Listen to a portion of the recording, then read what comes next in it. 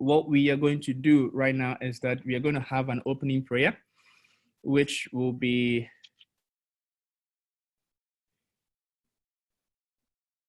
okay.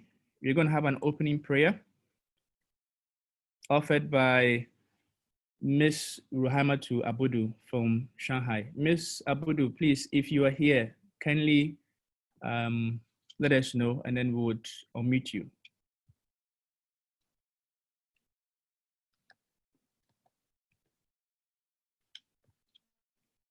Miss Ruhama, you can now give the prayer, please. Your mic is unmuted.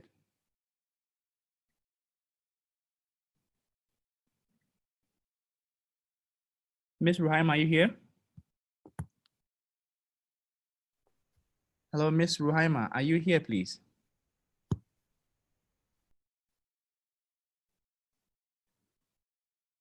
Miss Ruhaima, please, can you hear me, please? Okay, very well. This is what I'm going to do. I'm going to give the opening prayer. I'm sure maybe she has a problem with the internet, so I'm going to give the opening prayer, please. Okay, so here it goes. Our Father in heaven, we are grateful for this wonderful day. We thank thee so much for such a wonderful gathering. We started last year with thee, and then you have given us life. We are grateful for taking us through all the trials during the COVID-19 period as we still continue to go through it. We are grateful for our loved ones, our leaders. We are grateful for academics that we've been able to pass through successfully. Heavenly Father, as we are about to start this 32nd E-Congress, we pray that you bless us with wisdom, knowledge, and understanding, that you help us to administer what we're supposed to do, change policies that are supposed to be done, help us to elect the rightful leaders to steer the affairs of the union. We pray for unity, coexistence, love, understanding, and a sense of family feeling among each and everyone here. We pray for good health for our delegates as we are about to weather the storm to stay for a little while to discuss the affairs of the union. We equally pray for those, our aspirants, that you bless them and then you guide them as well. We commit today's program, tomorrow's program, and the next day's program into that everything will go successfully. This and many other blessings we humbly pray in the name of Jesus Christ we pray. Amen. Okay, so wonderful. So after the opening prayer, what we're going to do is that we're going to have Honorable Dennis Akpene Akwa, who is the chairman of the local organizing committee, give us the welcoming address. So Honorable Akwa, please kindly turn on your video and then let's hear from you. Thank you. Okay. Hello. Special guest of honor, Dr. Thomas Mensah, His Excellency Edward Boateng, President of NUGS, Mr. Felix J.U., Provincial Coordinators, National Executive Committee, fellow delegates, all protocol observed. On behalf of the local organizing committee, I humbly welcome you all to the 32nd Annual National Delegate Congress, Shanghai 2020, dubbed E-Congress. This day has been long coming since Congress Biden was won at the 31st Annual Delegate Congress in Nanjing 2019. The LOC sought to organize a memorable event, but nature had its plans. With the spread of COVID-19 and the lockdown of major cities around the world, the LOC had no option but to sought an alternative to the traditional Roundtable Congress, therefore resulting to the first ever NUGS-CHINA E-Delegates Congress. Nonetheless, Shanghai 2020 will not be different from any other Congress. It will be educative and fun-packed as usual. COVID-19 has brought about changes in the world. In Africa, it has opened our eyes to the importance of innovation. How does the African in the diaspora take advantage of this current trend of innovation? Therefore, the need for the theme, empowering students in the diaspora for innovative thinking towards Ghana's socio-economic transformation post-COVID-19. topics like with topics like the role of innovation in creating a competitive environment, key strategies to enhance Ghana's economy, and the role of the youth towards this agenda, ethical leadership and entrepreneurial skills for starting and sustaining a business, and then encouraging students in the diaspora to take strategic decisions in uncertain times. With all these topics to be discussed in this Shanghai 2020, I am of the belief that the African Ghanaian will be equipped with all the knowledge to improve Mother Ghana. With all humility, I once again welcome you all to Shanghai 2020. Long live New Shanghai, long live Ghana. Thank you. Okay, thank you so much, Honorable Dennis. So before we continue from there, what we're going to do is that we're going to sing the national anthem, and then we'll invite the national president to give us the opening of the Congress, please. Thank you.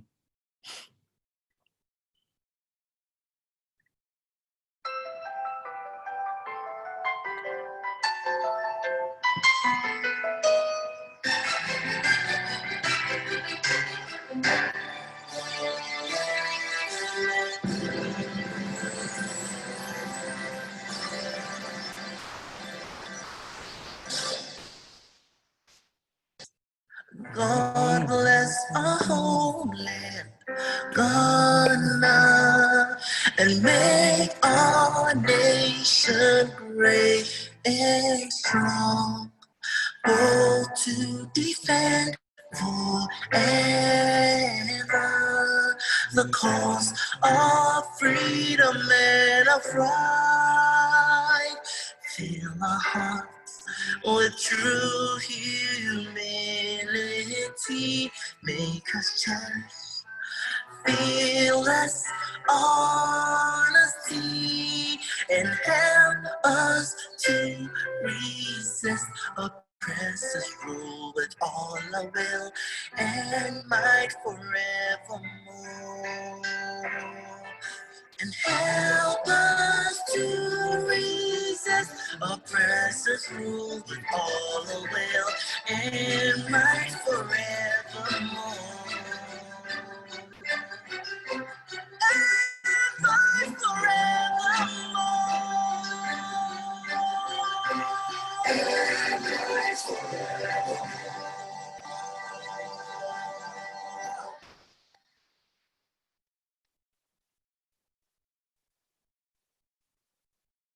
Thank you very much for singing the national anthem. We're going to invite Honorable Felix to give us the opening of the Congress address. Honorable Felix, please, the floor is yours. Thank you very much, Mr. Benjamin Ohine-Kwapon-Bafo. Good afternoon, ladies and gentlemen. The National Executive Committee, the past national executives, delegates, aspirants, ladies and gentlemen, I welcome you all to today's program and also to the 32nd Annual Delegates E-Congress of NUGS-CHINA. Over the years, we have all been involved in how Congress is run, and mostly we do it by converging at a place that we can all see ourselves physically, I mean, and then the business of Congress is done through such protocols. Unfortunately, in 2020, I believe this has been a special year. We are all privy to what is happening globally. I mean, the emergence of COVID-19. And so as a union, we also had to get or find a better way to still have Congress. Even throughout these deliberations and processes, there were also proposals that the current mayor continues to appoint such that would be able to get a better date where everyone could converge, like having our traditional Congress. But we also felt that for the safety of our members and also for some salient reasons, it was important that we make use of technology. And as the LOC chairman said, this was actually thought on for a long time, and we decided that we would have our Congress online. And so in the 32 years of NUGS-CHINA, I believe this is the first time we are having our Congress online. But I do believe that it also comes with a certain experience and its own dynamics. And so I just want to welcome all of you and to also wish the aspirants well. And I also ask that the committees who have been mandated to work on behalf of the union will do so to the best of their ability. And let me also add that the business of Congress would solely be based on Appendix 1 in the amended NUGS-CHINA constitution, which talks about meetings and programs such as these. And so we should familiarize ourselves with what has been stated there, and then we know how best we would conduct this meeting. And so I wouldn't talk much. At this moment, it is my singular honor to declare the 37th Annual National E-Delegate Congress duly open. Thank you very much.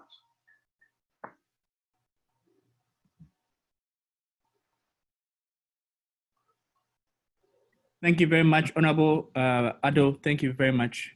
So we'll proceed with the next on the agenda, which is Congress report by Honorable Beko. Honorable Beko, the Secretary General, please proceed. Thank you. All right.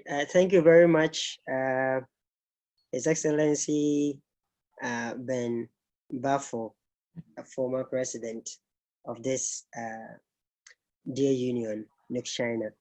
Thank you so much. I welcome you all once again to this year's virtual conference or Congress. It is nice to meet again. I hope it would have been nicer for us to sit together and interact, but I think now technology, we can still do this here. This part of my duty is going to be one of the hardest ever since I took this office, because I realized that the former administration, I think the former secretary, the person I inherited, the team that she had put together to put the report together, could not assemble what they all put together, what they all wrote.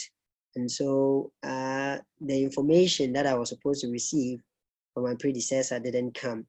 But I have been able to put together some of the few things that transpired during last year's Congress. And so for those that were there, that have also been privileged to also join this year's Congress, I would like to crave your indulgence to allow me to tell you or tell the honorable members that have gathered here some of the important things that happened during last year's Congress. I might not be able to tell verbatim the whole thing, the genesis to the concluding part of what happened, but I will assure you that the most important things that happened during this Congress will be captured in this short report. Last year's Congress was organized and hosted by the local organizing committee of Nanjing chapter. It was organized from 17th to 20th July of 2019. The venue of the Congress were three, I would say, in terms of where we were hosted in terms of accommodation and event gathering. For those that were there, you remember that the very first day, the events were organized at a different hotel, which is called Nanjing Days Hotel. In the Chinese, will be Nanjing Dai Se Guoji Judian. So that was where we had our first gathering. From the day 2 onward, we were hosted at the Jinjiang Star Hotel or Nanjing Zhonghua Store. That was for the day 2 and 3. And then the ending part of the day 3, where we had a ball or the dinner, was organized at the Nanjing Century Hotel, which is close by a very beautiful Lake Bajahu. And after the dinner, we came back to the Jinjiang Star Hotel, where we slept and departed the following morning. For the Congress, the targeted guest of honors, that's the LOC and the NEC, planned to bring on board were His Excellency Edward Boateng, Ghana's ambassador to China, Honorable Dr. Matthew Puku Prempeh, the Education Minister of Ghana, and then His Excellency Charles Dramina, Ghana's Deputy Ambassador to China. For some reasons beyond their control, His Excellency Edward Boateng could not attend. So was Dr. Matthew Puku Prempeh, who also could not attend the Congress. But in their stead, His Excellency Charles Dramina, the Deputy Ambassador, and the consular of the Beijing Consulate Office, Mr. Acheko, the two of them were our special guest of honor during this Congress. Speaking about the local organizing committee of Nanjing, it was a 7-member committee. We had Valentina Boamai, Manuel Sarkodie, Felix Nyako, Gideon Boadi, Prince Inchi, Owusu-Banahene, and then Samuel Kese. These were the members of the local organizing committee.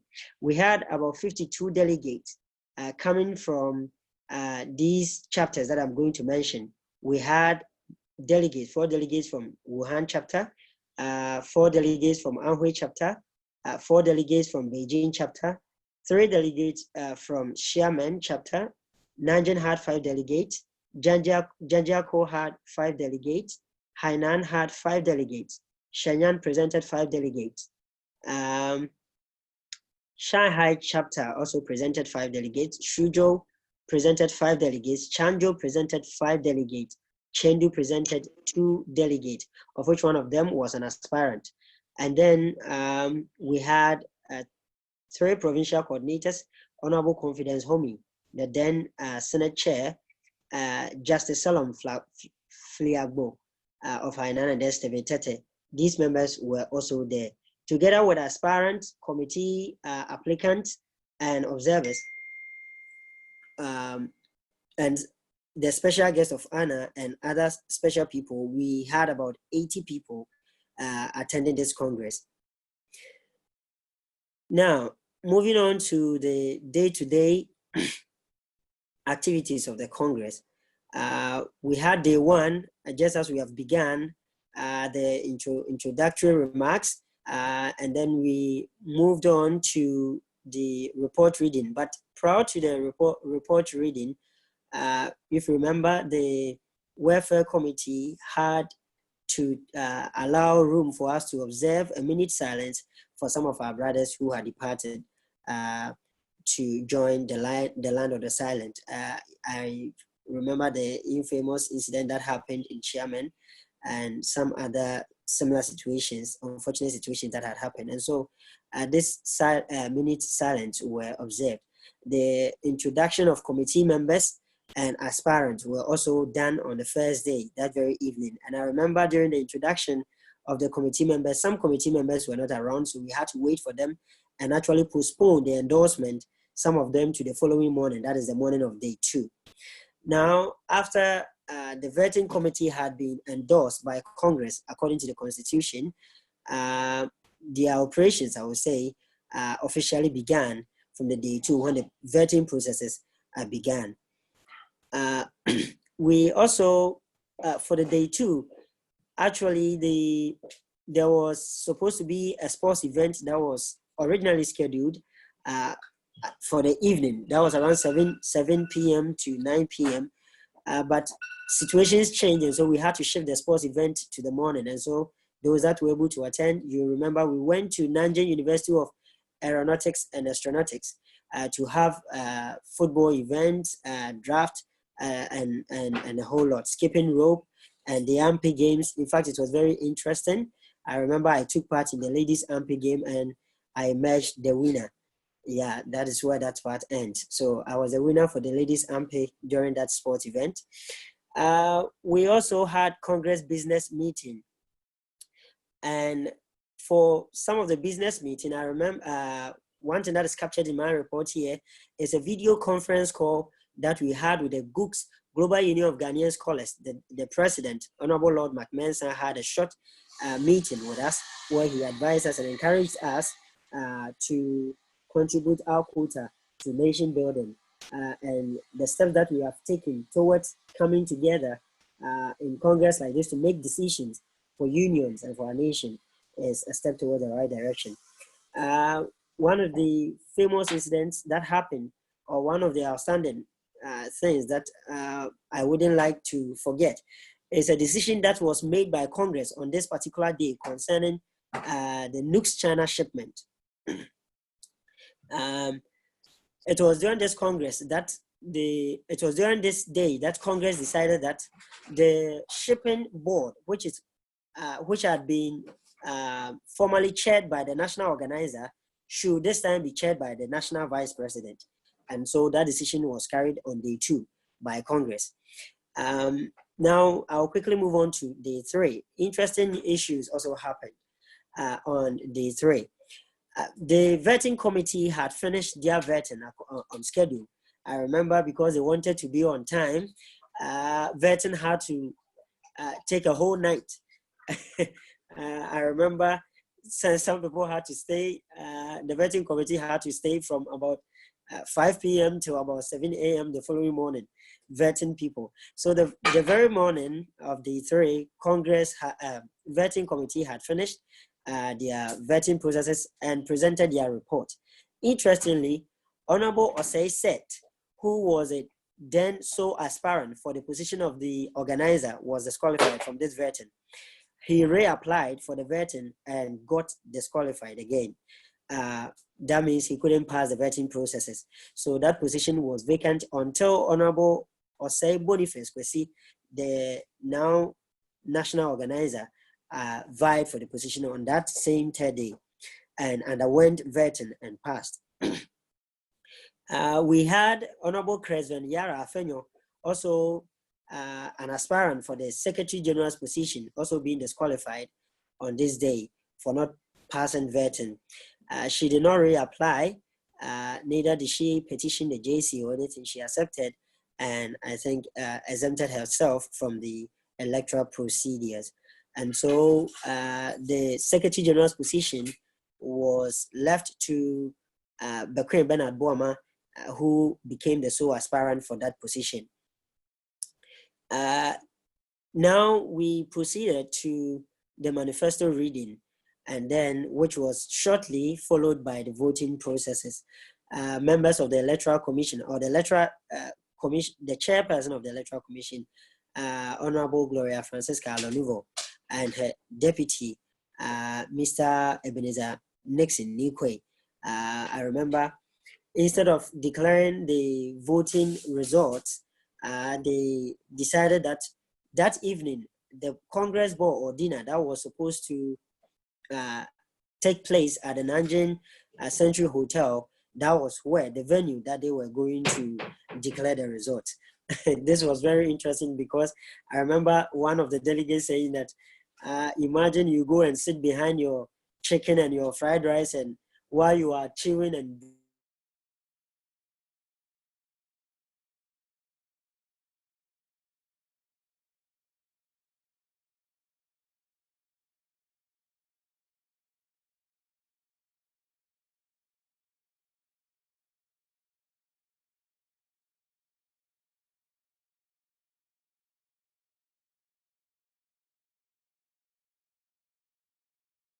Honorable, please, can you hear me, please? Honorable Beko, are you online?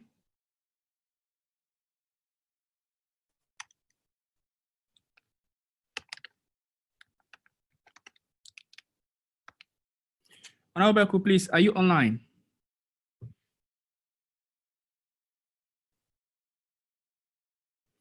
Okay. Honorable Beko, please, can you hear us, please? Are you online? Okay, so before we proceed, please, we have a point of order here from the JC, a member of the Judicial Committee, indicating that the official anthem should be played again. To that effect, case we can hear you. Okay. So, Honorable House, Honorable Samuel, if you're here, can I hear you, please? Is it okay? Okay. Please, can you hear me? Yes, please. Please proceed, please. I think that, Can we see your face, please? Can we see your face, please? okay. I'm just, While Honorable Beko works on the internet issue. Thank you. can you see me, please? Yes, please. Okay, thank you very much. I think this is an official meeting, Yes, and as we've learned from this land, there is no way that a groove will be played in replacement of any anthem that has been officially constituted for an official meeting. And it is never done in our country back home that even an individual will come and sing an anthem on behalf of a whole country. And I believe we are future leaders of the country and we must follow the right thing. So I would like to suggest that our official anthem is played rather than a groove. What was played was a groove. It is not our anthem. Thank you. Wonderful. Okay. Okay. So, Honorable, since we don't have Honorable Beko online, I think it's best we proceed with that as well. If you have the music, please kindly play it so that we observe that. Is that okay, please? No problem. Thank you. Okay. So, honorable members, please, we are going to still observe the national anthem again with all due respect, please. Thank you. Please proceed.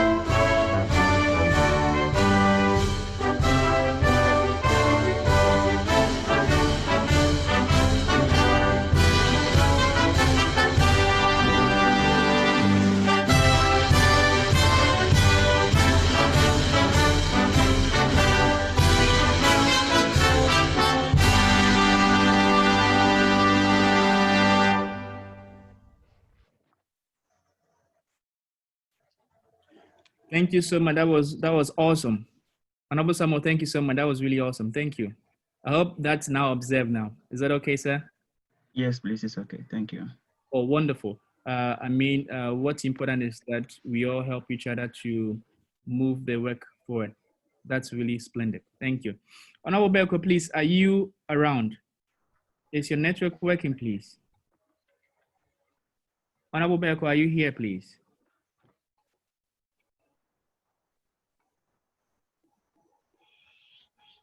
Okay. Okay, Honorable Belko is about to join in while we wait for him. Honorable Belko, can you hear me now, please?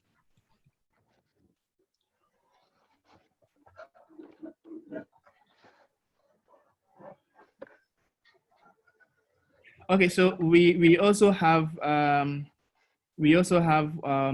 Honorable Nana Fosu asking for a point of information. So whilst we wait for Honorable Belko, Honorable Nana Fosu, would you mind opening your switching on your mic and video for us to know what your point of information is about, please? Thank you. Thank you very much, Honorable Ben. It's been a while. Anyway, I have a little contribution to make. That's a point of information. I want to first find out who drafted the program lineup for Congress. That's my first question, the program lineup. Then I will proceed to the rest of the question. Would you mind if you could give all the information, because as you're aware, the program lineup is always done in conjunction with LOC and NEC. So I'm sure you're aware of that. Okay, all right, all right. Thank you very much for the answer. I'll proceed to the second question. My second question is, I would like us to refer to the Constitution. When we look at Article 24, it talks about the vetting committee, Article 24, Clause 8. It says that vetting results shall be declared not later than the second day of Congress. It is clear, it is very clear. Article 24, Clause 8. It says vetting results shall be declared not later than the second day of Congress. But according to our current program lineup, it seems that the day of declaration of the vetting results is on the third day, which is against the conduct of the Constitution. So that is the point of information that I want to raise. Kindly look at that. Thank you very much. Thank you very much. I'm sure the Secretary General will be taking note of that, and since his network is on now, he will be looking at it and then he will respond to that. Honorable Welcome, would you mind responding to that? Thank you. Yeah. All right. Please, can I finish my? I think there was some aspect where I lost you guys. Please proceed before you you can respond to that. It's up to you. Okay. All right. Thank you very much. All right. So sorry. I think that's.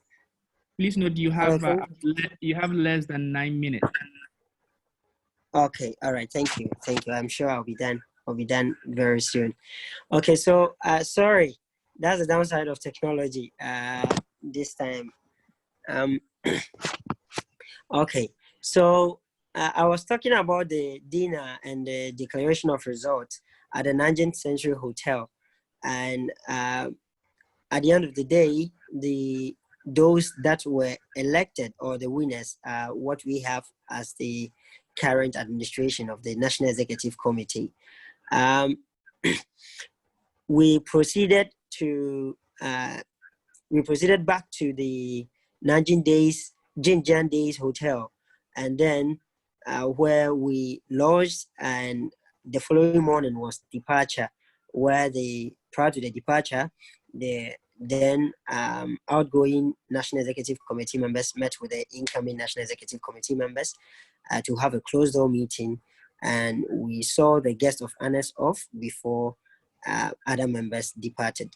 And so I wouldn't want to dive into and bore your ears with this whole, I have a short report that was made by the local organizing committee in terms of the projected or the actual revenues that they had towards the Congress and how much they spent. Prior to the Congress, their budget was around 48,600 RMB, and they had budgeted about 8,000 RMB towards food and drinks, and then the banquet or the dinner was supposed to take about 3,500, conference room about 3,600, transportation was supposed to take inside during the Congress, transportation, especially towards venues, where 1,000 RMB was budgeted towards that. Advertisement, publicity, making of flyers and brochures, 500 RMB was budgeted to that. Decorations was about 300 RMB, and then miscellaneous was about 500 RMB, summing up to 48,600. At the end of the Congress, the actual amount that was spent was about 48,591. But in terms of revenue or money that the union provided towards this Congress was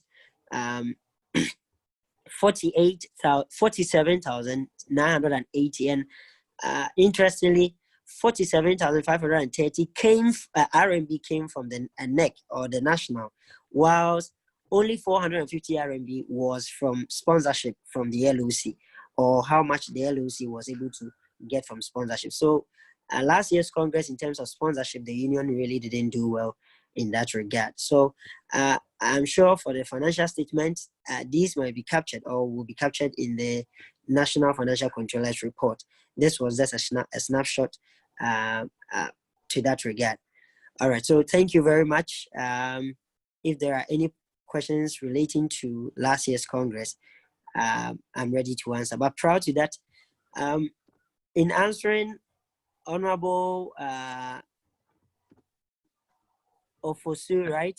If Yeah, I Nana if I if I remember. Yeboah. Yes. Honorable Fosu Yabua's question. All right. If you listen carefully, I think last year's Congress was more like the, should I say, precedence, or what we try to give to the LOC in terms of planning of this year's Congress. And if you notice, this year there have been a whole lot of dynamics that is coming into this Congress. We having our virtual Congress for the first time, and we are having a whole lot of should I say, force majeure. Let me put it this way: things that are beyond the control of also the organizing committee. Looking at the activities and things that we plan to do, we believe that following last year's Congress pattern and what happened or transpired there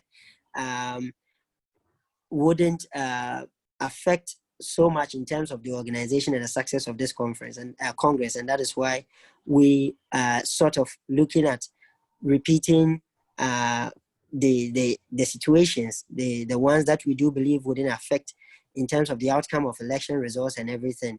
And that is why vetting results is also scheduled on the third day.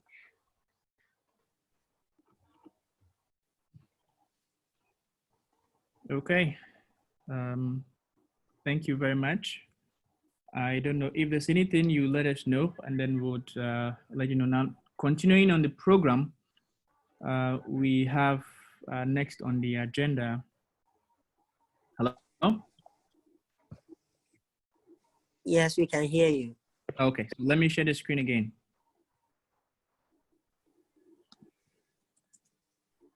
Okay, so we have a minute of silence by the national organizer, Honorable Boniface. Honorable Boniface, if you're here, please, let us see you and let's hear from you, please, so that we observe the 1 minute of silence, please. Thank you.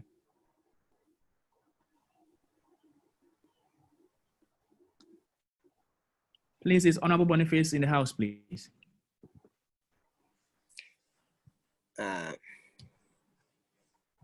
OBK. Is he there?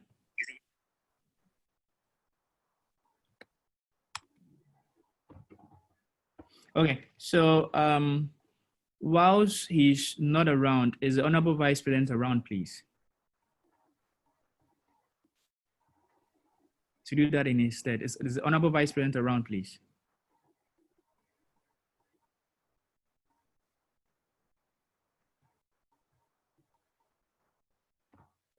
Okay. Hello. Okay.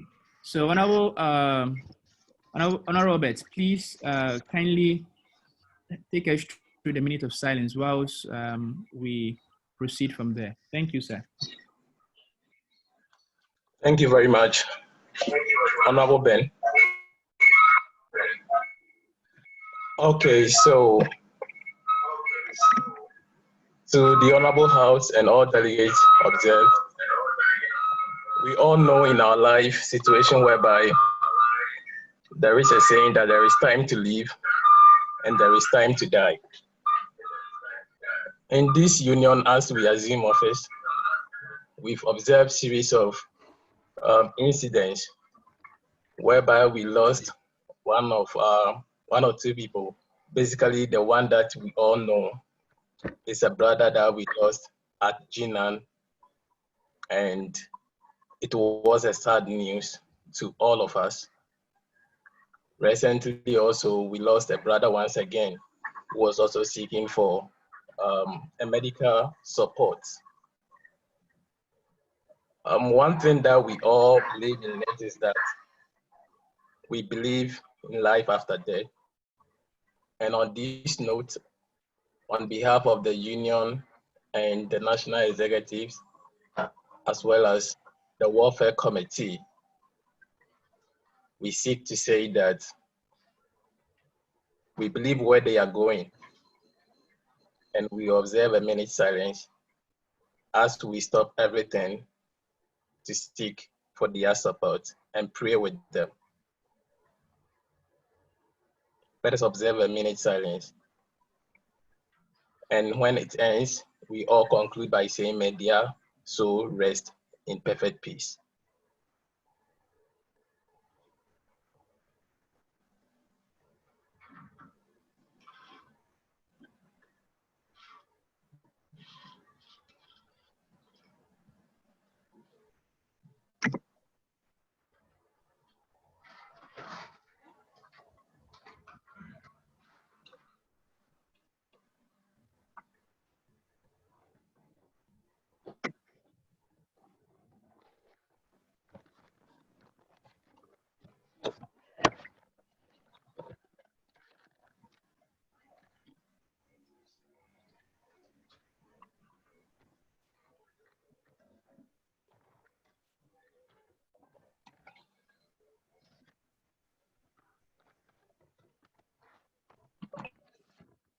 right, so together we all say, may the souls of the faithful departed and all the members of NUGS-CHINA rest in peace. Thank you very much. Peace. Okay.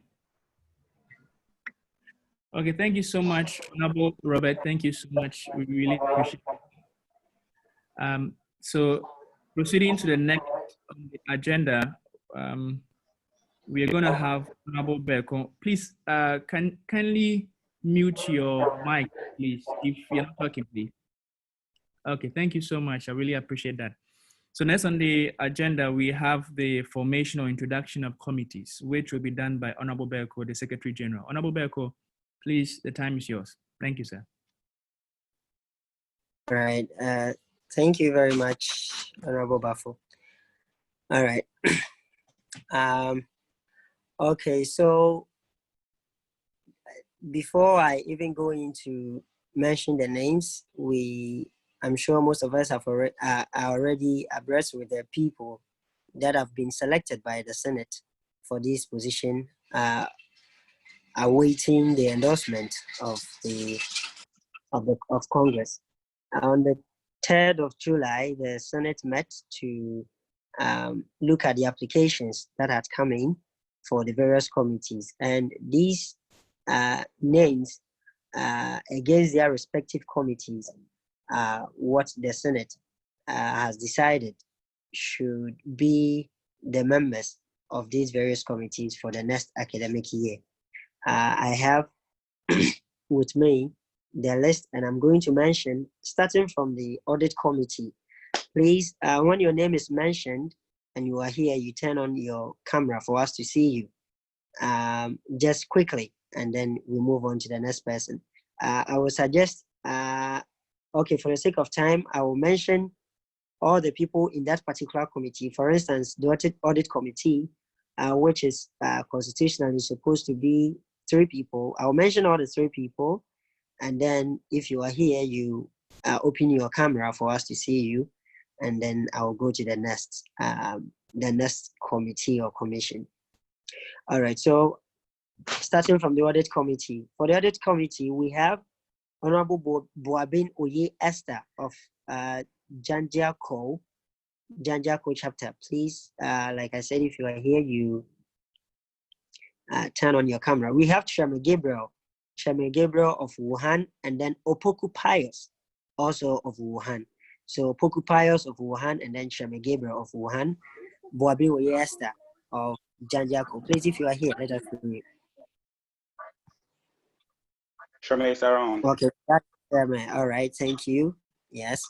Oye, are you here? Okay, is that Opoku Pius? Opoku Pius. Oh, all right. Thank you very much. Oye Esther, please, are you here? Ms. Boabin Oye Esther of Janjiako.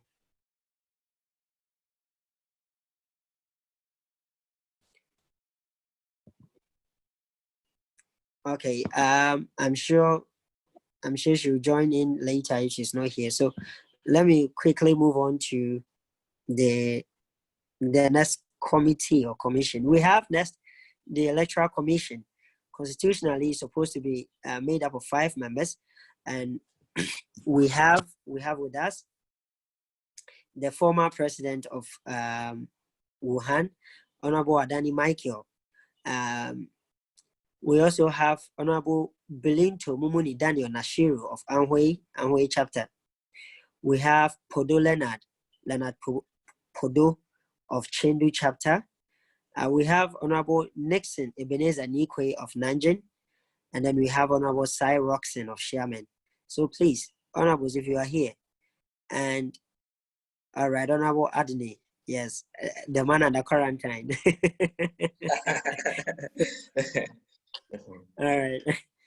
All right, please. Okay, who is this? Yes, good afternoon. Oh, good afternoon. Oh, Honorable Rocky. All right, Yeah. Roxanne. Okay. Good afternoon, everybody. Good afternoon. Leonard, Honorable Leonard. Okay, that's Honorable Nixon Nikwe. All right, thank you. Honorable Leonard Podo. Lenny. Okay. Who else?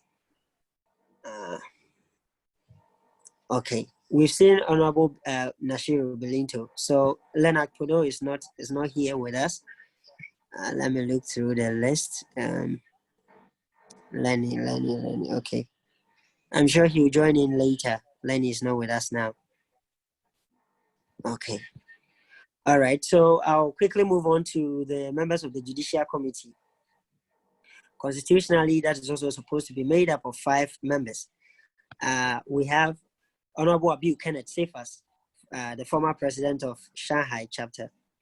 We have Honorable Akwa Dennis Akpene, former provincial coordinator for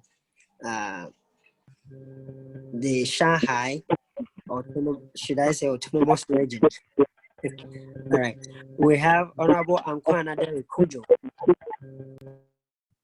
Please, can you hear me? Yes, please. Okay, all right. We have Honorable Ankwana Derek Kujo of Nanjing chapter, former president of Nanjing chapter.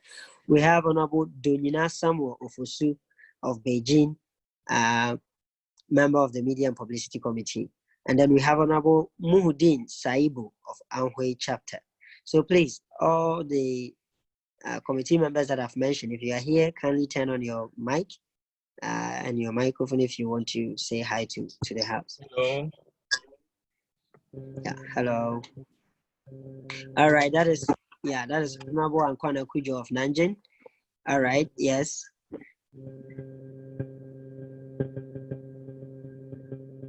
Okay, who is next?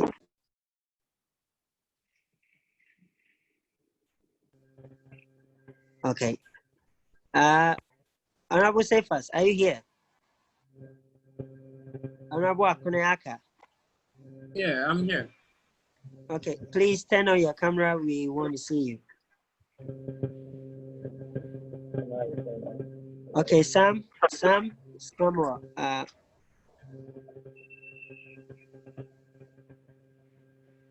Don't you know if it's Samuel? Hey, why am I the one who is not seeing them? Okay, all right. Let's move on to the next committee. Please, if you cannot turn on your camera, you can simply acknowledge.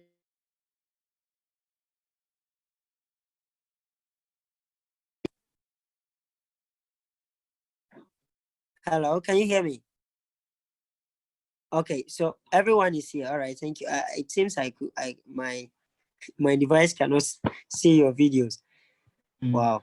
Okay, please, if you are here, you can simply also acknowledge your presence in the chat box. All right. Okay, so we go on to the last committee, the vetting committee. According to the constitution, the vetting committee is supposed to have 2 elder statesmen, and so per the applications, the 2 elder statesmen that were chosen were Honorable Benjamin Ohne Kwapon Bafo, former national president, 2017-2018 administration, and we have his vice, Honorable Ofusu Yeboah Nana, who is also an elder statesman. So we had the 2 of them, and then these are the 3 other members that were to join them to make the 5 of for the vetting committee. We have Honorable Akon Perry of Xiamen chapter. We have Honorable Baba Musa of Wuhan chapter, and then we have Honorable Esenam Jeso Aku, also of Tianjin chapter. So please, honorable members, if you are here, you can turn on your camera or simply acknowledge your presence in the chat box. Nice to meet you. Nice to meet you too.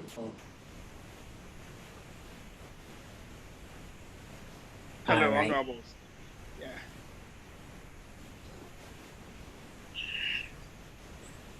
Yeah. Hey, what is happening? I cannot see your videos. Okay. Anyway. All right. So, members, these are the members of the various committees. I don't know how much time I have, but I would like to give us all. You have enough time. Okay. All right. Thank you very much. So we will go one by one to, I don't know, the technical team. Is there a way that we can check the for the delegates only, because now I think it's time for the delegates to okay, hold on a moment. Okay. Honorable Bentase, please, can you hear me? Hello. Yes, please. Yeah, tilt. Yeah, the position of your camera now is okay. When you do that, it makes it, yeah. And please, if you are not talking, please mute your mic so that we don't receive feedbacks from other places. Please, honorable members, thank you.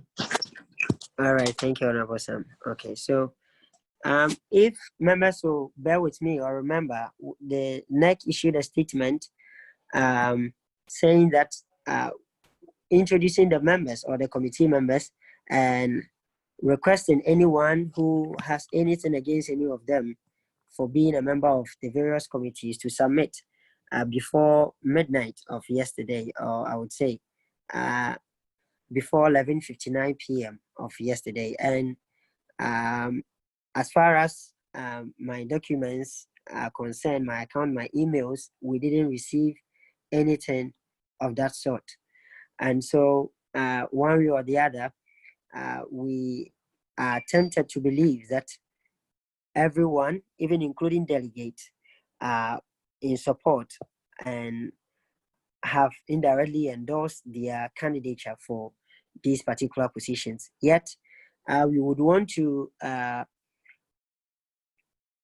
together go. I wouldn't have to go name by name, so I'll go to the various committees and I'll ask honorable delegates here. Please, a technical team, is there a way we can check in terms of the answers of the delegates only, so that we can separate it from the observers in terms of members, those that might want to object or anything, so we know if we are having a unanimous decision or anybody having.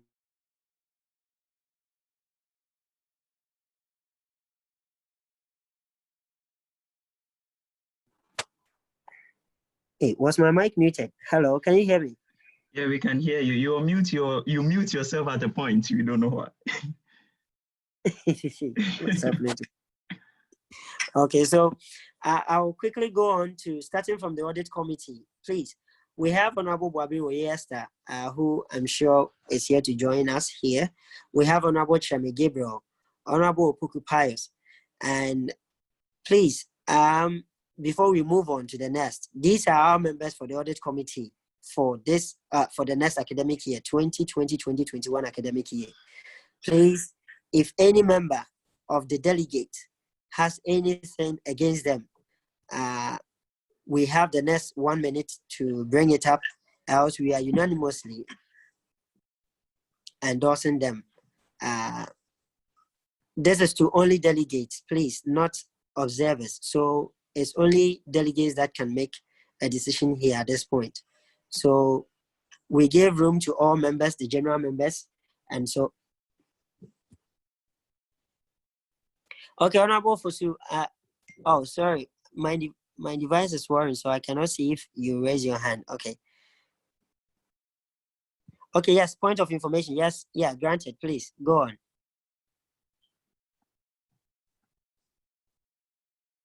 Honorable Fosu. Okay, thank you very much, Honorable SG. Thank you so much for the opportunity. I just want to bring our mind to the Constitution a little bit before we proceed with the approval of Audit Committee. The first thing that struck me so much was, according to our Constitution, it seems Congress is not supposed to endorse the Audit Committee, with the exception of the others.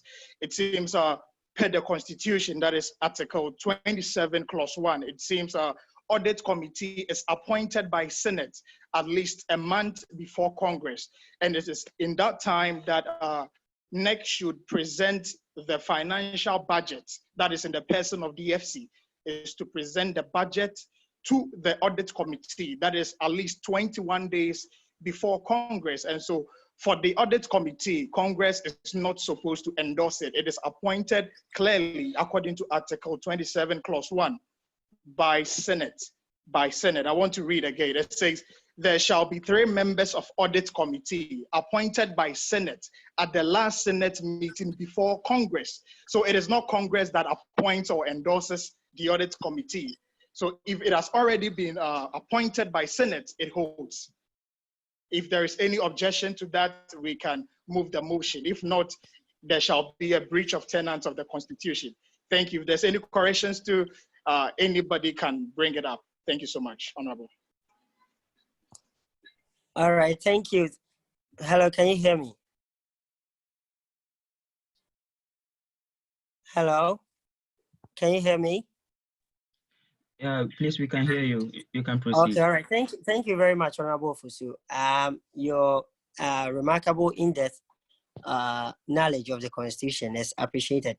Please, I would like to inform you that, as I stated earlier, if you look at Article 16, Clause 8, this part of the Constitution gives room to the NEC in terms of emergencies, as we are having now, to readjust things and inform the Senate for the Senate's approval. And so we've been having a whole lot of challenges in terms of even the timing of publicity of things, but I can assure you, based on our Senate meetings, that all these processes and procedures that we are following now have been reported to the Senate and accepted by the Senate in terms of how this year's Congress should be organized. So there might be a whole lot of discrepancies that we might find, but that is according to the Senate endorsement. If you remember, issuing a statement calling for people to even bring out their views concerning the members has not been done. But since we are having a virtual conference, there are a whole lot of things that will be new, but the Senate have made sure that these things wouldn't affect the outcome of the Congress in any negative way. So reading the names here for also delegates to also endorse is also a part of the Senate's decision. Thank you very much.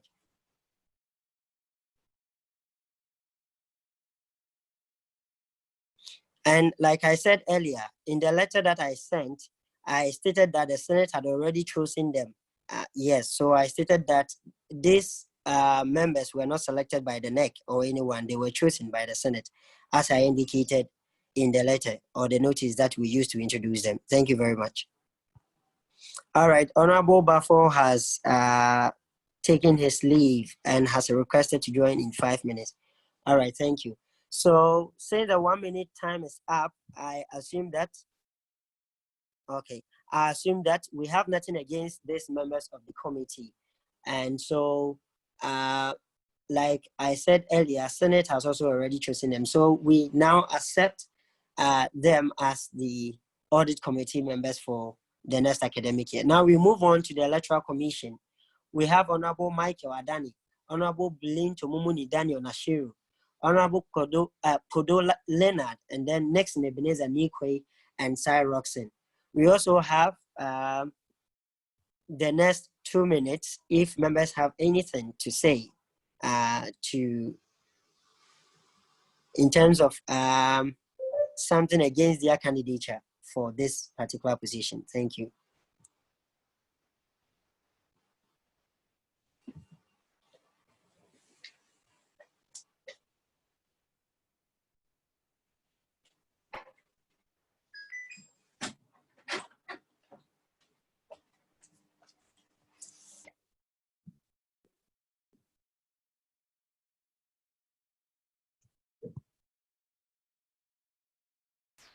Sorry, honorable members, just to chip in this, please, if you have a submission, you can raise your hand and I will mute you and you can give your delivery, please. Thank you. Yeah, thank you, Honorable Sam. My other device is not connecting, and so I'm forced to use my phone, and I'm finding a whole lot of difficulty monitoring the screen. So please forgive me. I'm sure after this section I'll try and use my other device, which has a broader screen. So please, when Honorable Sam, when somebody raise their hand, please draw my attention. I'm not able to monitor that and the chat box at the same time. Okay, Honorable, no problem. Okay, so thank you. That with that, we would agree that these members that I've already mentioned will be the electoral committee, commission members or members of the electoral commission for the 2020-2021 academic year. All right, we'll go to the judicial committee. We have Honorable Kenneth Abiu Sefas, Honorable Akwa Dennis Akpene, Honorable Ankwana Derek Kujo, Honorable Donyina Samuel Fusu, and Honorable Muhyiddin Saibu. These are members of the Judicial Committee, and we also have the next 2 minutes. If any member, the delegates, have any issue against any of them.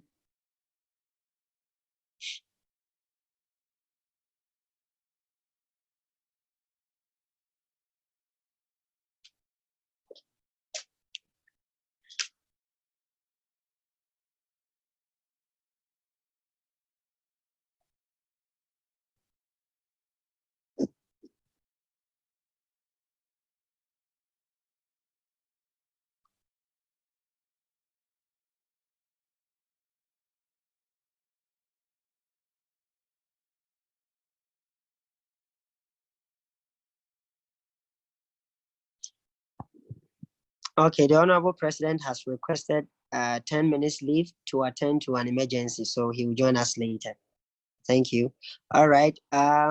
With no objection to their candidature, we accept these 5 members into the Judicial Committee. Now we'll move on to the Vetting Committee. Now, this committee was applied by 9 members, and Senate chose these 5 members from this committee. We have Honorable Ekon Perry once again, Baba Musa, Honorable Benjamin Ohne Kwapun Bafo, Honorable Esenam Jeso Aku, and then Nana Fusu Yabua. These are members of the vetting committee, and just as Nana Fusu said, constitutionally, that is where Congress are supposed to accept them, but like I said, using Article 16 Clause 8, the NEC, in consultation with the Senate, looking at the emergency situations that we have, that is even pushing us to have our Congress online for the first time. There have been a whole lot of changes, but the Senate has made sure that these things will not jeopardize the intent and the positive side of this Congress and affect the union in any negative way. So I'll also give 3 minutes to the honorable delegates to bring anything against any of them. If you have anything against them, you can raise your hand. I think somebody has John Martin. Okay. Okay, Honorable Collins. Which of the Collins, please? Sorry, Sam, which of the Honorable Collins from Beijing. Okay, Honorable Collins. Yeah. Okay. Oh, sorry. Collins Chafundebi. Sorry. Okay. Yes, please. All right. Okay. Did he tell when he will return? Not really. He said with his supervisor. So as we know, issues with supervisors. Yeah. All right.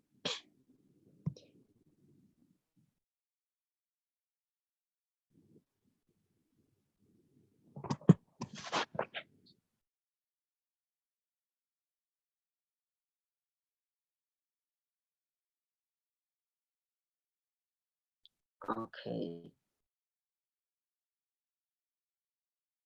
Okay, please, the host, Honorable Adjoa of Tianjin, are you here? Have you been able to join already, Adjoa? I think you are requesting to join.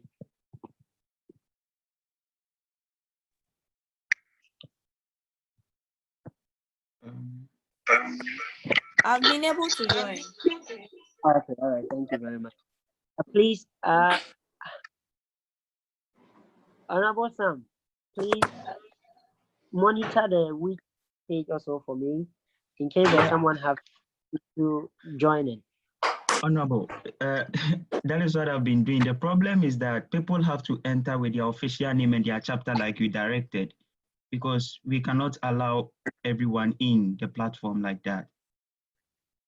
Thank you. That's okay. All right. So our time also is exhausted for the vetting committee now. All right. So I would mention the names of the various committee members again, and we'll close this section. So we have the audit committee members: Honorable Boabi Oyesta from Janjiako, Honorable Chairman Gabriel of Wuhan, Honorable Poku Pius, also of Wuhan.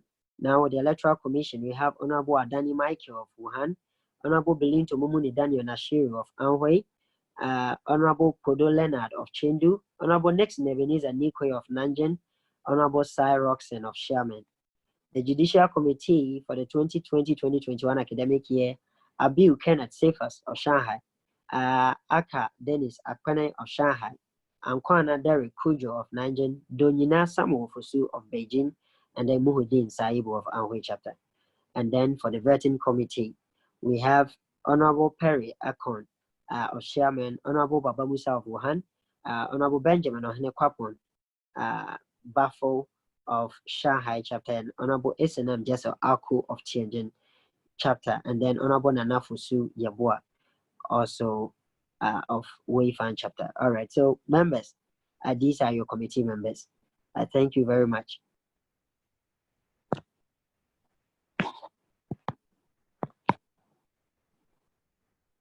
All right, Honorable Benjamin Ohene Kwapon Bafo is back from his leave. All right, thank you, Honorable. You are welcome back. Thank you very much. Thank you very much. I have to do something in the office. I really appreciate that. Thank you. I think we have something to raise, Mr. Honorable Apia, Robert Apia. If you like to, yeah, please proceed.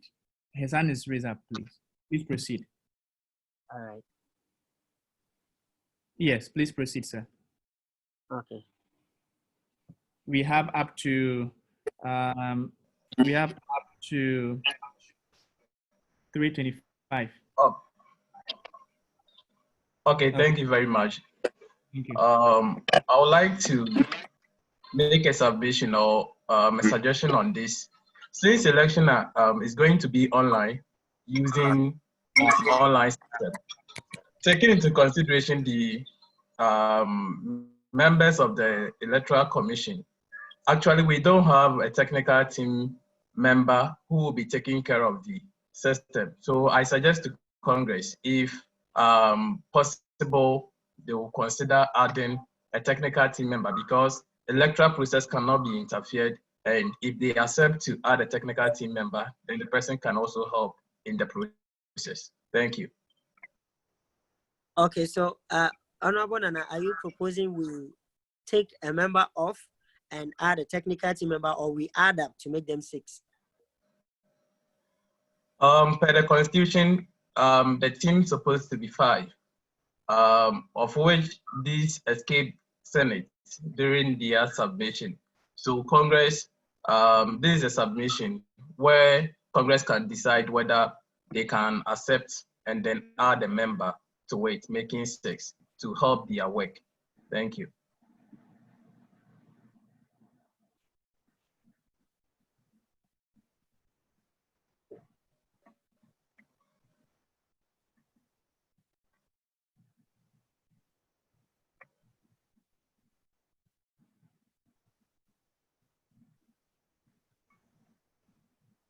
Okay. All right, thank you very much. Please, Congress, Honorable Nana, the Vice President, has made a suggestion looking at how elections are going to be done this year. and the technicalities that are involved, he's of the view that Senate were not privy to the fact that all these should be considered, and so the mandate of the Congress should rather add a member of the technical team or someone who has the technical know-how of the system to the electoral commission, right? Nana, is that your point? So we take a member off, and then we add a member of the technical team. That is your motion, right? Yes, please. All right. Anybody seconding the motion before we put it to vote? Honorable Beko, I think Honorable Adani wanted to speak. Honorable Adani and then Honorable Leonard also want to speak. So let's give the time. Okay, their hands are up, right? Okay, all right, thank you. Yeah. Honorable Dr. Adani, would you mind if you could proceed, and then Mr. Leonard will also proceed, please. Thank you.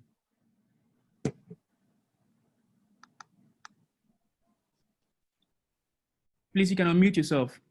Yeah, thank you. Thank you very much, and good morning from Accra. So I want to make a suggestion that, as we are aware, now that the membership of the Electoral Commission has been approved, basically, because we've gone through all the procedures, why don't we allow them, since they're an independent body, to perhaps appoint people without voting powers to work with them? As is done in Ghana, we have the commissioners, and they have administrative staff and other technical people who work with them. But when it comes to making strategic and top management decisions, it's the commissioners. So in this regard, the 5 members may serve as like analogous to the commissioners, but in delivering their mandate, they may work with other technical people who will be responsible or accountable to them, the 5 people. So that is what I want to table before, because the Honorable National Vice President waited for the process to be completed before coming with the suggestion. Yeah. So technically, the Electoral Commission has been duly constituted and approved by Congress. Thank you very much. All right. Thank you very much, Honorable Adani. Honorable Kodo Leonard, please unmute Honorable Kodo Leonard for me. I think I saw his hand up. And then Honorable Nana Fosu Yabua, right, of WAFAN. I've seen your test in the chat box. So Honorable Leonard Kodo first, then. Okay, thank you very much, Honorable Secretary. I tend to agree with the last speaker, my last speaker, because I think that during the last Senate meeting, the EC was constituted through the Constitution. We did what was supposed to be done. So with regards to what the Honorable Vice President has just brought up, I think that just like my last speaker brother said, there could be an ad hoc committee, that is the technical team, who could assist the main commissioners in their duties, because definitely, even though some of us have the technical know-how with regard to the e-system, a proper handing over and a walkthrough has not been done. So at this point in time, it will be very difficult to drop a member from the commission and bring in a technical team member. What we can do, just like my brother said, we bring in the technical team members. They would serve as an ad hoc committee to us. Then we, as them during the process, if we have any communication to do with them, we can do with the technical team backstage. And at the end of the day, we can also ask certain questions with regards to how the electoral process is going to go. So with a little, with some knowledge in IT myself, I don't see that as a major problem, but then we just need to work hand in hand with the ad hoc committee, and if necessary, that at a point there will be a handover or they will still have to maintain the system, then we can take a look at it from there when the commission is well established. Thank you very much. Thank you very much. Thank you very much. Okay, Honorable Nana Fosu Yabua.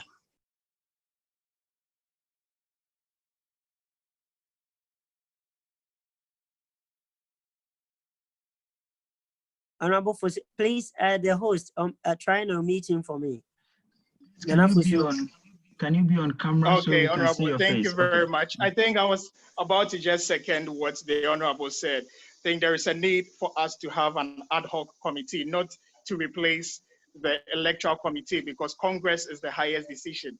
And once Congress has selected the EC, nothing can be done about it. So what we can just do is bring on board an ad hoc committee that can assist in the delivery of EC's duty.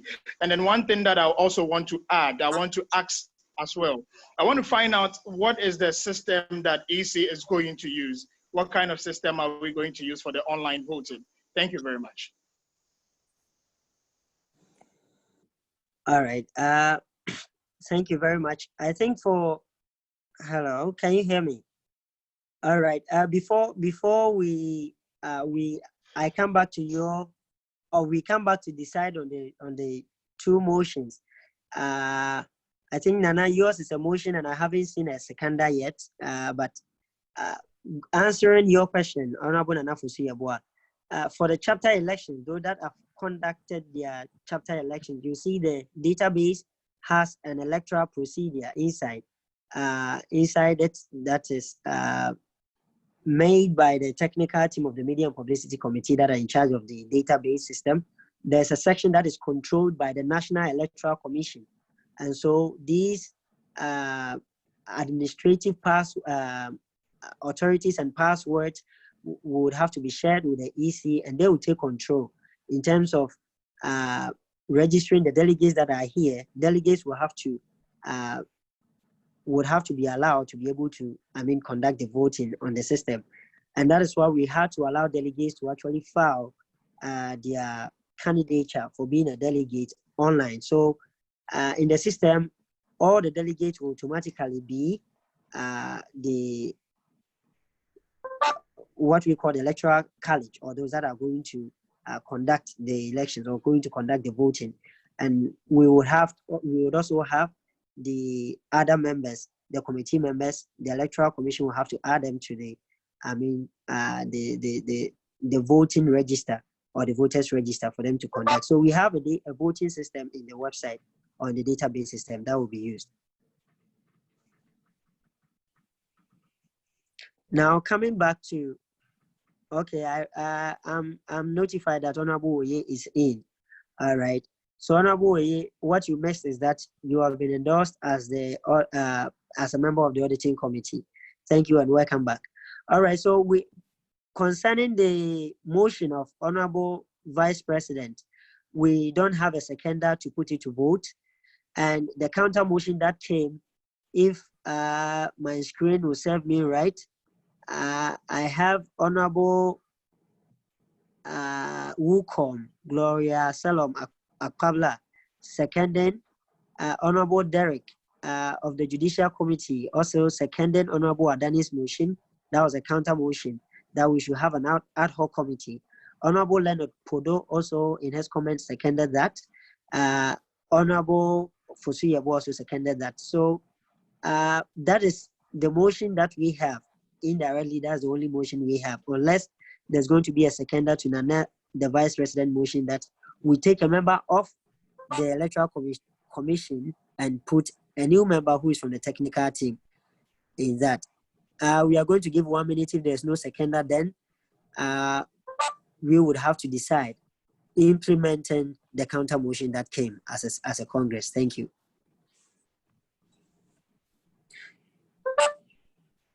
Okay, Samuel. Okay, Honorable Same. Okay, I don't know, Honorable the Vice President, is it concerning your, let me say, Electoral Commission discussions or voting? That's my question. Is it discussions or? Okay. What I said exactly is that now Congress has approved 5 members to be the Electoral Commission of NUGS. In their activities, I noticed or I observed that they are going to use an electoral system, which is an e-voting system. So first thing is that if Congress agree that one person who knows in detail of the system can be part of it, instead of forming a full ad hoc committee, will be rather better, to help them or assist them in the process. So I gave Congress I raised two concerns. That is, first one, the Congress can agree that the 5 members still stands, but a member can join the Electoral Commission in their activities who has an idea concerning the e-voting system, which has been used by almost more than half of the chapters. If not, and they still want to maintain the 5 members, then they can either drop one and then add one, of which it is a secondary matter, but we still need someone who knows in detail about the system to be part of the Electoral Commission, their board, to support them. Thank you. Thank you. Thank you. My suggestion to this is, I thought it was a discussion, but I think this is relevant, honorable members, because as we all know, even we having Congress online is due to an unforeseen situation, and we never thought this will happen. In this regard, I think that though we have the Constitution, which we are working with, we all agree that we are not in normal times now, which has resulted to this situation. The Honorable has also mentioned that the person is a technical individual who is going to help or facilitate the process for us to have, and the intention is a smooth and a free and fair electoral process. So with these reasons, I second that a member who has adequate knowledge in what they are about to do can join the committee. That is, the person will not be even considered as a member. The person is helping. So officially, the 5 members still holds, but this individual is assisting them in running the program or in running the platform that will be used for this. Because forming a whole ad hoc committee to be in charge of that is going to be like reconsidering every one of them to know whether we are electing people and all that. So one person joining the team to help facilitate the electoral process, I second that. Thank you.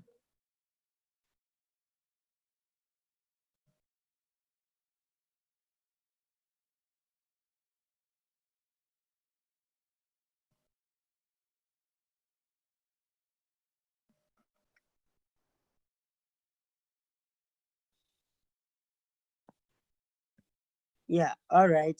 So Honorable Samuel, in a nutshell, you are seconding the Honorable Vice President's motion, right? Yes, please.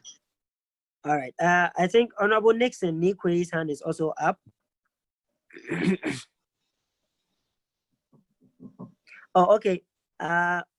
Honorable Bafo, please, the 1 minute, are you exiting or you want to chip in a comment?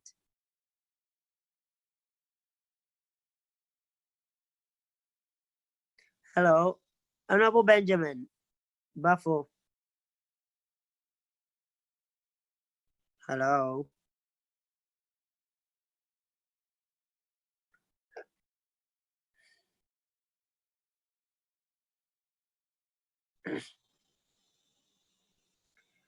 Hello. Okay, Honorable. Okay, Honorable Nixon Nikwe, point of information. Yes, please. You may go ahead. Sorry, Honorable Beko. Sorry, if yes, I'm coming. Like what I was trying to address is that per the schedule, we were supposed to have a break from now to 3:40, and then we proceed with the next business. So I would like to ask the Honorable House, with permission, if we could go on break, because since we are in a new system now, it will be very prudent to have some break, because if you continue, we may not have a lot of people being on the system for long, because being online is different from we having it physical. So it is very good we try to exercise and do some. That's why the LOC thought it wise to give some minutes of break. So with all due respect, would humbly plead with the committee if we could go on break now. Thank you. Okay, all right.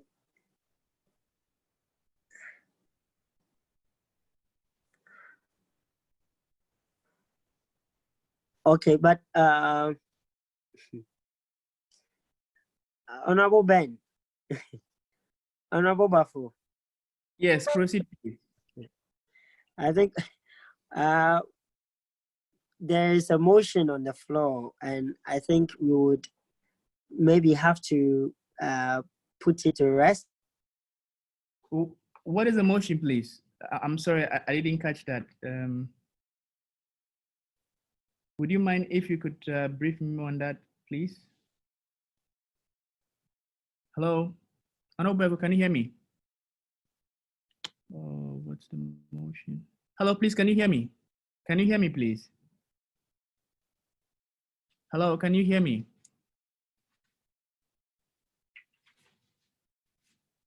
Hello, can you hear me? Okay.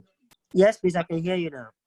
Please, what's the motion on the ground, please?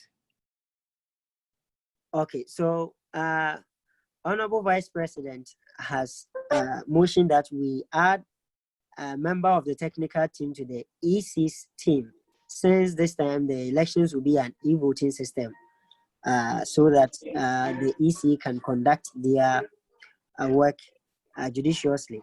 Now, there was a counter motion that has also been seconded, that we rather have an ad hoc committee that the EC in their own mandate will choose to work with, that will help them with the technical issues in the system.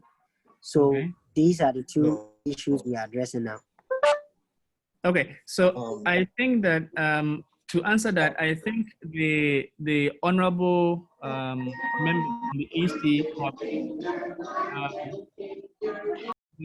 the honorable EC have already addressed the issue. They are the expert being mandated by the Senate, giving the nod.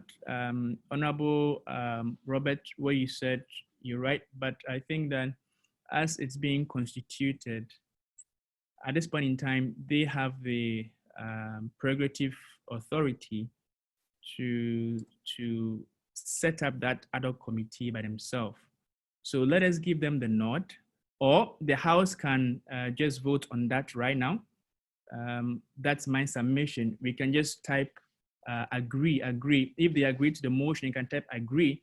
If they disagree, you can type disagree on the chat, and then we can be able to take it up from there to address this issue. I think that would be a good thing, but I would advocate for the EC's submission that allow them to act as independent, and then they will be in the position to rather request the tech team or set up an ad hoc committee to respond to that effect. So that is my submission, please. Thank you. Okay. Thank you very much, Honorable Bafo. Okay, so Honorable Adani has clarified his motion that he said the EC should be given the leeway to engage the services of technical assistance to support them in the delivery. Yes, and personally, I also think it coincides with Article 23. Yeah, hello, is someone talking? Hello? No, please proceed. I said I agreed with what Honorable Adni said. Okay, and I think it coincides with Article 23, Clause 5, which says, the Electoral Commission shall be responsible for the conduct of all NUGS-CHINA elections and shall formulate their own modus operandi, which shall not be in contravention with any provisions of this Constitution. So I think that gives the EC the mandate to work with any technical team and get assistance from them. That is my take also. So if the EC thinks that they will need technical assistance, I think they have the mandate to consult a technical member to help them with the system. With my knowledge, I know there's an ex-member of the outgoing electoral commission or the outgoing electoral commission who is also privy to some of these technical issues in the system. So it all boils down to whether they will need it or not. And okay, all right. Please, I see a lot of hands. I do believe it's all between these two motions that are on board. I suggest the delegates, okay, I see hands going down. I see a lot of hands going down. Okay, so please, if you finish speaking, you can put your hands out. Now, I see only 3 hands. And these are the people that are going to talk, and then we will see, put these two motions to vote by the delegates, and then we go for a break. The first person to speak, please make it snappy, Honorable Bernard Kwampa, followed by, okay, I see 2. One is an observer, so please, for the observers, please, you might not be able to make a decision here. So we would have Honorable Bernard Okwampa speak, and the Honorable Fifi Ochu of Wuhan, who is a delegate, also speak. So please, Honorable Okwampa, unmute your mic, very snappy. Okay, SG, thank you very much for the platform. I think all the motions are good, but this is our first Yi Congress. And as you said, the Article 23 mandates the EC to work with anybody they want to work. We understand that, but this is our first Yi Congress. And I think Congress should ensure that the person who will be added to the Electoral Commission is somebody who knows the system inside out, in order not to introduce any problems that we can solve at the end of the election, or something that will bring a whole lot of issues to our election.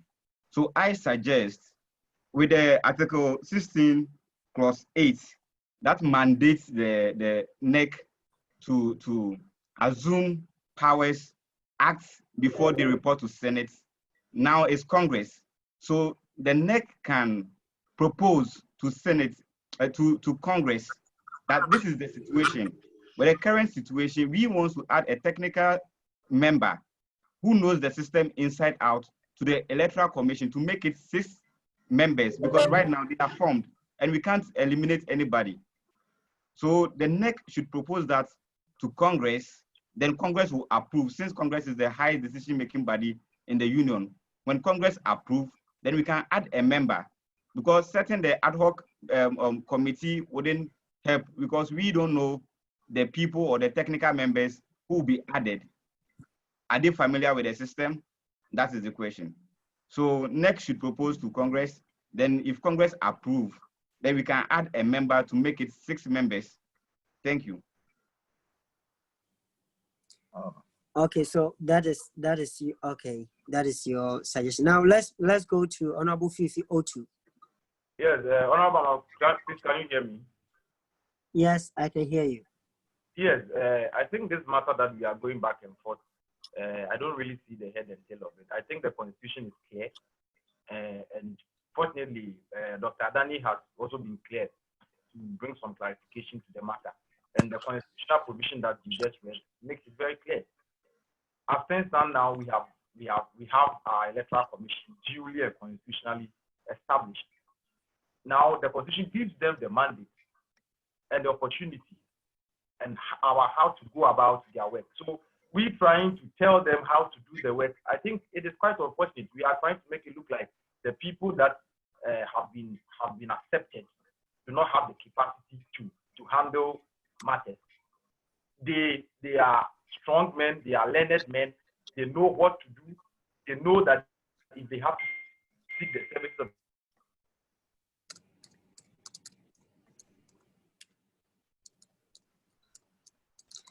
okay, Honorable, we are losing you.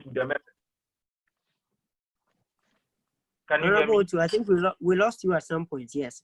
Okay.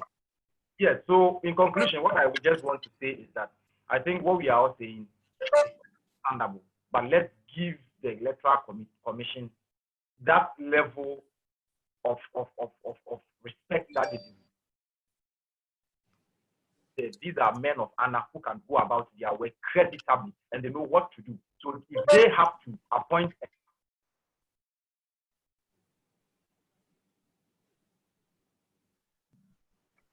or be the technical committee head, I think they know what I suggest. Okay. All right. Thank you. Let me see. Honorable Nana Fosu, I saw you tested that your hand is up. Proud to me reading those who had raised their hands. So I will allow you to speak. You will be the last speaker for this section. Thank you. Honorable Eben Nixon, okay, you private tested me. Thank you very Okay, much, yeah. Honorable SG, for the opportunity. I would like to elaborate on what you said. According to the Constitution, it was clear that EC is in charge of the modus operandi of whatever they will do. So they have the sole autonomy of selecting or doing whatever they want to do. But I also want to add that before that, I want to ask a few questions and then add. I want to find out, did EC create the online system or it was created by the technical team? Because according to the Constitution, within the first 3 hours of Congress, it is the duty of EC to find a means of creating a means of voting by secret ballot.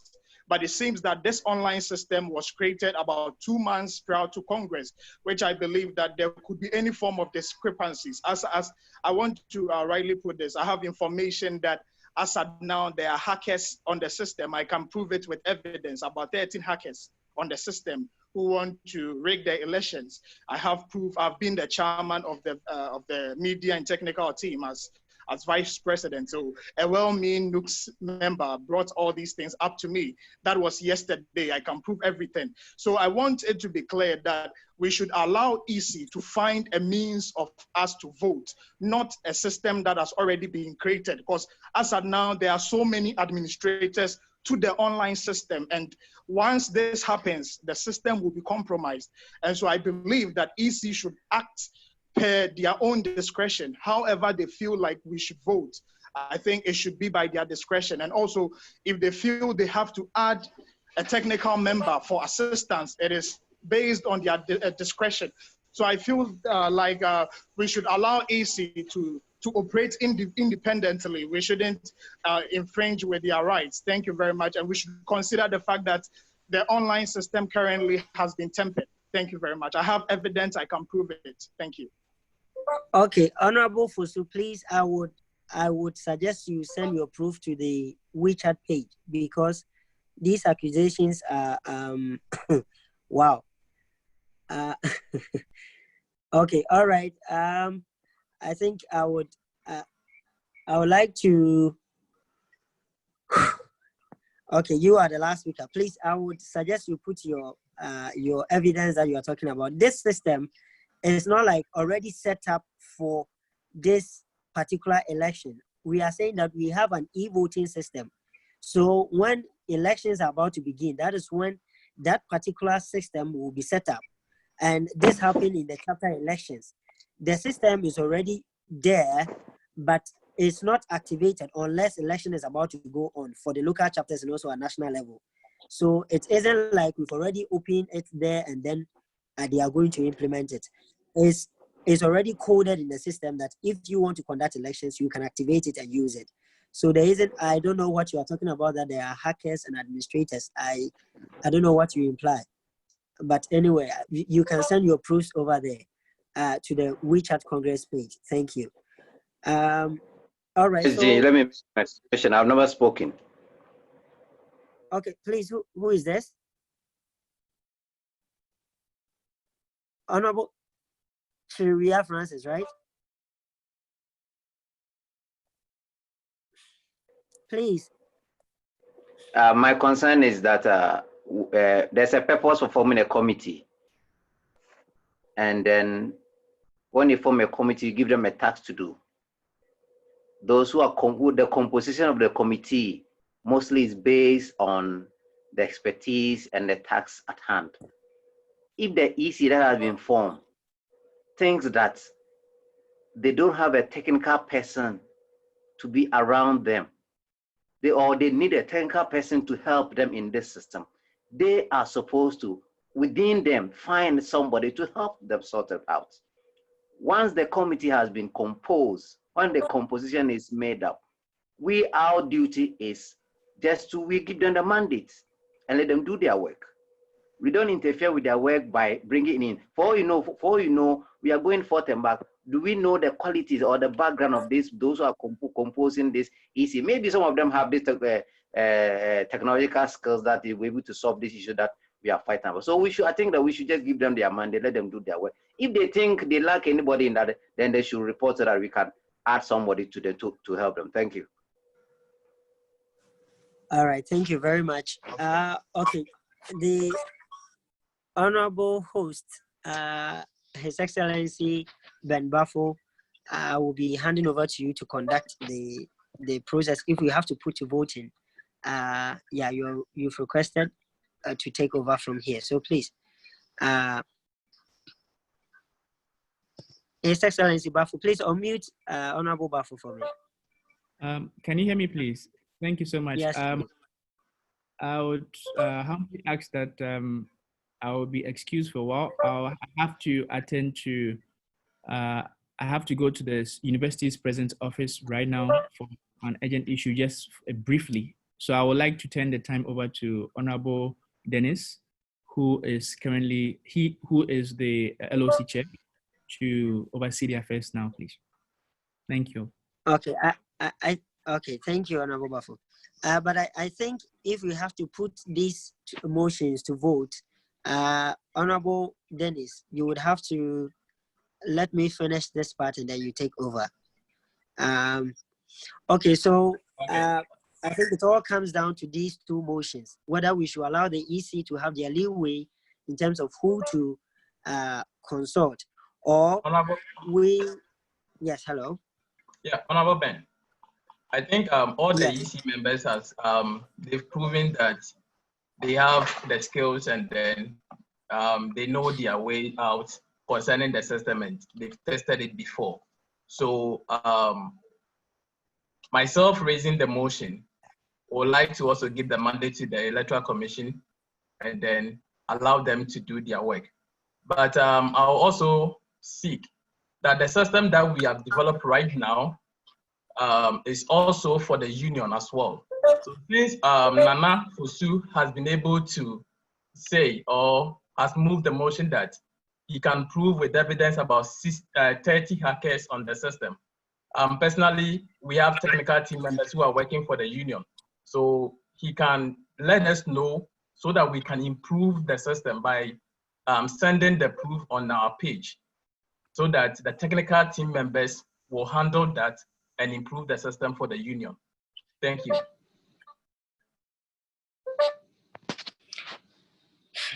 Okay, all right. All right, thank you. Okay, so I would strongly suggest we put these two motions to vote. I would strongly suggest we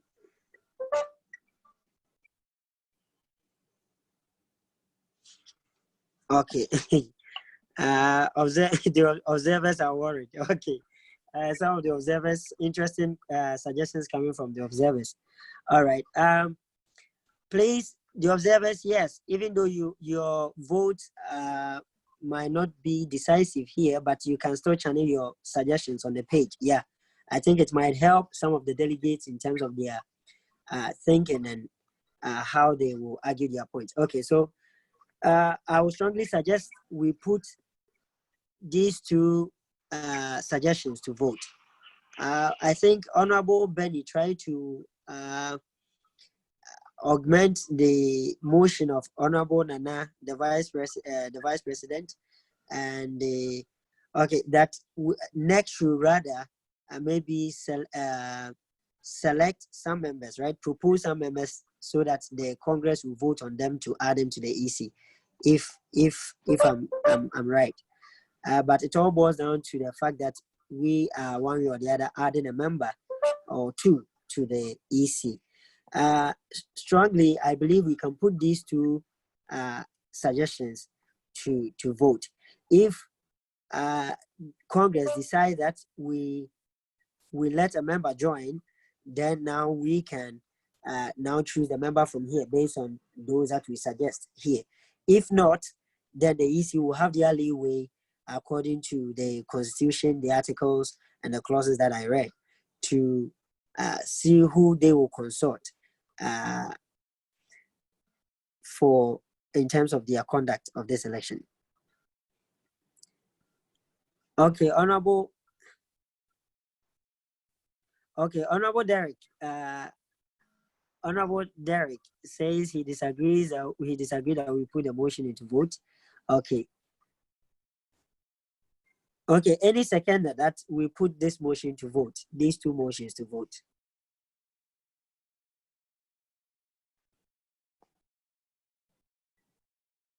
Okay. No voting. Okay. So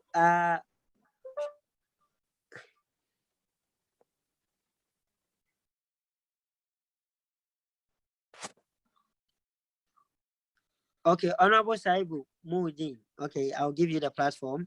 Okay, unmuting for me.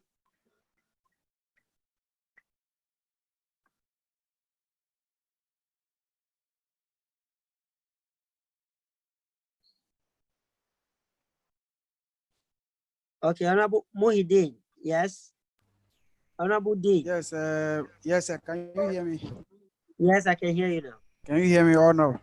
Yes, sir. Yes, Thank you please, I very can much hear. for this opportunity. Actually, on my part, I want to disagree a little bit with our current vice president, because in this particular issue of approving the EC, first of all, this particular idea he's bringing on, I don't think it's a new idea to him, because he was part of Senate who really looked through these names and then thought it wise that these 5 constitutional mandated members who have been approved by Congress, if he thought it very wise that these people were lacking technicality, I think that particular issue should have come earlier during the Senate meeting. Before Senate approved these, accepted these people to be part of the 5 members, it was, discussed extensively. So I see no reason why he did not bring it on. And in as much as Congress has approved these people, first of all, how did we get to know that these people are lacking? There is lack of technicality in the part of the conduct, the conduct of the upcoming elections. They have not been tested. Nobody can tell for now. The members have the opportunity, in as far as the constitution is concerned, nobody is supposed to, try to interfere into the work of the electoral commission, because it's an independent body. As the article has clearly stated, Article 23, Clause 5, it's very clear that nobody is supposed to interfere into their work. They are supposed to be allowed to work independently until such a time that they have deemed it fit that they are lacking technicality, that they will need somebody to come on board. So if that is the case, I think there is a need for us to even give them the opportunity to talk at this particular juncture to see whether they really need technical person or otherwise. If not that, I don't think there is a need for us to vote on this particular motion, because the people themselves have not come out to tell us whether they are unable to technically handle this particular issue. Neither did the platform that has been created for that purpose. They have been taken through the platform and they are unable to do it. And I know the technical people who did it, who came out with this particular platform, they might have made up a lot of activities or the processes as to how this thing can be done. So I think this is my point. So I don't think there's a need for us to vote on this motion, unless otherwise the 5 constitutional mandated member think that they cannot handle the technicality of the whole issue. Thank you. All right. Yeah, Honorable Ben. Yes, Honorable Nana. Yeah. To Honorable Saibu, thank you very much, and then thank you, Congress. Yes, I'm part of Senate, and we made the decision. However, these things also escaped me in the process. When the names was made known to public, then my attention was drawn because I'm equally part of the technical team, and I know the work that we have done and the people there, which escaped me. And I raised my hand before approving the Electoral Commission. So in the process, I wanted to equally suggest to Congress, if it deemed fit, we can do some adjustment. If not, that is my second motion, that we can allow the Electoral Commission as well to take over, and when there is a need for them in any of this process, then they can also find ways and means to work on that. So basically, it's not that I knew it and I did not bring it on board. Thank you very much. Thank you. Understand the point. Thank you. All right. I think now we would have to. We would have to. Okay, looking at Article 23, Clause 1. Even though it talks about NEC financing the EC, I do believe it's one way or the other mandates the NEC to also assist the EC, not in a way of tampering with their decisions and maybe electoral processes, but augmenting their works. I believe since the technical team and the MMP is a subcommittee of the NEC, if there's any technical assistance in the system that is supposed to be provided or the EC may need, I do think it is up to the NEC to help them in that regard, not necessarily forcing a member on them. That is my personal, not necessarily Congress forcing a member of a technical team that's, for you know, we might choose a member who might be from the technical team to join, but his effort might not be needed by the EC one way or the other. So I think, well, the next motion, whether Congress will agree or not, has been seconded. So I do believe you would have to first, as Honorable Dean suggested, request the EC members themselves, we have 5 of them here, to make their decision whether we should put it to vote, whether we should disregard it, or whether we should give them the leeway. If we, from their comment, we will know whether we are supposed to put the motion to vote or not. I think we've already exhausted a lot of time. If there's anything against what I've proposed, I think members can voice it out. But I suggest we let the EC members talk and we see from their comment.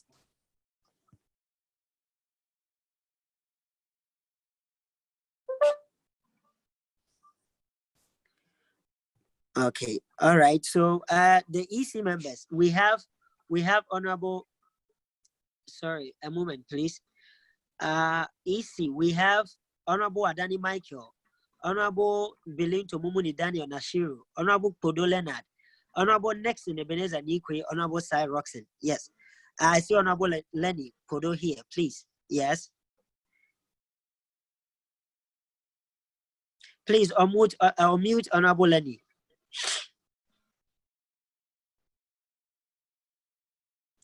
The host, please unmute Lenny.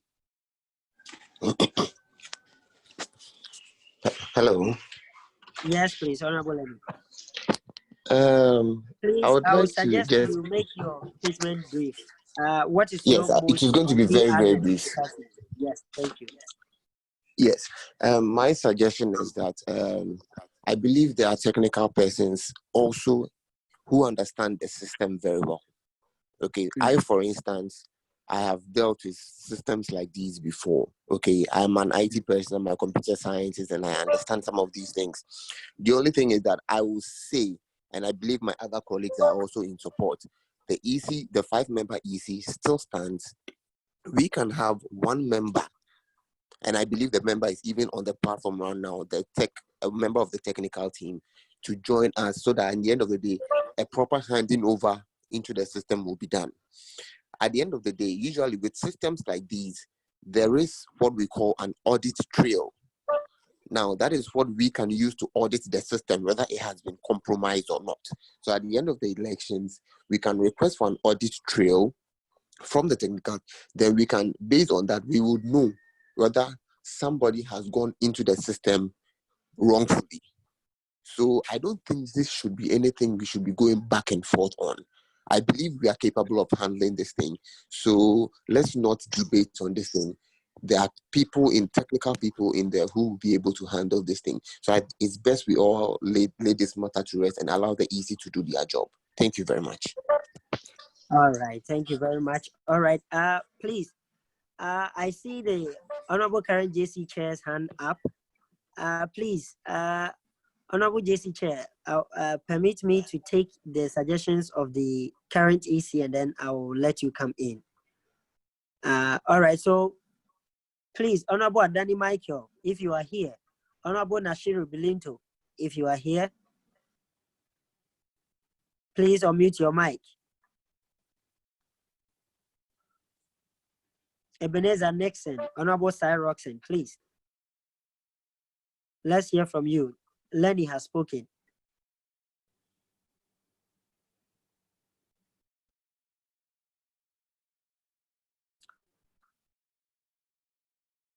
Hello.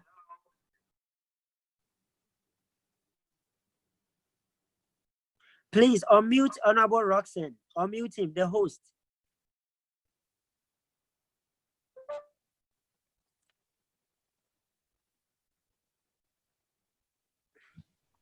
Please unmute all the EC persons for me. Nixon, Ebenezer Nixon, Honorable Michael Adani, and then Cy Roxon, Nashiru Bilinto. Unmute all of them for me.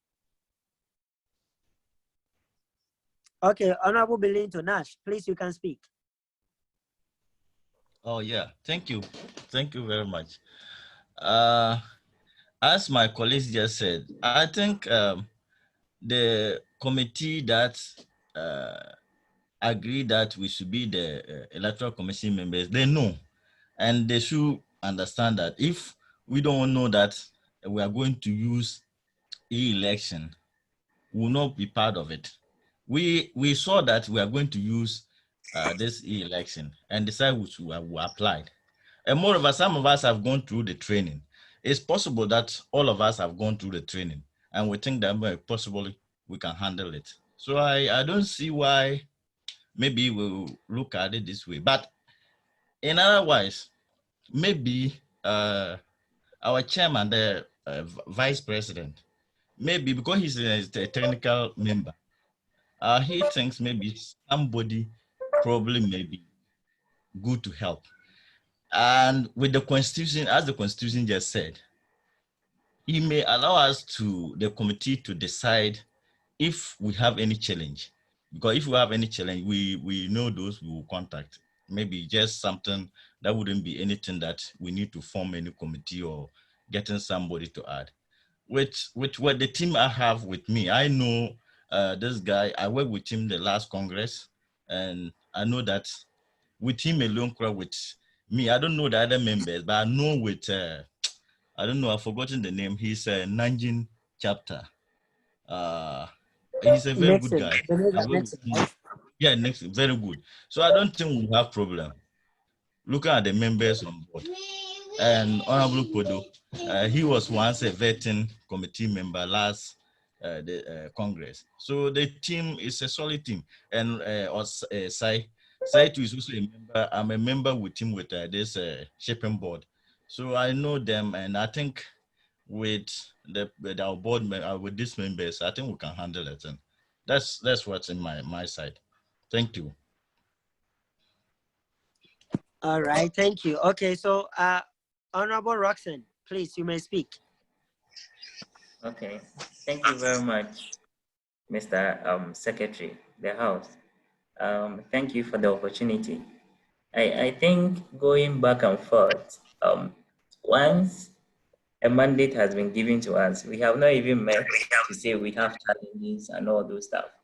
As my other colleagues just said, most of us, including me, have tested the system. Everything went on. There were no any irregularities, and everything went on successful.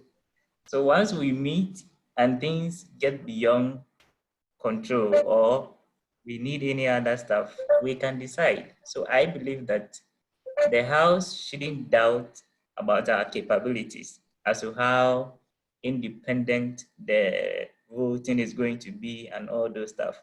Once you believe in us and trust this mandate on us, I believe we are going to give you the best results. So this is what I will have to say. Thank you. All right, thank you very much. I think unanimously, if I'm not okay, Honorable Adani is here, so it's not unanimous yet.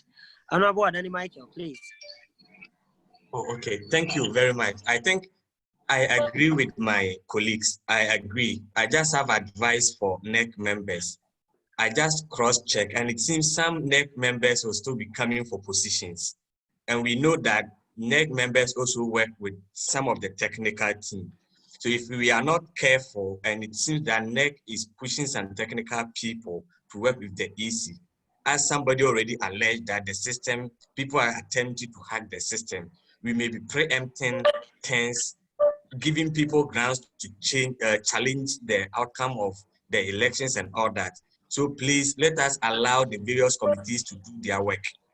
Let us allow the various committees to do their work, make matters easy for us. Thank you. All right, I think the last person to speak from the EC is Honorable Nixon Nikwe. Honorable Nixon Nikwe, and then we will take okay, Honorable Franklin Chendu aspirant. Okay, your hand is also up. So EC, you will speak, and then EC chair will give the conclusion. Honorable Nixon Nikwe, please unmute him for me if he's here.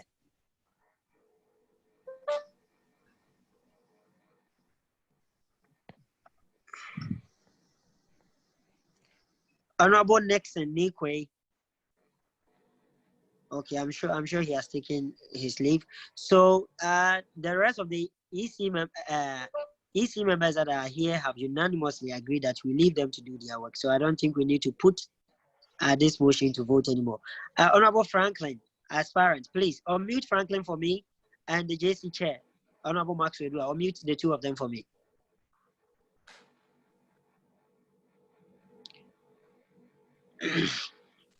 Yeah, thank you, Honorable Ben Carson. I think at a point in time, Honorable Nana also admitted that probably on hindsight, after listening to the Honorable gentleman who said the system has been tampered with, he tried to recoil from his earlier position that a technical committee member should be on the EC. So if the main proponent of this idea has backtracked, then there's no need to put it to a vote, unless I didn't hear the honorable member clearly. I think when the other gentleman said the system, he said if that is the case, then he will also agree that.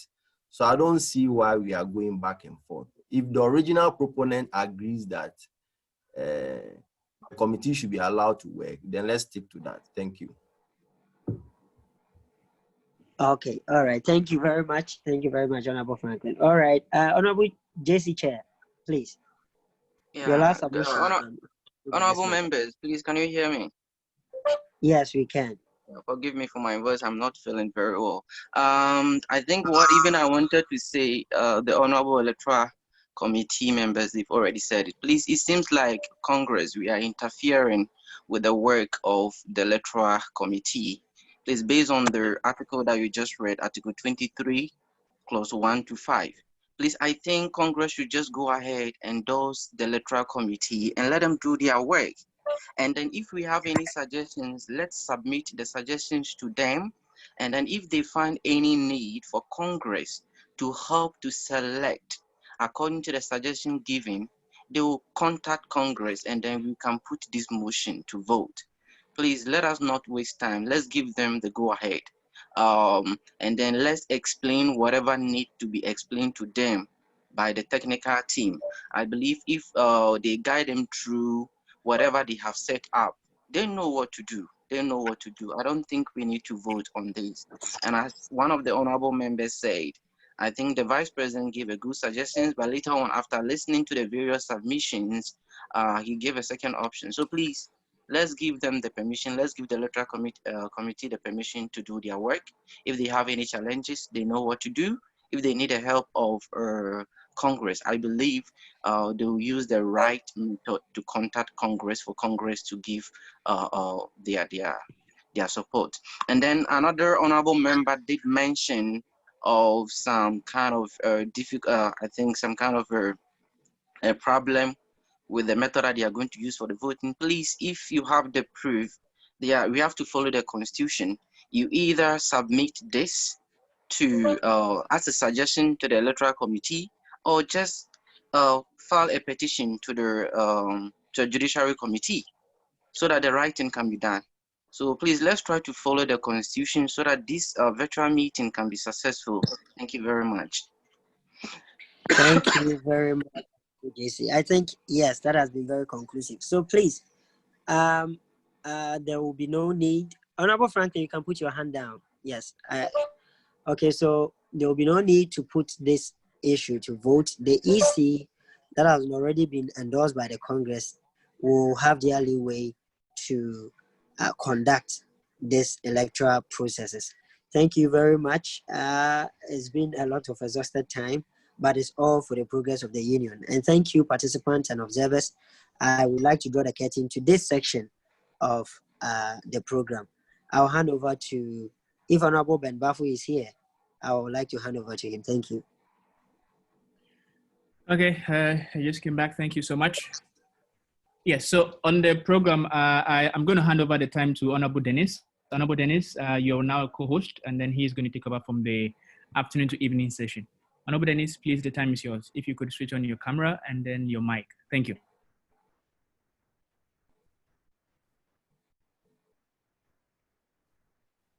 And Honorable Berko, thank you so much for the splendid work. Thank you.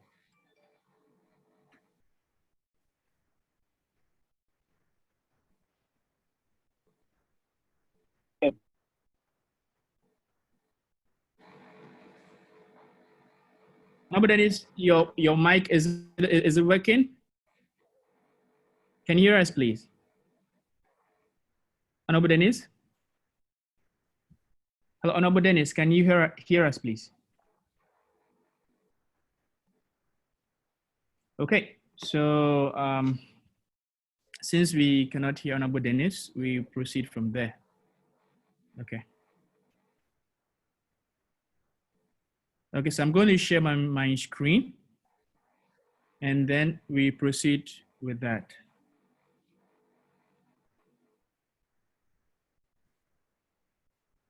I don't know if you can see my screen. Yes. Okay, so we're supposed to break, but now we are moving on to next on the agenda. So Honorable Berko, I think you're still up. You are going to give the take us through the chapter report, and then we'll take it out from there. So Honorable Berko, still on the hot seat. Thank you, sir.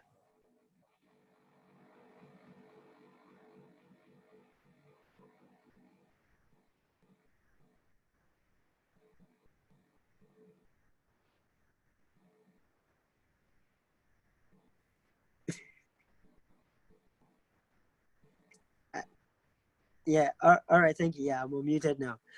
Okay, so I gave the order. I gave the order of how the reports are going to go. So please, a moment. Please refer to the Congress WeChat page. All delegates here. I'm going to share the file, how it is going to go. Honorable Berko, yes, put information, please. I've just been drawing attention to that. It will be best we have a 10-minute break, since we are having a virtual, and then for health reasons, the eyes and everything, it will be good to have a 10-minute break, and then we proceed. All right. I think it's in order. All right. Okay, yes, it's in order. All right, thank you. So Nanjing chapter will be first, right? According to the file I shared. I already shared the file to the Congress WeChat page. So let's take a moment to go there while we are taking the break. And then when we come, Nanjing, please get ready. And then we will follow that sequence. So all the chapter secretaries, leaders, please get ready while we return from the 10 minutes break. Until then, adios. See you.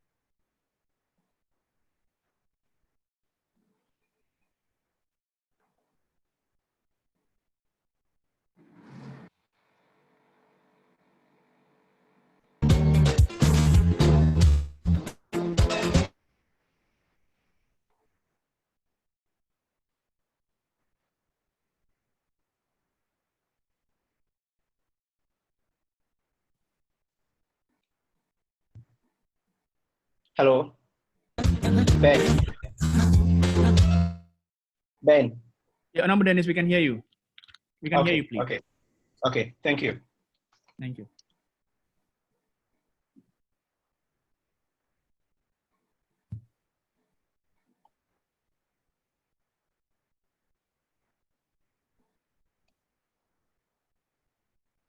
Okay. So I think I can now share my screen and then I can take over from you if that's okay from you. Jose.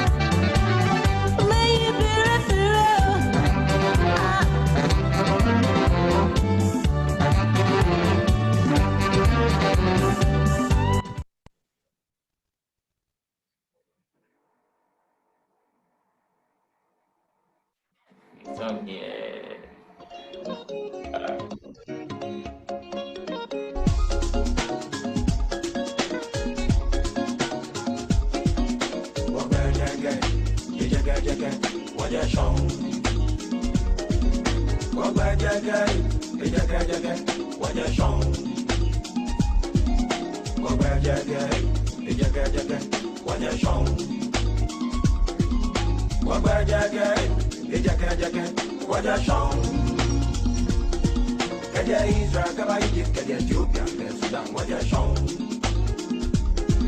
Kaja Igushima, you know, Wani Mekona, me Waja Shong. So Timbuktu, Ghana, Mali, Sumanguru, you know, Waja Shong. Waja Gay, Waja Shong.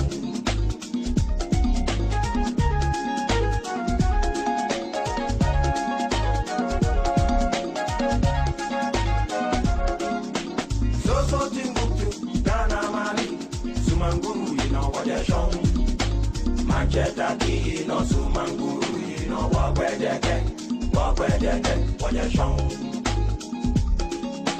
What's that to do, you know, Bama, you know, Yasan, you know, what you show.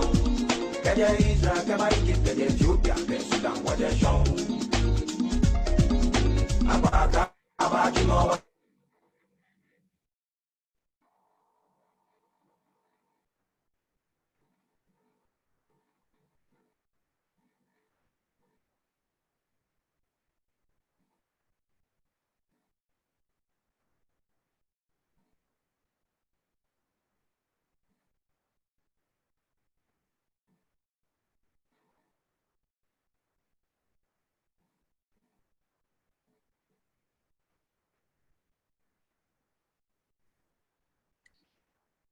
Hello.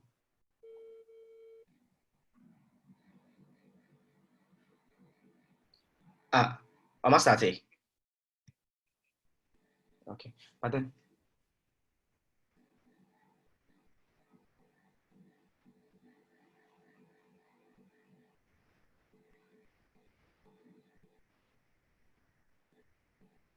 Okay, welcome back to the afternoon session. I mean, almost evening though. I believe we've spent much time on the committee, so we move to the next agenda on the bill, which is the chapter report reading. So can we have the Honorable GS take over from now?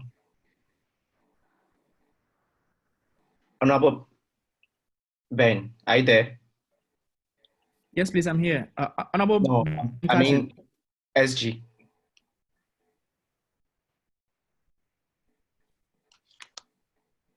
Honorable Bequin.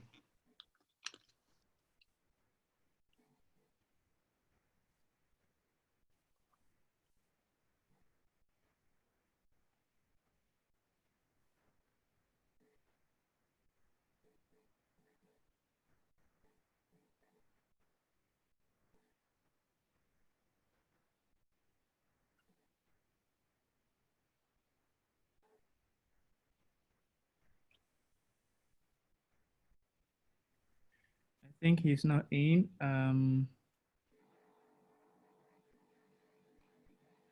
let me share the screen here.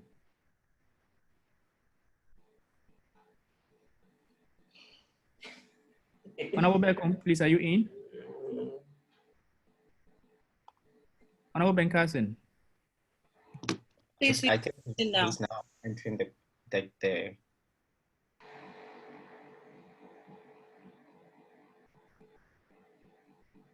Honorable Beckham, are you in? Okay. Okay, so over to you, Honorable Dennis. Okay. Honorable Ben, Honorable GS, please, are you here with us? Yes, I'm here. Okay, Hello, so yes. can you please take over? Okay, all right, thank you. I hope our members will stick to at least 8 minutes since we've spent Yes. much. Oh, exactly. Okay. So thank you very much. Please, over to you. Okay, all right, thank you. Please. Okay, so welcome back from our short break. Wow, Congress is interesting. No one is going nowhere. Thank you very much and welcome back. We are going to have our chapter report. It was originally scheduled 10 minutes for each chapter, but Please bear with us. I would like to crave the indulgence of all chapter leaders and secretaries that we've decreased the time to 8 minutes each. Please help us to take us through briefly the report of your chapter. We are starting from Nanjing. Please refer to the Congress page. I've shared how it is going to go. If your chapter is not listed, please notify me, and then we will update the list. So this is how we are going. So get ready. If the person to read the report is not here, and you know it's getting to the turn of your chapter, please go find the person, bring him here, and let's go. We will not go back and forth and give chances to people that we've already skipped. All right, so Nanjing is up, followed by Chanjo, Jinjian, and Chengdu. These are the next four. And then later on, I'll mention the next four. So Nanjing, Chanjo, Jinjian is Jiangsu province, and then Chengdu. All right, so Nanjing, you are up. If you want to do a presentation, you can contact the host to help you with the sharing of your screen. Thank you.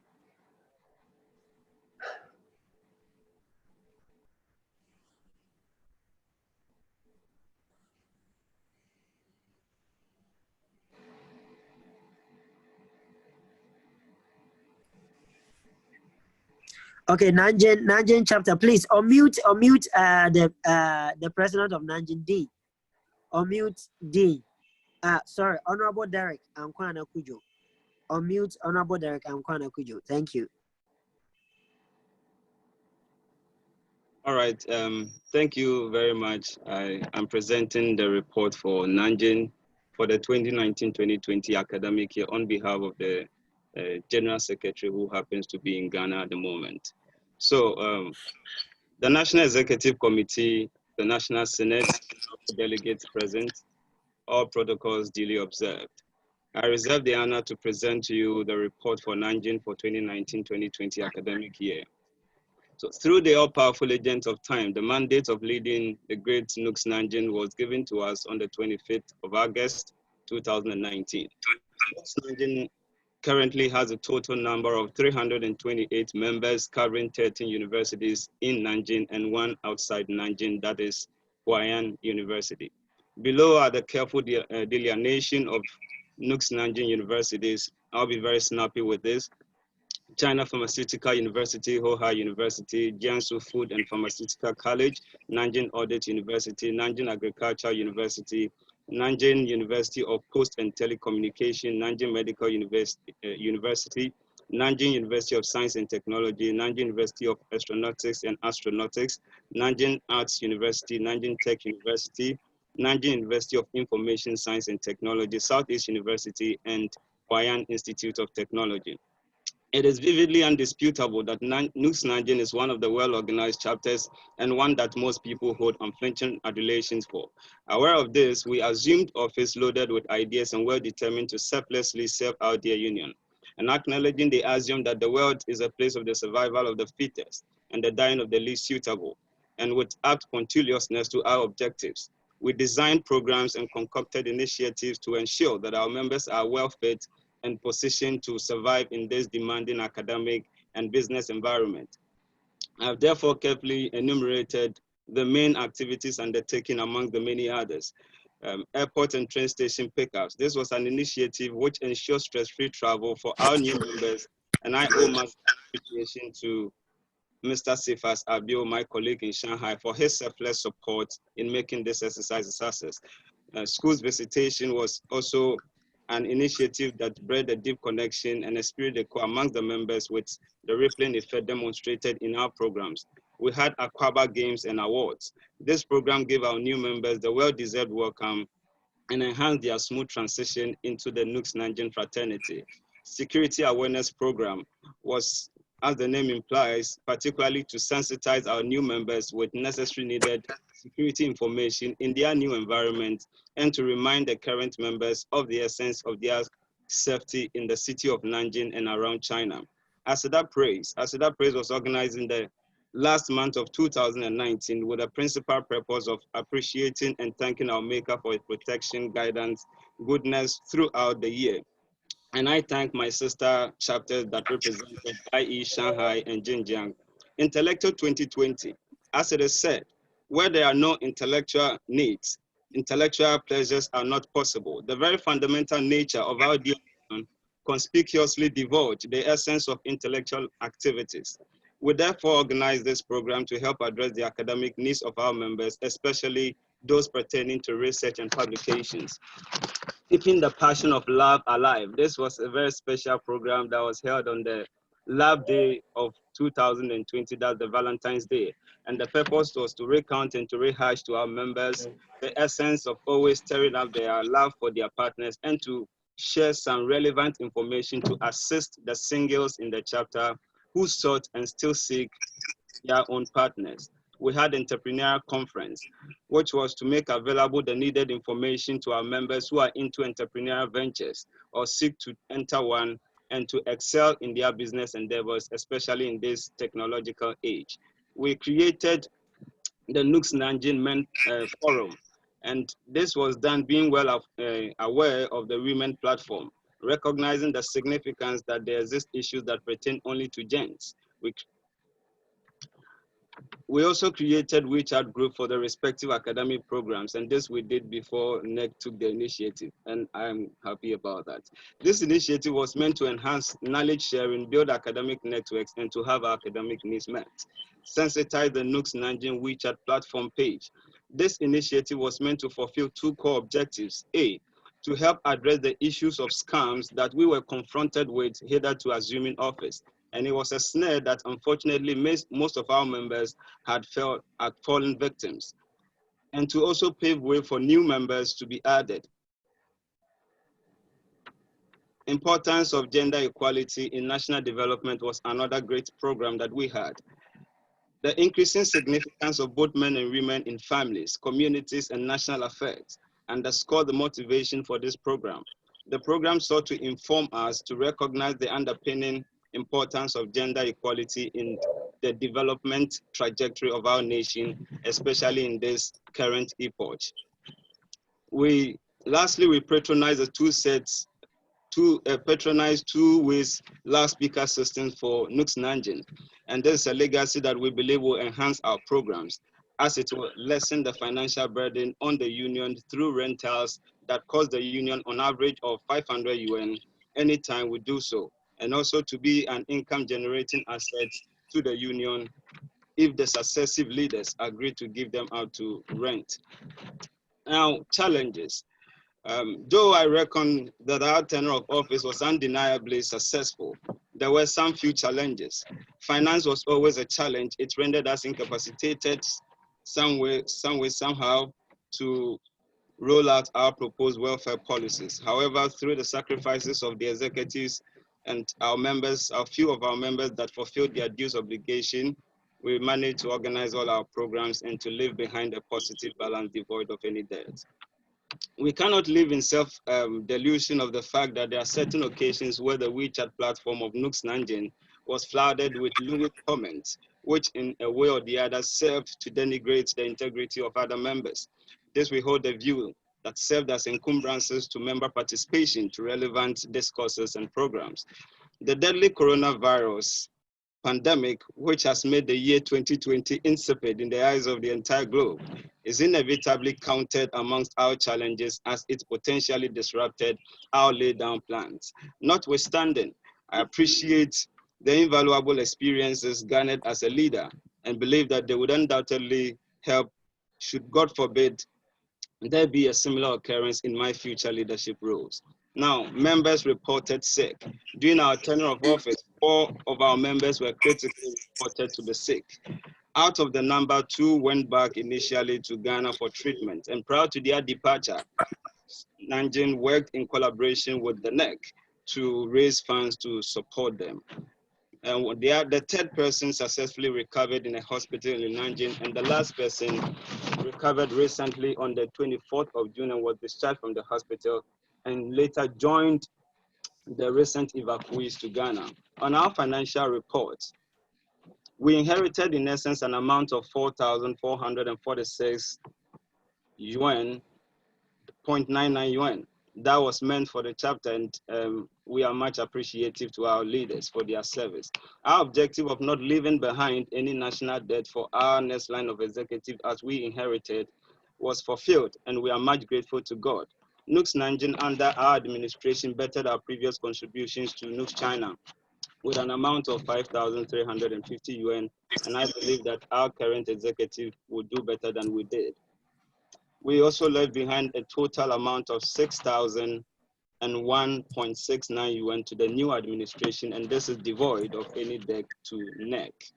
Now, to conclude, on behalf of my executives and on my own behalf, we use this podium to say a very big thank you and I equal to NEC for their unwavering support, and to all individuals who availed themselves to serve as our patrons, our advisory committee members, our academic committee members, sports and entertainment committee members, welfare committee members, chaplaincy committee members, media and publicity committee members, the ad hoc vetting and electoral commission, and all our school representatives.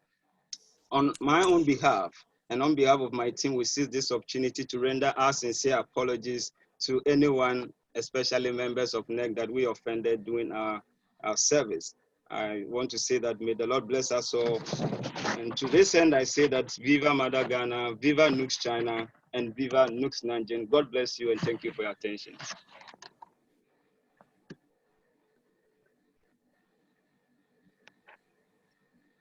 Wow, thank you. That was thorough. Thank you very much, Nanjing. Please, there's just 1 minute of questioning. Just if you want to find clarity of anything, just 1 minute. If any member wants clarity or anything to say about the report, just a minute, 1 minute, and I'm monitoring the time. All right, Chendu, get ready. Oh, sorry, not Chendu. Hold on, Chanjo, sorry.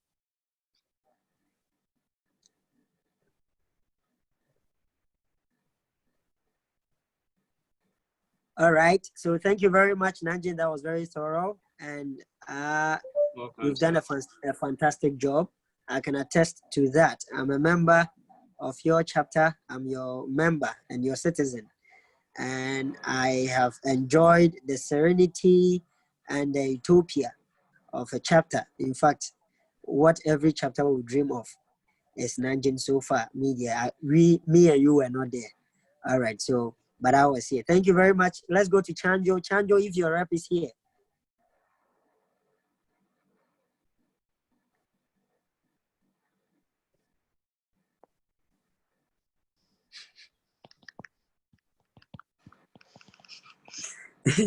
Honorable Malik. All right, Chanjo, please. Chanjo, we are skipping over you, please. We are skipping you. And there will be no time to, come and collect your samba, please. Nanjing is taking all the shine. All right, so you have just 1 minute. Chanjo, in case you are talking and you cannot, just raise your hand so that I let the tech team unmute you. Chanjo.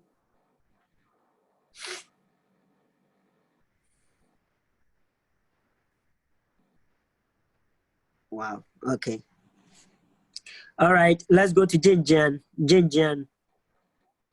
province. Sorry, Jinjiang chapter.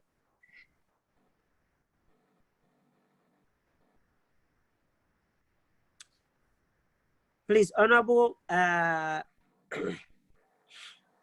Honorable Dean Derek, I would recommend you to share your chapter report. Okay, I already have it. I will share it on the Congress page later today. I'll share it there. Okay, so Jinjiang, you also, okay, Mighty Daniel, please unmute him for me, please. Unmute Mighty Daniel Ayi. Jinjiang, yes, unmute him for me. Do I have the mandate to unmute people? No. Please unmute him for me. Unmute Mighty Daniel Ayi.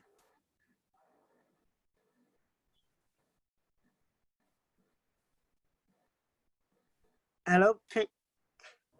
Hello?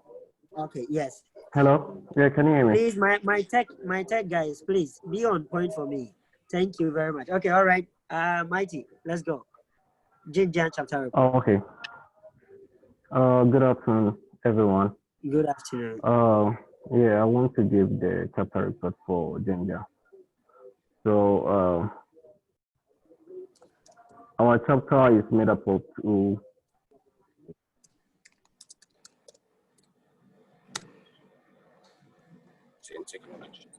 Honorable Mighty, we are losing you. We are losing you, please. Can you hear me? Yes, we can hear you. Please get closer to your microphone. Is it okay now? Yeah. Hello? Yes, please. Yes, it's okay. Yes, okay. Our chapter is made up of two institutions, namely Jiangsu University and Jiangsu University of Science and Tech, which together gives the chapter 362 member counts. The Ginger chapter was successfully led during our 1 year tenure by the most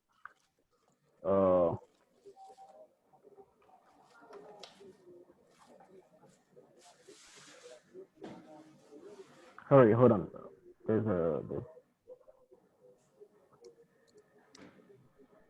Okay, the Ginger chapter was led by Mighty Daniel Ai as the chapter president, Alexander Jampo as the vice president, Mawana Goswe as the general secretary,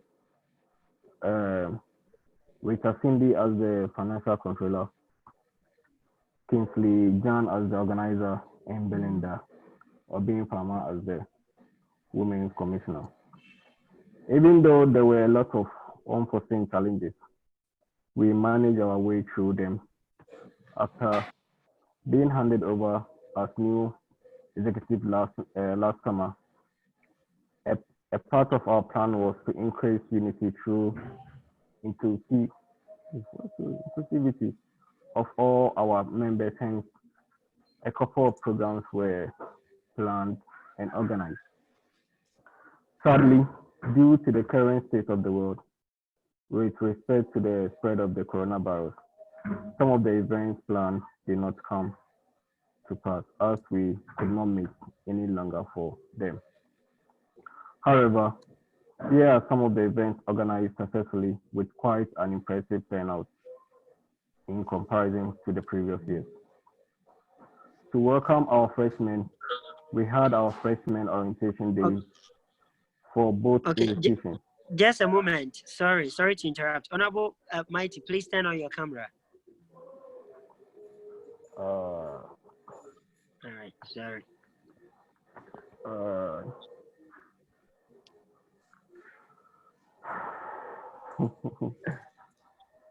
Is it okay now?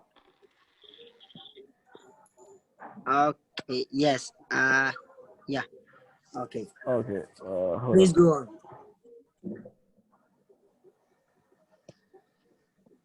To welcome our freshmen, we had our freshman orientation day for both institutions to welcome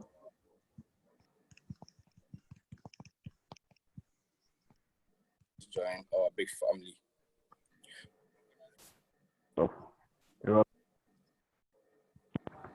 What's happening? Hello, can you hear me? Yes, we can Hello? hear you. Go on, please. Okay, sorry.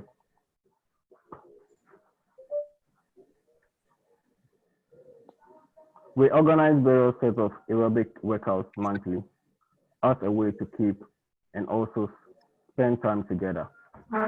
We also dubbed it Dance to Fitness. This was followed by our NUGS Games, which was organized in collaboration with Jiangsu University Sports Association during the October holidays, the October national holidays. This was also followed by our freshman Aquaba hangout to welcome our freshmen as well as to show them around campus.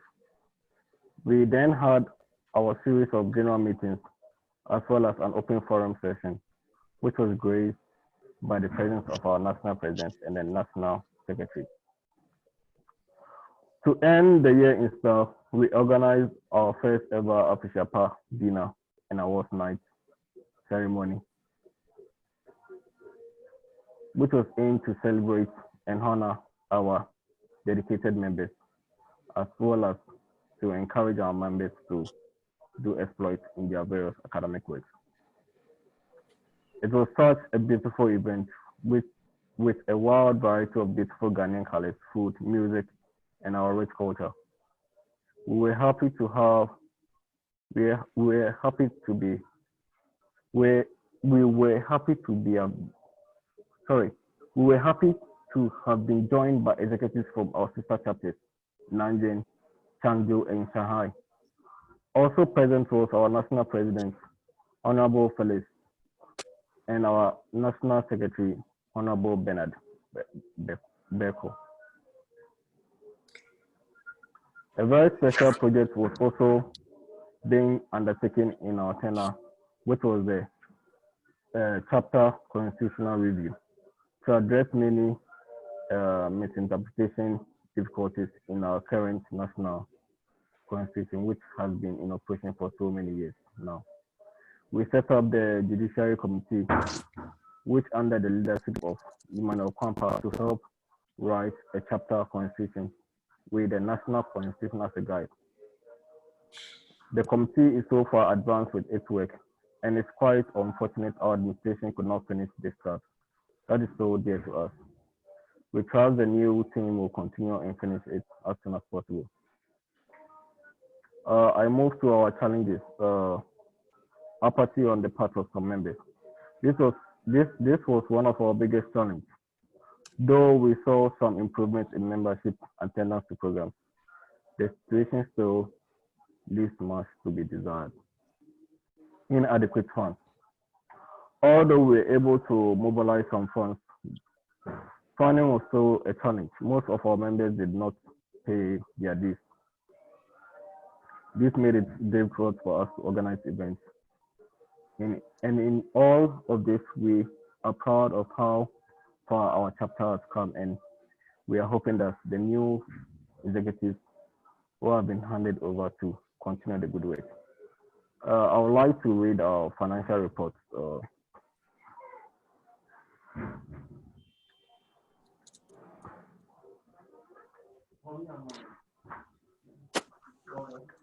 Okay, when we came to power, we had a balance of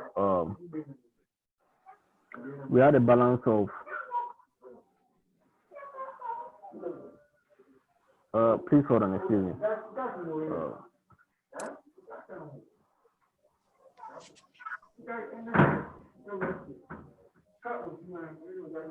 We had a balance of 15.004 yuan. And before we left office, we were able to leave office with amount of we've been able to live with an amount of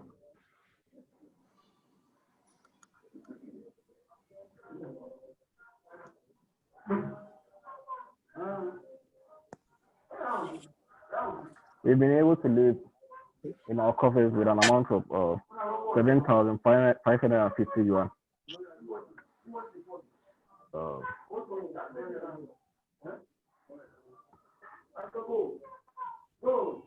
Yeah, that's the report from Xinjiang chapter. Thank you very much.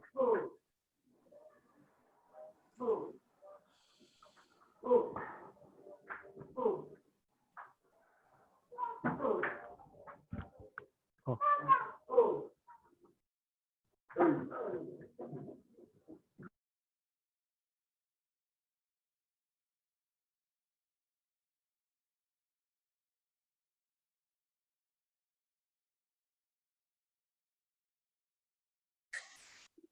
Yes, all right, thank you. I'm muted now. All right, thank you, Honorable Mighty Daniel. Please, I would request you send a copy of your report to me. Let me see. Some chapters already did. Okay, chapter report. Okay. Okay, I have your financial statement here for Xinjiang. All right, so a minute for question, suggestion, anything for Xinjiang chapter. In fact, we have 10 seconds of that minute.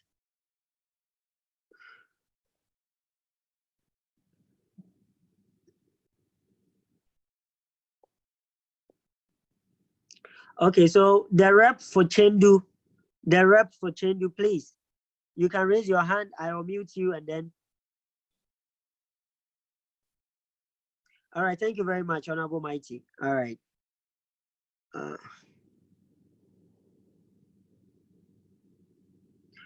Okay, the host for Chendu chapter. Raise your hand, let me unmute you. Chendu, is your turn.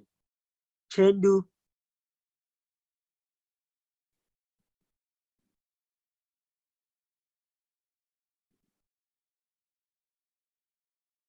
Chendu is not ready, I suppose.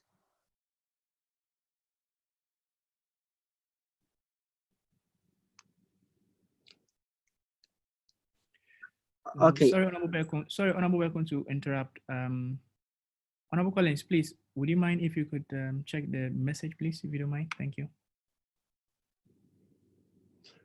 Okay, Honorable Afo-Poku Jojan, your hand is up, please. Yes.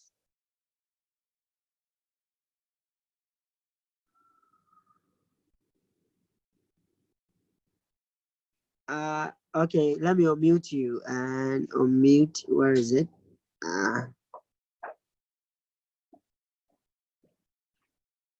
Okay, Honorable Afo. Yes, please. Permit me to say all protocols are. This is Honorable Afo, the Georgian chapter president. Please, I hope you can hear me well, Honorable Ben Carson. Yes. Okay. So Georgian chapter report. The chapter was handed over to us. Sorry, hold on, please. Georgian, it's not your turn yet. It's not your turn yet. I'm sorry. I thought you had a question, so please. Hold on. I was calling Chendu. Yes. I'm sorry. It's okay. Don't worry. I thought you had a question or suggestion. All right. Chendu. All right. We are skipping Chendu. All right. So we are going to now the next four. We have Beijing, Harbin, Haiyan, and Shanghai. But since Beijing, you weren't prompted earlier, unless you are ready to raise your hand in the next 10 seconds, I would give room to Honorable Afo, who is ready and or was on the platform, to speak, so that after him, Beijing, Harbin, Haiyan, and Shanghai, you come in. All right, thank you. So Honorable Afo, yes, you can continue. Thank you.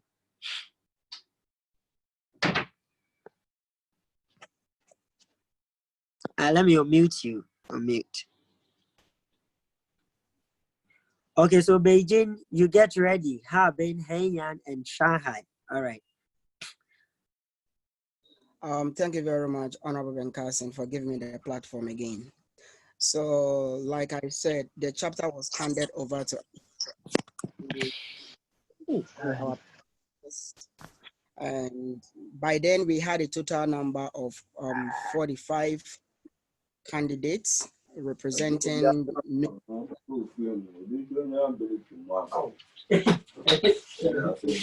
after we came to a number of 23, of which 2 of us were from our sister cities at Jian, which at the end of the day were joined because there was no a chapter inaugurated or open at their end.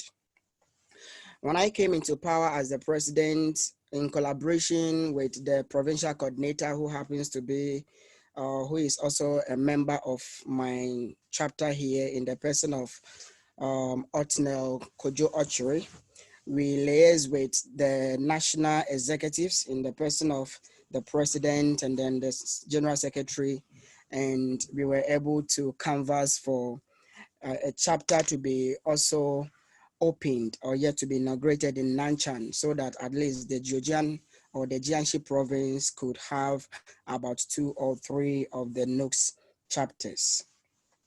Unfortunately, our predecessors couldn't leave much behind. We had a total of 500 yuan as at the time they were leaving, of which, as it is normally being observed, we had to do a send-off party for them. So in collaboration with the members and my executives, we were able to contribute and raise an amount of 2,100 RMB, and then did a send-off party in collaboration with, or in cognition with Citation for the competent executives. Now, coming back to the pandemic that hit us this year, we had a member who got stuck in Wuhan as at January 26th, and I contacted the national executives. They were able to talk to the Wuhan chapter, and the member was assisted, of which she became a beneficiary of the $500. The national executives, together with the embassy and the Ghana government, released to members who were stuck in Wuhan and then in the province. Now, we are about to leave. Unfortunately, for the past 2 years, we haven't had any freshers. So the members left behind currently is 7. And that doesn't mean that the union should not continue. So yesterday, together with my executives, we did a handing over ceremony, and then we elected 6 competent members who were present day in and out of our meetings. And then we assumed that they would take off from there and then make the union a great one. So without not much to say, currently, we also have 600 RMB left behind that we will be handing over to them. I have talked to my financial secretary, and then we will help them with the necessary guidance to be able to take off from where we have left. This is a very short report from Georgian chapter because we are not much, but the union must still continue. Thank you very much.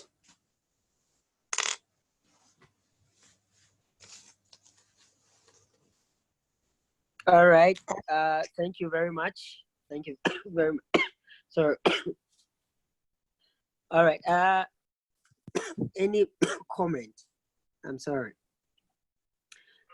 We have 1 minute to give comments or suggestion. Okay, Beijing chapter, please. If your representative is here, raise your hand so that I see you and unmute you. Beijing.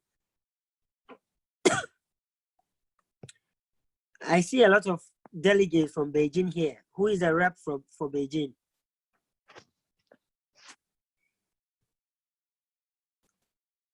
Raise your hand in the chat, in the list, and I'll see you and unmute you, please. All right, thank you very much, Honorable Afo Opoku. Members have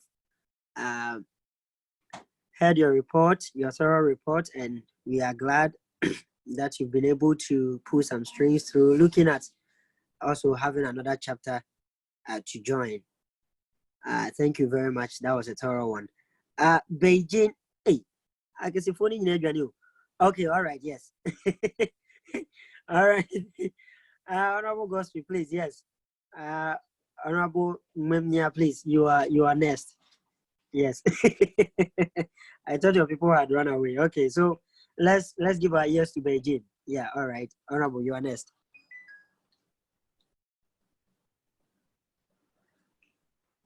We cannot hear you. I can see you are speaking, but yeah, you're.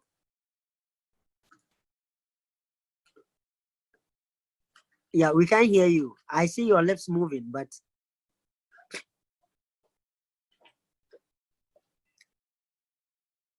No, we still can't hear you. Honorable Afo, please put your hands down.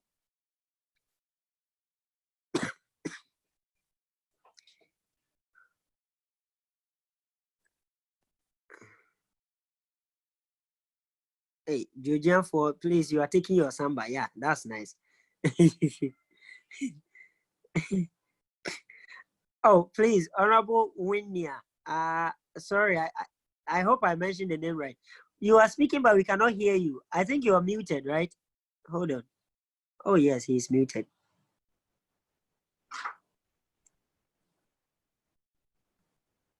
Okay. Please unmute yourself. Yes, all right, thank you. Yes, I think you can speak now. No, we still can't hear you. Hey, what's happening?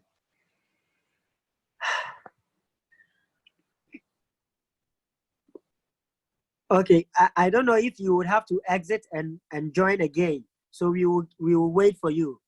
Let's move to Harbin. Please try and sort it out. I can see you are talking, but I can't hear you. I don't know if other delegates can hear. I'm sure nobody hears you too. Please. Nobody can hear you too. All right. Please try and rectify it. For this, we will give you the second chance to come back. At least you were here. Harbin chapter, please. If your rep is here, raise your hand, and then we go. Harbin. I see a lot of delegates from Harbin. Please, who is representing your chapter? Raise your hand. Yes, all right. Honorable Mikado is here. All right, thank you. And okay. Haiyan, Beijing, Shanghai. You are part of this group, so quickly remove. All right, thank you very much. Honorable Mikado, you are up. Okay, thank you very much, Honorable. Since we are, can you hear me? Yes, please, we can hear you, yes. Okay, so since we are a newly inaugurated chapter, it's going to be really snappy. All right. NUGS Harbin chapter was born basically on the 28th September last year at our meeting held with the ambassador of the ambassador of Ghana to the Republic of China, His Excellency Edward Boateng, and Mr. Felix Edi Atta, the consular multilateral diaspora affairs, and some Ghanaian students in Harbin on the eve of the celebration. That was during the 4th International Cultural Festival of Harbin Engineering University. So the chapter was part of the newly formed chapters, which was inaugurated on the 4th July 2020. Initially, our first meeting was held on the 1st December 2019 at Harbin Engineering University with 20 students in attendance. The meeting discussed the welfare of students, and with our members, we have 37 students coming from Harbin Engineering University, Harbin Medical University, Harbin Institute of Technology, Harbin University of Commerce, and Harbin Northeast Forestry University, and also Northeast Agricultural University. For now, we have 6 executives.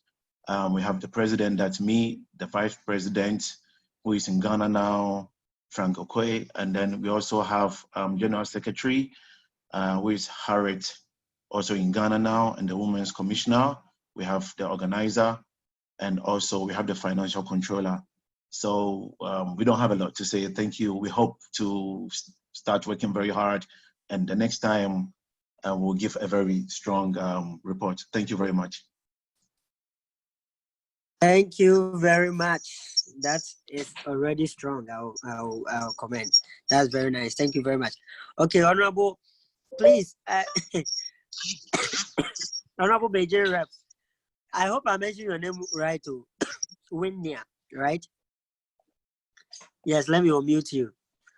Yes. Hello. Okay, you are muted now. Hello. No, I think you would have to rectify this problem. It's so we still can't hear you.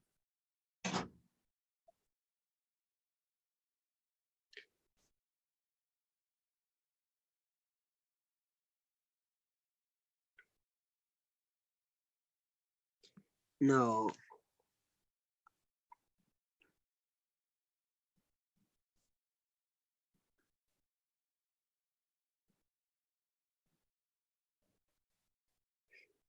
Okay, Beijing, please. I don't know if somebody can step in for you or you exit and join again. Okay, so let's move to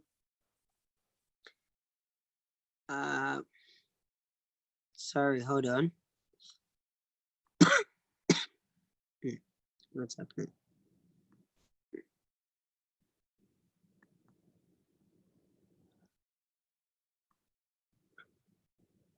Hey Yan chapter, do you have a rep here?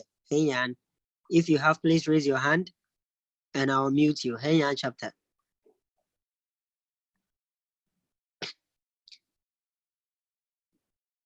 Okay, Hey Yan chapter, within a minute. Hey Yan or Shanghai, you get ready.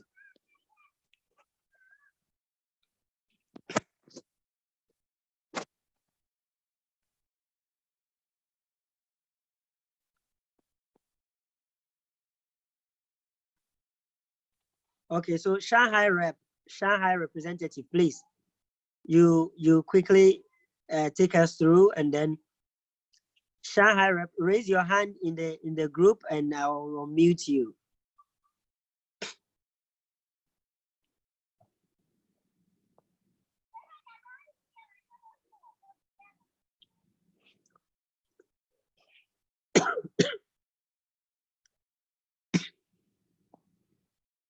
Shanghai, yes. Who is? I see a lot of people from Shanghai. Delegate. Who is representing Shanghai? Is Honorable Thompson here?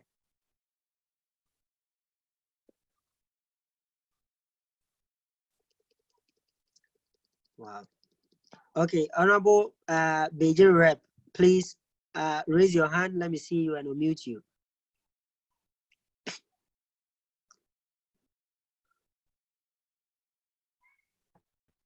Okay. Yeah. Emmanuel. Yes. I hope you can hear me. Okay. Yes. Yes. That's for Shanghai. Okay. Thank you. All right. He's sharing his screen. So, members, and please, after your presentation, share your report to all those that have already presented. You can share your report to the Congress page, not the new chapter executive page. Congress page. Thank you. All right. So great. Thank you very much, Honorable Baku. I'm Thompson from Shanghai. Yeah, Shanghai chapter or Shanghai is a chapter from the parent body of NUGS-CHINA, which has been a vibrant community of Ghanaian students since the 2nd of January 2016, with about 145 students in 22 universities.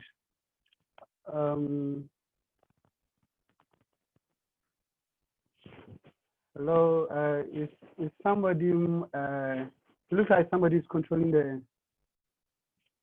the screen, so I don't know if you could do that. Okay, you don't have access to the screen? Okay, you are sharing the screen now, Thompson, so I think you can now control it. Good. So currently we have, I don't know why, it looks like somebody is controlling the screen. So if you can check that for me. Okay. All right, please, the tech team, please, is there any way you can give him total access to the screen? But I hope you can see, my screen now. Yeah, we can see now.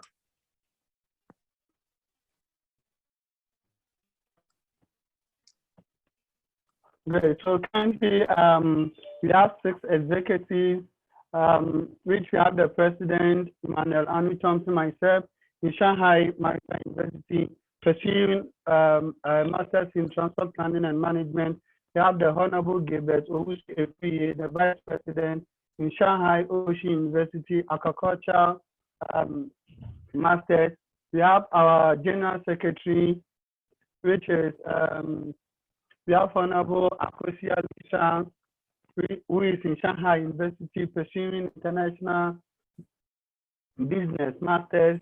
We have the Honorable Emmanuel Atokwamina in Shanghai Maritime University pursuing international trade masters. Then we have our Honorable Suleimani Amaya, financial controller in Shanghai University pursuing a fine art PhD. Then lastly, we have our Honorable Sheila Adjoa Ama, the WUCOM elect in Shanghai Maritime University, pursuing international trade and economics, masters. In Shanghai chapter, we've had many activities, but among these activities, we have few listed here.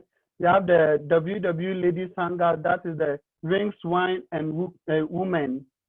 We had Akaba Night for the Freshers, which our national president and the general secretary can testify to that. We've had campus visitation and also international day recognition. We've had a numerous number of educative programs. We've had Wachi Party, as you have seen, that is for the end of year party. Going, despite the brilliant and wonderful work of our past executives, we've had many challenges, but among these challenges, we have 3 years, the collection of dues, which is a problem to the parent body, NUGS-CHINA, and COVID-19. COVID-19 that we all know has limited most of our programs that we plan doing. Then we have reaching out to all campuses, because Shanghai is very big and we have 22 universities. And even these universities, we have different campuses. A university can have like 2 or 3 campuses. So it's very difficult reaching out to all these campuses. Lastly, we have our financial report. In our financial report, we had an income of 35,625.38 renminbi against expenditure of 27,395 renminbi, which we had a balance carried down of 8,230.38 renminbi. Among the incomes, we had the balance brought forward from our executive from 2019-2020, that of 6,540.38 renminbi. We had a dues received for Shanghai chapter, that of 4,600, and that of the national 4,100. So as at now, as at 30th June 2020, we have a balance brought down, or balance brought forward of 8,230.38, which I think it is great, and it can testify the amazing work that our recent past executives have done. Thank you very much for this presentation. God bless our homeland, Ghana. God bless Shanghai. God bless us all. God bless us all. Thank you very much, Honorable Thompson. Newly elected president, and you seem to know everything that's going around your chapter. That's impressive. Thank you so much. Honorable Winia, please, when you start, please mention your name correctly for me so that I don't deride your name, please. All right, so Beijing, we are bringing you back. Please try if your mic will work this time. Yeah, can you hear me now? Yes, yes, yes. I missed that voice. Yeah, there we go. Okay, wonderful. So the name is Minnie Sanye Zumake. Minnie, okay, all right, Minnie, okay. Okay. Okay, so I can carry on.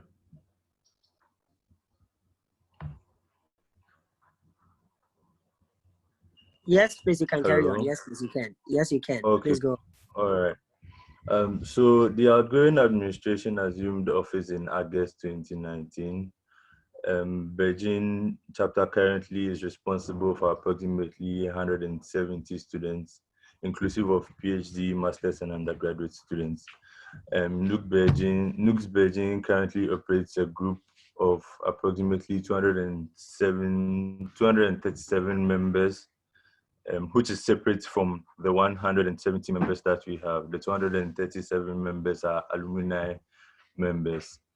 The outgoing administration functioned without an organizer because the position wasn't contended for. The functions nonetheless were carried out successfully by an able organizing committee, and the outgoing administration was led by Timothy Kwachikakari, the president, myself, Mini Asanya Zumape, the vice president, Aduko Bukari Ladi, the general secretary, Gada Sebastian, our financial controller, and Latifa Saka, our women's commissioner. And we held a number of activities during the first semester of the academic year. We had our freshers welcoming in conjunction with our General Assembly meeting, and our maiden edition of Power Series. Yes, the Power Series. Our Power Series is a monthly leadership development series aimed at equipping members with leadership skills for today's highly competitive world. And the maiden edition featured Ghana's ambassador to China, His Excellency Edward Boateng. He was the guest speaker for the day. We also had an orientation and onboarding exercise in Ghana. Prior to the execution of this activity, we successfully organized the first ever orientation and onboarding service of Ghanaian students who were admitted in Chinese schools. The orientation was held in Ghana and was organized by Diapa Africa and NUGS Beijing. It was the first of its kind to be organized. Students were educated on the do's and don'ts when they arrived to China. They were introduced to VPN, WeChat, and a number of other things. Also, we had a grand welcome and airport pickup. So once students arrived in Beijing, executives went to meet them, took them to their various schools and helped them to settle down. We actually even helped students go into other provinces as well.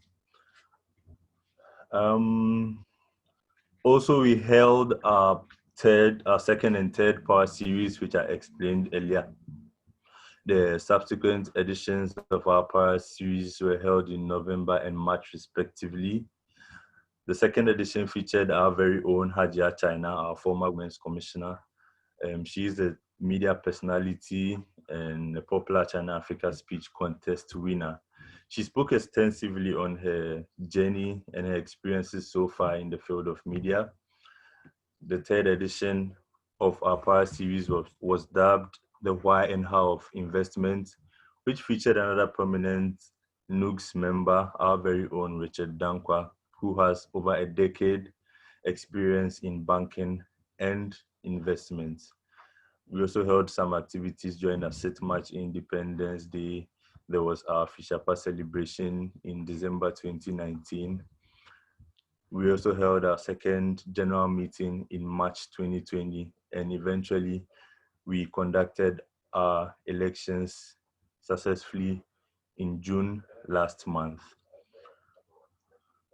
We were scheduled to organize a few other activities also, but for the unfortunate event of COVID-19, we were scheduled to hold the second edition of the Global Development Leadership, GDL, which was an initiative that was begun by the 2018-2019 administration.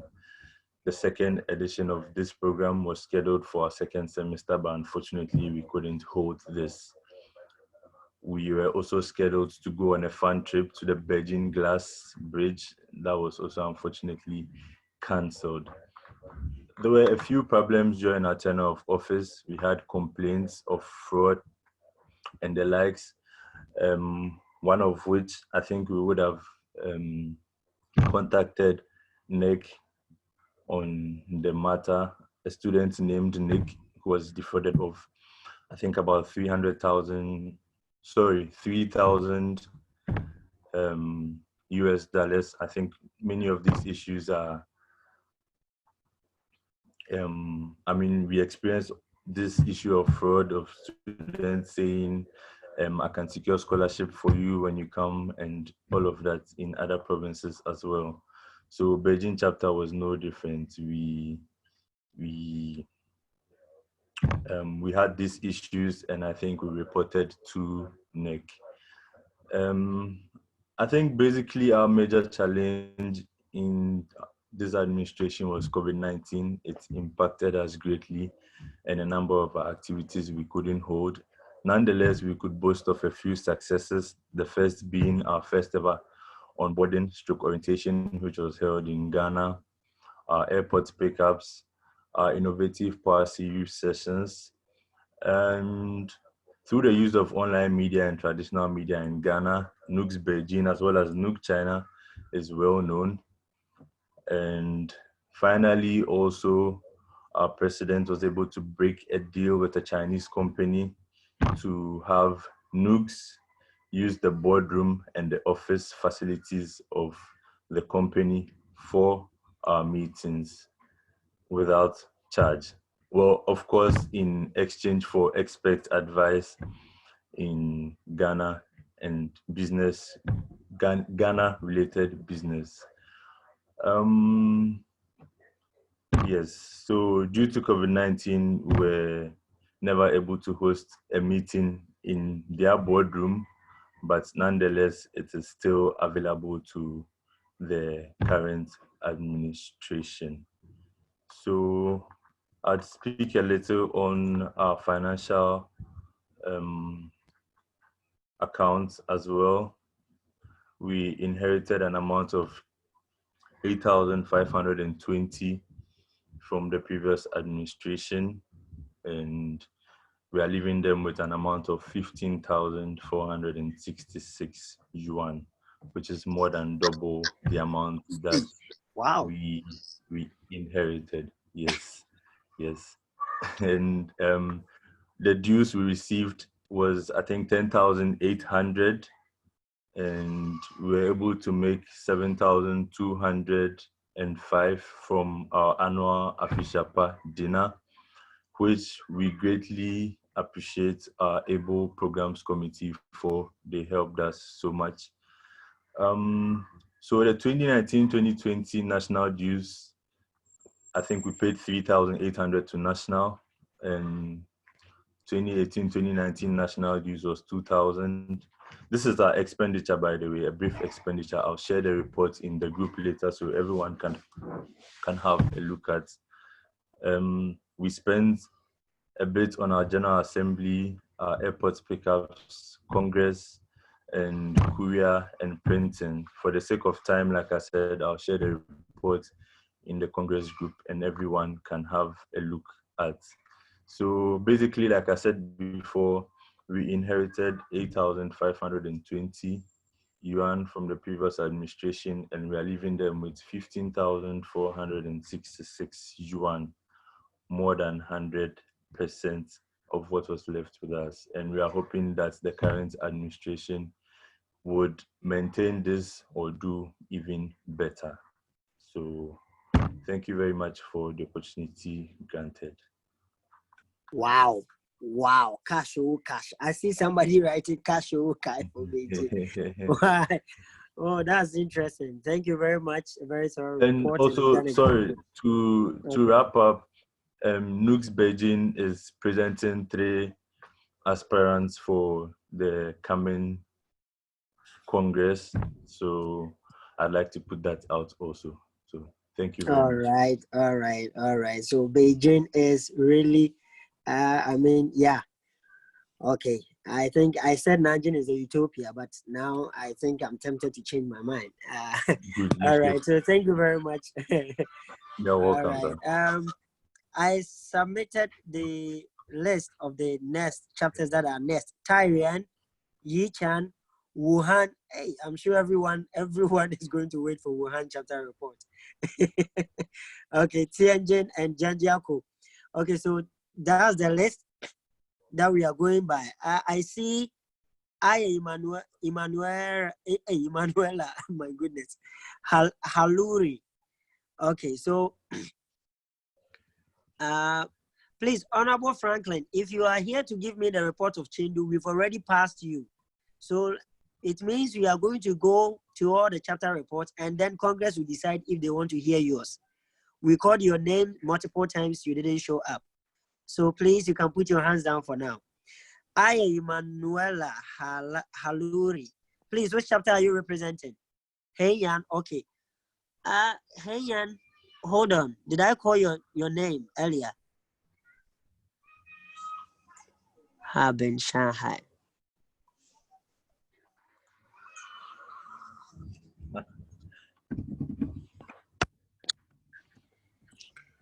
Okay, Haiyan chapter. Aye.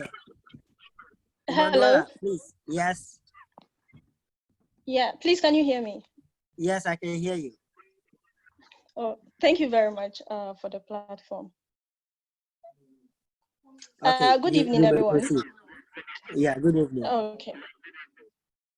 Yeah. The House and all protocols observed, I would like to present NUGS-CHINA chapter. NUGS-CHINA is a relatively young chapter that is located in Hengyang City of the Hunan province. This chapter is made up of just one university, which is the University of South China. It took a long time to form this chapter due to some differences that some students had with an ex-NUGS president.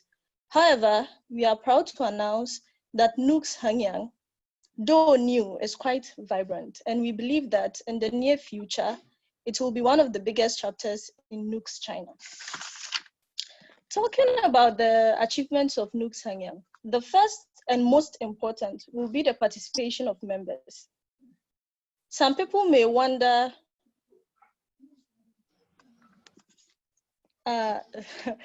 sorry about that. Some people may wonder why this is such a huge deal about the participation. Well, I'd like to use this opportunity to bring up one of the ex-presidents of NUGS-CHINA, the person of Kingsley Boateng. I'm sure we've all heard of his notorious dealings. During his term of office, he decided to go on a fraud spree under the guise of scholarships for students. Even though he was eventually impeached, he succeeded in duping a lot of students without delivering on his promises. A lot of those students who fell victim to Kingsley eventually got admitted to the University of South China. Needless to say, when we decided to establish NUGS-CHINA, most of the students were not interested, since they thought NUGS was out to further exploit them. However, when Honorable Rebecca Entry became the NUGS-CHINA financial controller, with support from some students here on campus, she moved the mountains and the skies in her bid to form a chapter, and her efforts paid off. We realized that the past is not the present, and there are benefits to being members of this larger body of NUGS-CHINA. In order to strengthen our bond as a union, some sporting activities were organized where the chapter played with other nationalities. We held an Aquaba night to welcome new students, and members have been really consistent in the payment of dues locally. However, due to COVID-19, a lot of activities that were planned have come to a standstill. Hopefully, when schools resume normally, NUGS-CHINA will continue on this trajectory of growth. Our main problem here is the payment of dues on the national level. Some students still have reservations about NUGS-CHINA. And though we've been able to alleviate the fears of some students, we also understand the fears of the others. Hopefully, as NUGS-CHINA keeps growing, we'll be able to overcome these few obstacles. As Honorable Rebecca Entry has set the pace, we hope to do our best to make this chapter as successful as it can be. Blessings, and thank you for your attention. Thank you very much. Please, let me put this question through.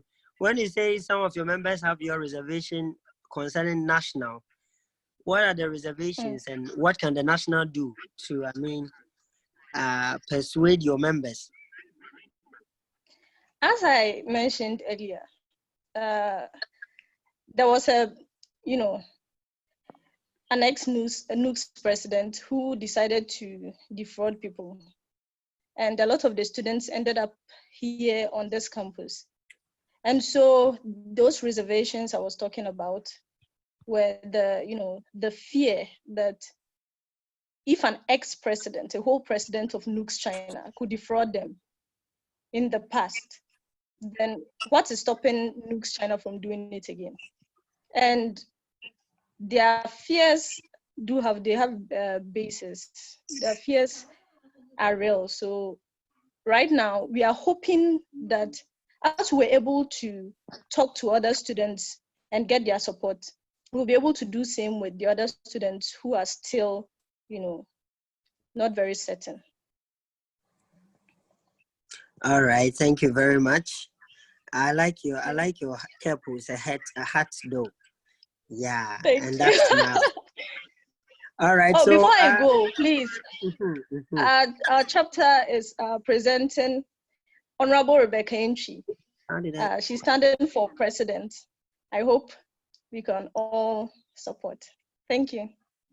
All right. Thank you. Please, the managers of the page, please, I accepted someone with a name, Yanko Hebrews, mistakenly. Please take the person out. Please take the person out for me. The name is Yanko Hebrews. Please, if you came with that name, kindly change to your former name. There's also Pharmaco. Pharmaco or Pharmaco. Please change your name to official name, your chapter, and indicate whether you are an observer or a delegate. Please, quickly, else you'll be taken out. I see Prince Beijing. Indicate if you are an observer or a delegate. Or an aspirant. Godfred Asanto. Okay, you are not in here yet. Okay. Okay. Please, Congress, let me crave your indulgence to let Chendu chapter give their presentation. So Chendu, Honorable Franklin, please come in, and then we go on to the next 5, please, quick. Raise your hand and I will mute you.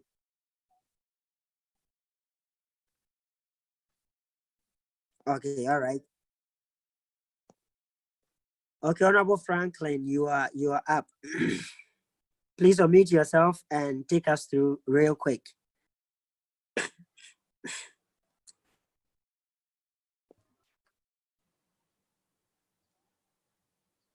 Hello, Honorable Franklin. Hey, asked you on mute.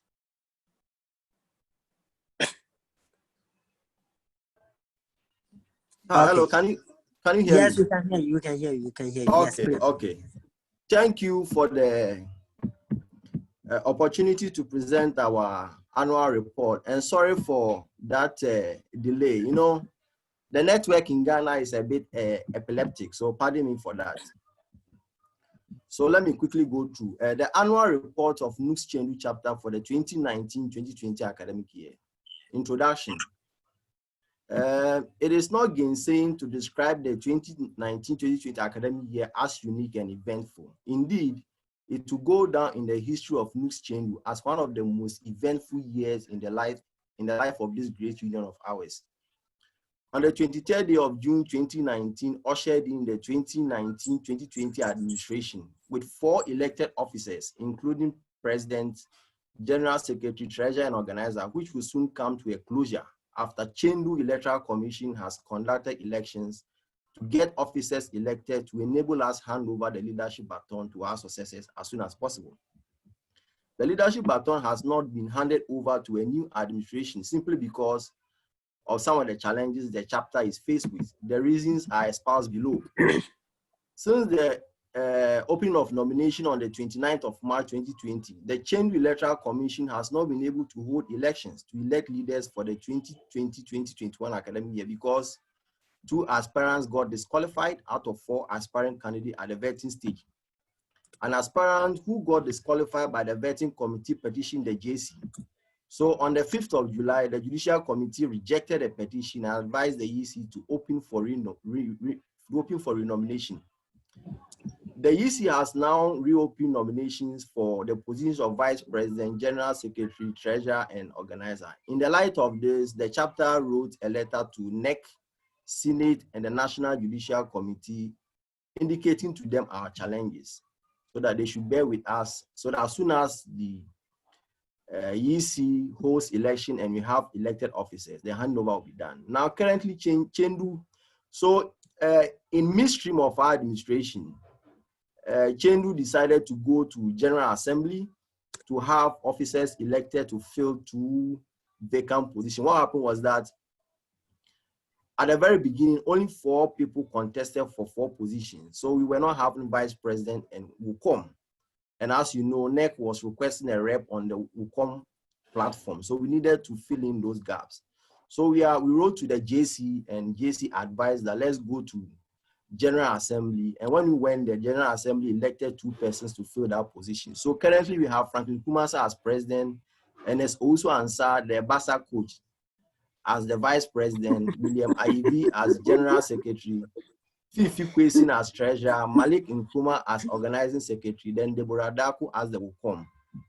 And NUGS-CHINA has about 300 members with 7 affiliate institutions. We have University of Electronic Science and Technology of China, Sichuan Agriculture University, Southwest Petroleum University, Southwest Jiatong University, Chengdu Sports University, Chengdu University, and we have one in between. It's more or less in the Asia. You know, the constitution allows affiliate institutions within Asia province to become affiliate members. So this university is somewhere in Inner Mongolia, and we accepted them to be part of us. Now, in our tenure, we've held 3 general assemblies.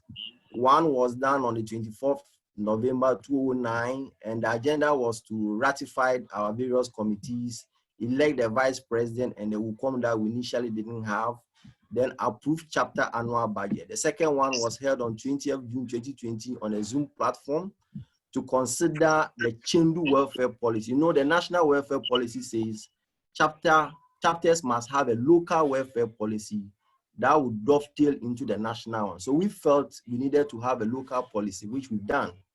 So we look at the shipping matters too. Then on our 3rd General Assembly, that was 1st July.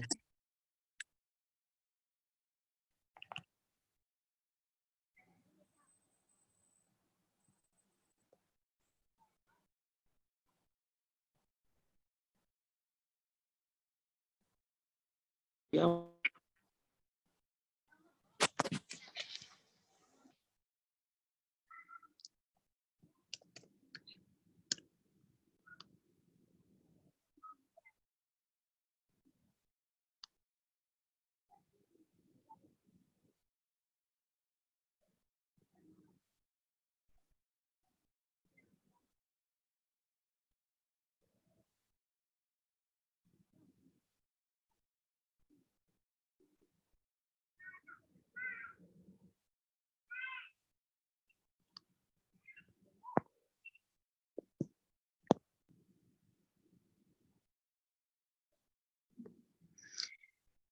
Honorable Franklin, we can't hear you. We lost you.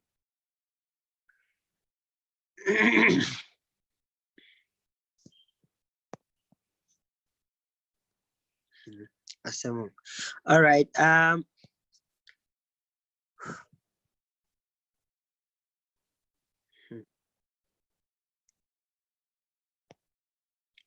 Please, Danjako SG, don't use your position to come here. Please indicate if you are an aspirant, delegate, or if you are an observer, please.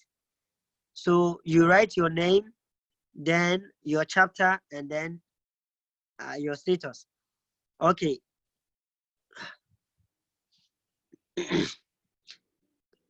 I mentioned the next 5 chapters to go with their report reading. Let me take them again. We have Taiyuan, Yichan, Wuhan, Tianjin, and Janjiako. I think Tianjin is ready. Tianjin is okay. Tianjin is ready. Then Taiyuan. Okay, you follow. So, Honorable Francisca, I'm muting you. Please take us through real quick. I think for Chengdu, you can share the rest of your report to the Congress page on WeChat. Remember, Congress page only, not on any other platform. Thank you. Please, okay, thank you very much.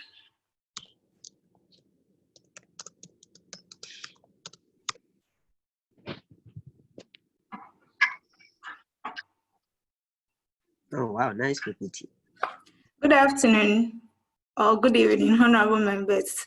My name is Francis Carbo, and I'm representing Tenjin chapter to give the reports for 2019-2020 academic year. Please, can you move on? Okay. So right after the handing over from the 2018-2019 executives on 13 July 2019, we set plans in motion to prepare for the coming year. And some of the plans were to set up committees to get our members involved in the planning and implementation of our activities.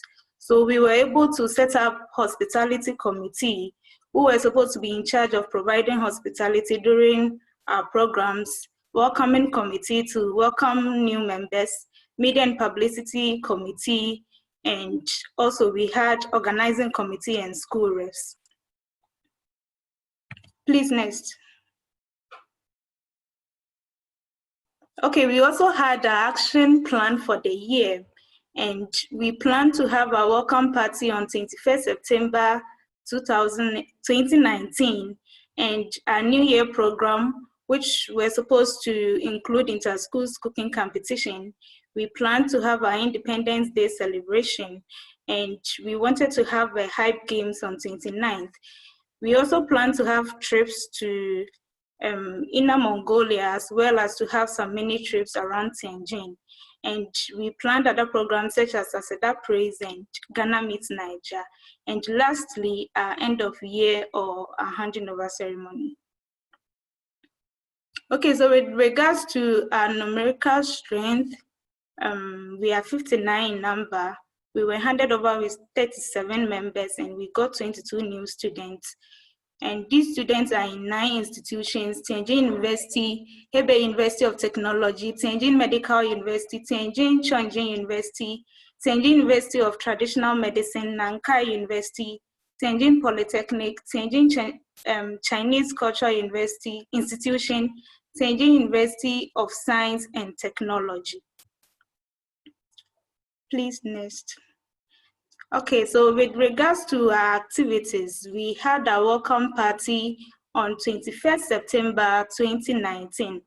And since we had a welcoming committee who were in charge of welcoming new students, and also during the year, we plan to get in touch with our members, our new students, right from Ghana. So by the help of our school reps, we were able to get the list of new students from their school administration. So we got in touch with the new students, and also the NEC helped us with the list of CSC students. So we were able to get in touch with them, and we provided the necessary things they needed to know before coming here. And also we were able to meet them when they got to Tianjin train station, and we helped them to settle in their various schools. So we officially welcomed them on 21st September 2019. Please, next. So these are some gallery of our welcome party. Okay, so our next activity is Ghana Meets Niger.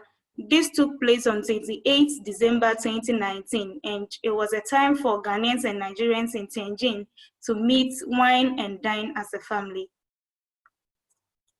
Please, next. So these are some galleries for the Ghana Meets Niger program. Also, our next activity is Gala Night 2. This program is organized by WUCOM and is a sleepover for the ladies in Tianjin. We meet to have a lot of games, food, discussion, dancing, watching of movies. And also during the year, our WUCOM celebrated all the ladies on their birthdays, and also she bought gifts for them. Please, next one. So these are some galleries for the Gala Night 2. Okay, so our last activity is a trip to Jinan. We organized a trip to Jinan on 4th November 2019. And the aim for the trip was to give our members a time off to socialize and to explore our neighboring city. But our goal of solidarity was achieved in an unfortunate condition. Yeah. Please, next. Okay, so in addition to the activities we were able to organize, we were able to strengthen leader-member relationship by distributing our leaders among our members. Also, we were able to get in touch with new students from Ghana, and we helped them from departure till they settled in China. And we were able to visit some schools in Tianjin. We planned visiting all schools, but the pandemic didn't allow us. So we were able to visit Tianjin University and Hebei University of Technology. We were able to also organize some programs on our WeChat page, such as Tria Talk Show, Handball Games, Ebusiamre, Adult Education, Current Affairs in Ghana, and a lot of programs. And these programs help strengthen the unity among members in our chapter. And as I said earlier, we were able to create committees such as welcoming, hospitality, media and publicity, and organizing committee. Please, can you move forward? Okay, so with our financial reports, we were handed over with 1,504.19 UN. And during the year, we had dues for constituting 4,250 UN. And there were some contributions that were made, and it's up to 5,487.50. So in all, during the year, we had a total income of 11,241.69. And with our expenses, we paid 2,000 to national dues.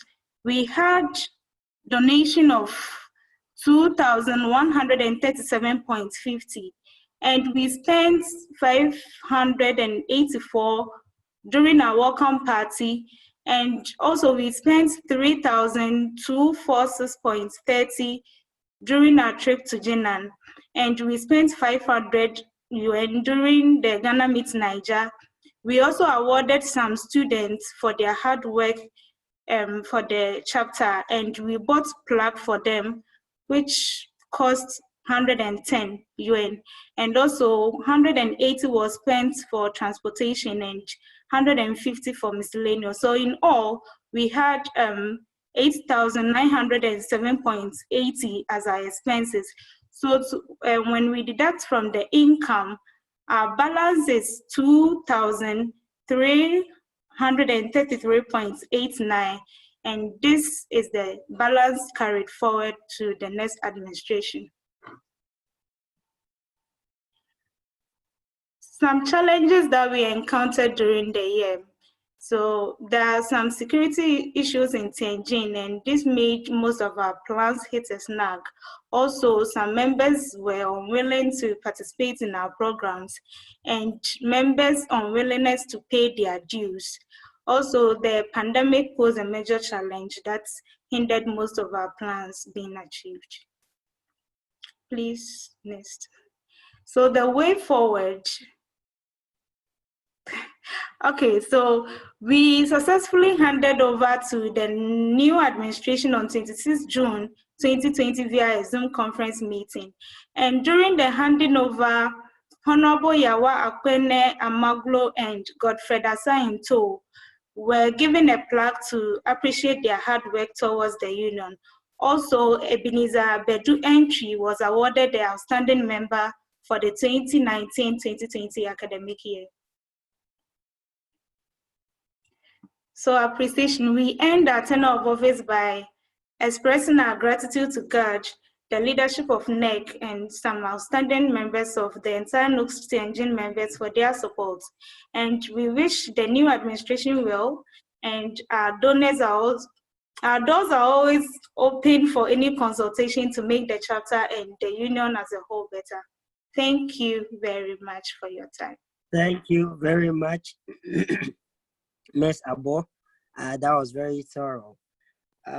We go on to, okay, please, for the sake of time, if you have any question as the report goes on, you can submit in the chat box. You wouldn't have to wait for a minute or two. So Now we have limited it to seconds. 10 seconds after the report. If you don't submit your question, we move on. Thank you.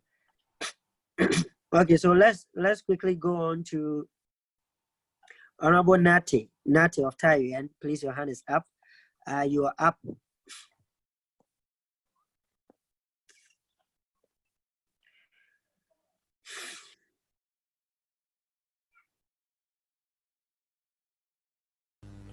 Hello. Yeah, hello, Honorable. We can, yeah. Okay. We can hear you. Thank you so much, and good evening to all of us. My name is Amos Nati, and I'm the current vice president or the vice president for NUGS-CHINA. So I'll present our reports. NUGS-CHINA, though is less than a month old, it is the product of more than a year's work and plan. The chapter, upon careful consultations with the leadership of NUGS-CHINA, successfully held its election on 27th of June 2020 and officially had its set of leaders. It was duly inaugurated in the latest mass inauguration organized by NUGS-CHINA. It presently comprises of 63 registered members. Prior to inauguration, the majority of the activities held had been on how to build a strong sense of belonging of all Ghanaian students in Taiwan. The chapter was able to effectively organize itself and partake in the African Union celebrations held in Taiwan University of Science and Technology, displaying the rich Ghanaian culture through a well-choreographed dance. As a new chapter, is the desire of NUGS Taiwan to represent NUGS China in the best possible way here in Taiwan, and also to serve as a great liaison between the mother group and Ghanaian students in Taiwan. Among the challenges faced are the lack of sufficient participation of members in NUGS China activities, difficulties in dues collection, and the lack of opportunity to gather together as a family due to the COVID-19 situation. The chapter is confident it can overcome these challenges in the soonest possible time so as to become one of the vibrant chapters under the auspices of NUGS China.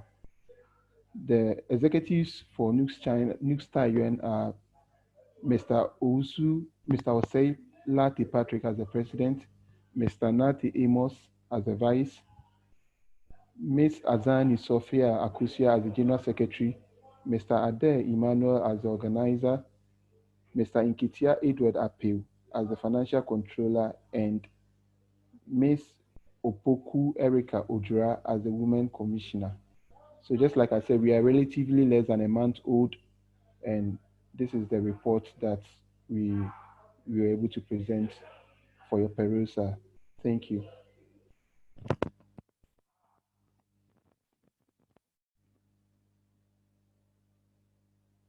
Hello.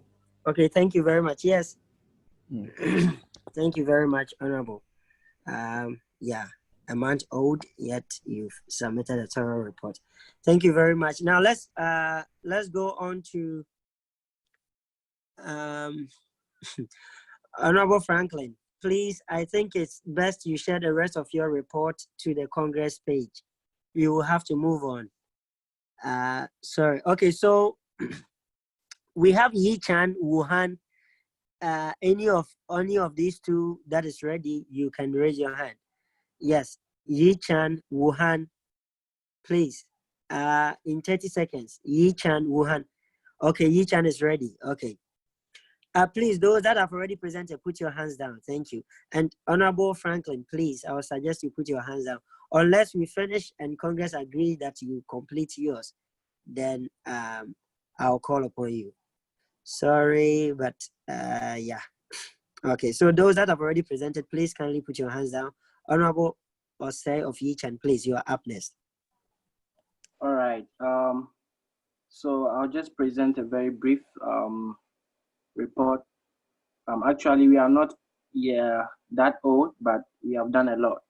Yeah, so I'm the current General Secretary of our Yi-Chan chapter, so I'm just going to read briefly. Yeah, annual report for National Union of Ghanaian Students, NUGS-CHINA, Yi-Chan chapter. The National Union of Ghanaian Students, NUGS-CHINA, Yichang chapter, was inaugurated on the 8th of June 2019 in the China 3 Gorgeous University, as the academic year was almost over by the time of inauguration.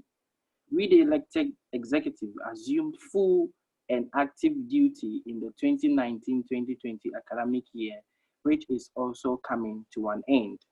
Members, the chapter had a membership of 33 from 2 different schools, 28 members from China 3 Gorgeous University in Yichang, and 5 from Hubei University of Nationalities in Enshi at the time. The chapter was inaugurated so we assumed active duty. At the beginning of the next academic year, that is 2019-2020 year, the number had dwindled a bit as some of the students from China 3 Gorgeous University had graduated and left the school. Currently, the chapter has a membership of 36 students from both universities, 32 students from China 3 Gorgeous University in Yichang, and 4 students from Hubei University of Nationalities in Enshi. Activities on... Sorry, I got interrupted by a call. On 18th October 2019, the union had a general meeting with the old members to discuss the arrival of the new students and also go over the activities, problems, and dues payment for the year. About a month after the general, on 24th November 2019, the union met once again to welcome the new students and members, introduce them to the union, and also give them a bit of insight to what to expect in the school and in China at large. On 30th November 2019, a match was organized between Ghana and Democratic Republic of Congo, of which Ghana came out victorious with 2 goals to 1. At the end of the year, on 31st December 2019, there was an annual end of year dinner and party, of which most of the NUGS-CHINA chapter members were in attendance. The following month is when the whole country was unfortunately thrown into chaos by the coronavirus pandemic, which hindered the rest of the activities of the chapter. After the quarantine and lockdown procedures and rules were relaxed a bit, 2 matches were organized to celebrate our good health and resilience and patience during the hard times. The first match was between Ghana and Gabon, which we won 9 goals to 0. The next was with DR Congo, of which they pulled us to a stalemate. COVID-19. At the end of 2020, just after the schools have officially closed for the new winter vacations, coronavirus, which is currently a world pandemic, caused the schools and cities at large to go under lockdown, where the students were not allowed anywhere outside their dormitories. Some students in China 3 Gorgeous University were sent into quarantine, as a few days prior to the pandemic had been to Wuhan, of which 2 were Ghanaians.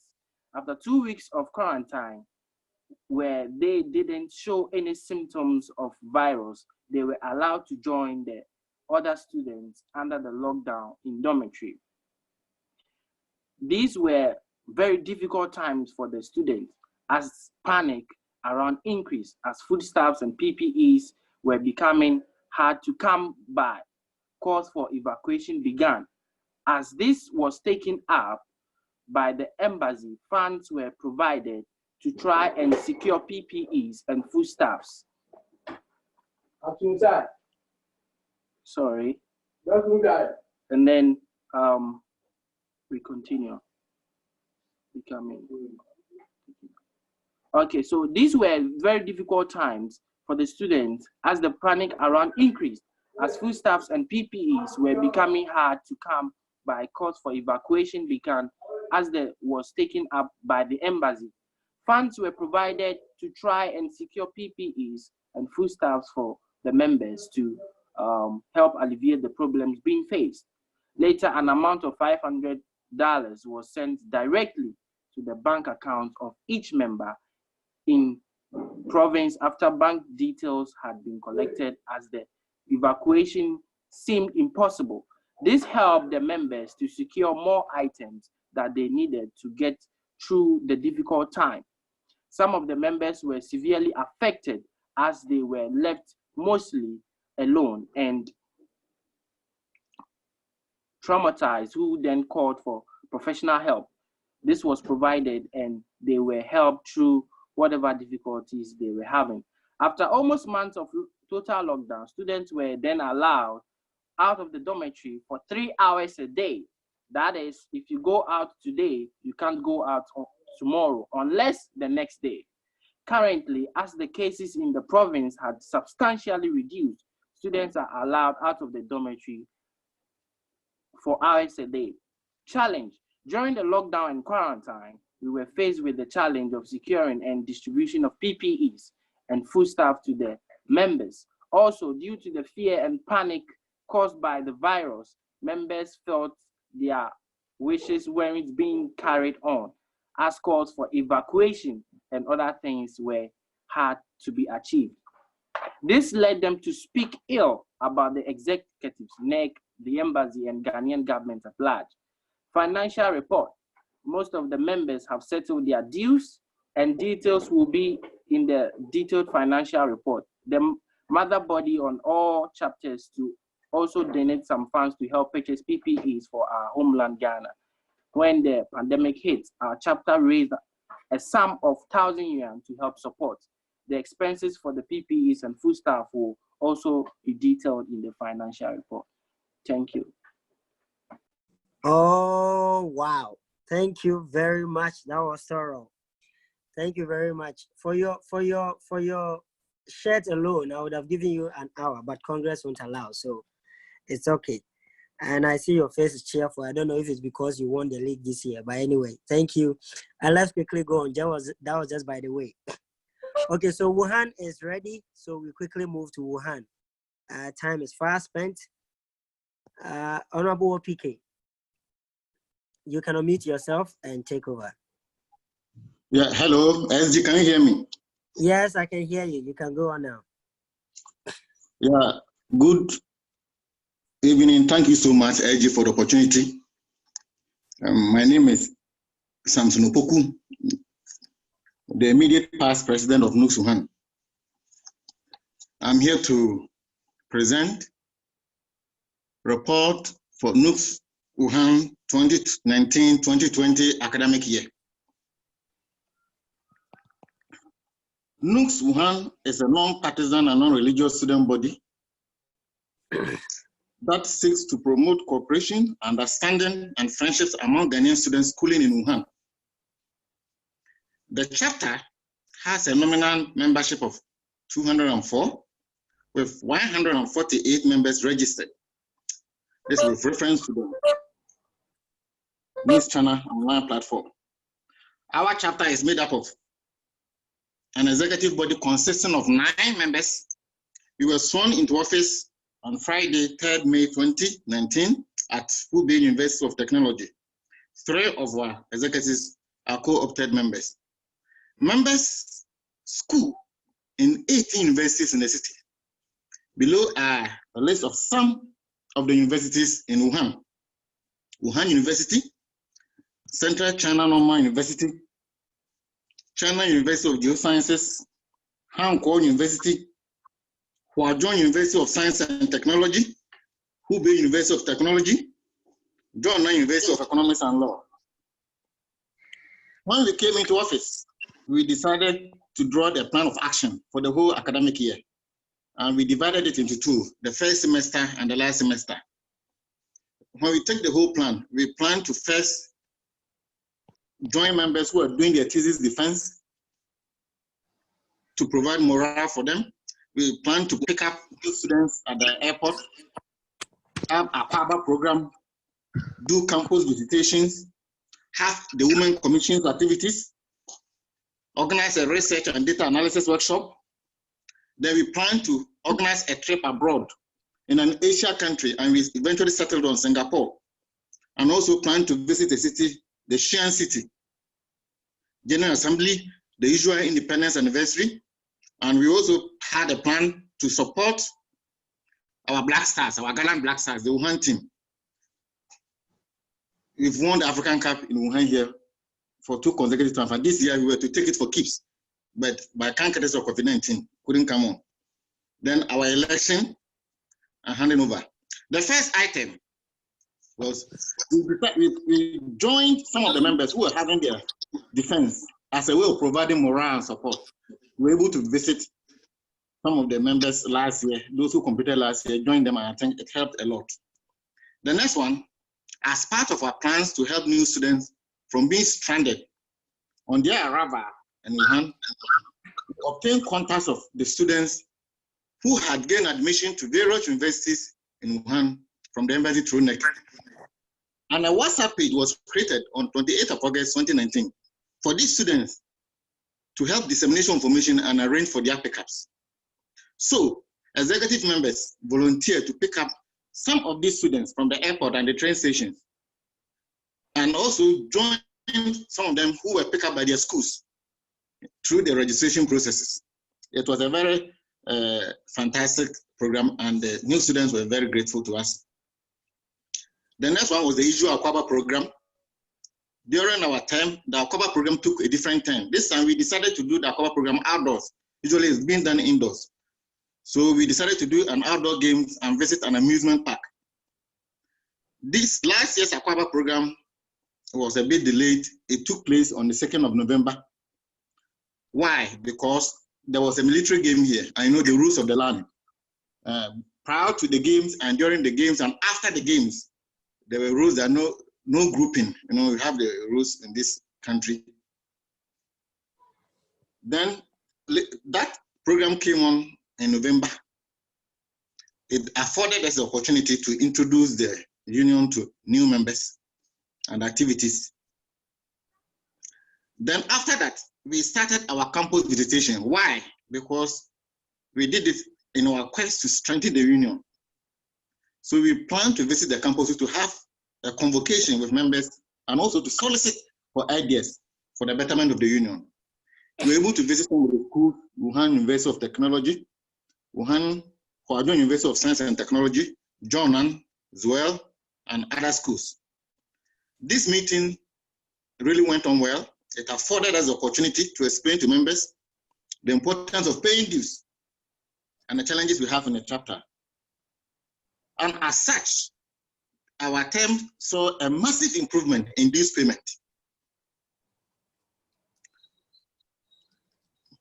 We also scheduled other meetings for other universities, but because of the COVID-19, it couldn't come on. Executives were also able to visit some of the members who were sick and those who had given birth. The Women's Commission, for a long time, the Women's Commission of Wuhan chapter was a bit down. We plan to revive it.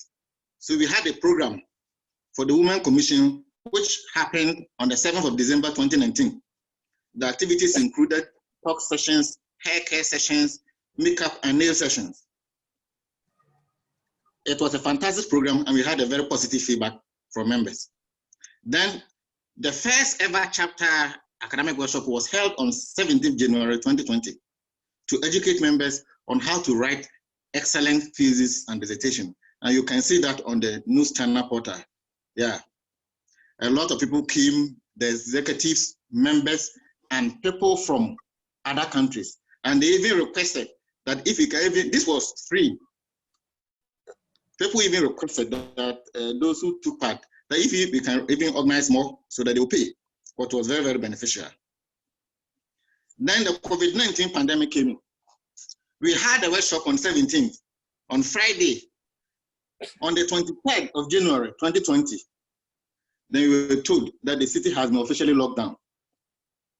And as you all know, I'll make it short for the COVID-19.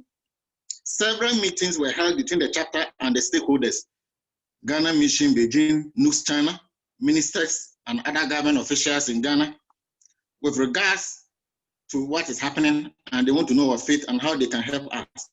We too, as a chapter, we set up a strategic committee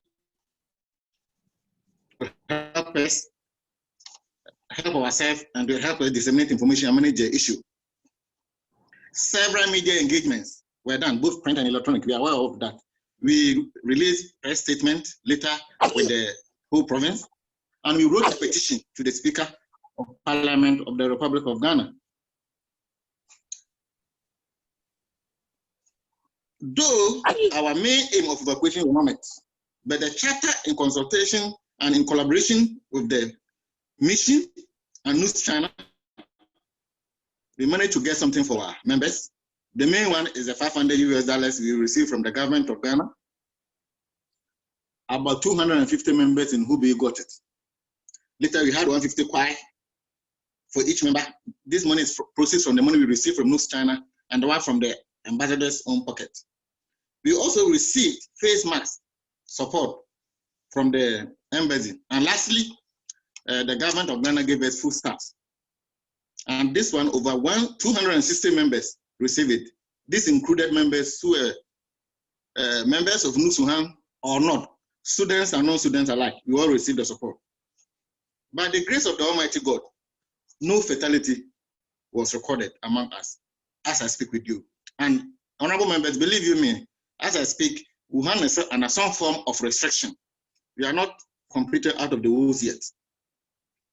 So on behalf of NUGS-CHINA, I would like to thank His Excellency Edward Boateng, the Ambassador of Ghana to China, the Minister Consular, Mr. Abu Osman, and our own President, President One, Honorable Felix Jawado, and his team for all the support we received in Wuhan. We are very, very, very grateful for your support we received from you guys. Our financial report, when we came, we meant an amount of 3,600 RMB. We managed to embark on a frantic campaign on these payments. A lot of members have paid their dues. As I speak, 88 members have paid their dues. So we were able to send 7,550 RMB as part of our national quota to national. And our total expenditure came to 25,260 RMB. As I speak with you, we are leaving behind, or we are giving our incoming executives a huge amount of 10,153 RMB for them to use. Other activities. During our tenure, we joined the national to inaugurate E-CHINA chapter. And our Honorable Vice President, Dr. Adney, and my General Secretary, Comfort Bodo, were in attendance. There were plans far advanced to inaugurate Jinjo chapter, as national is aware, but because of COVID-19, we couldn't do it. We handed over 3 days ago. 3 days ago, we handed over to the new executives. We had an election, there were some litigations, national JC came in, everything has been solved. The election took place on 24th of June, and we handed over on the 8th of July, 2020. Our challenges, obviously, is the COVID-19 pandemic. It affected almost everything. We were almost prepared to go to Singapore. We've done the arrangement, hotels were ready. The date was the issue because members wanted it to coincide with the Valentine's season so that they can have a nice time. So as we were deliberating, then COVID-19 came in. There are numerous campuses in Wuhan, 18 of us, so it's very difficult to visit all. And most times, the academic calendar of members coincide with the program of the union. Yeah, there are some apathy here, but I can say that there's massive improvement in it, and people are gradually showing interest in the union. We also face a challenge to help members who are not even members of NUGS at all, or who are members who are not active, but they get issues and they come to us, and based on, because we are Ghanaians and we are brothers, compassion grounds, we help them. This has been a challenge in Wuhan for some time. And also, the chapter FC has issues with our accounts because we don't have an account. So most of the money are transferred through her own WeChat and messes up with her own money. So in conclusion, I would like to say we thank the Almighty God for everything He has done for us. We thank the National Executive, President Joe, Honorable Ben Carson, yourself, Vice President Nana, and the National FC. Forgive me if I couldn't mention the exact name. Yeah. For all the support we had from you throughout the pandemic, the peak of the pandemic, we had massive, massive support. And may God bless you guys all. And we also thank the embassy in Beijing. Thank you all for your attention. Long live NUGS-CHINA. Long live NUGS-CHINA. Long live Ghana. Thank you. SG, over.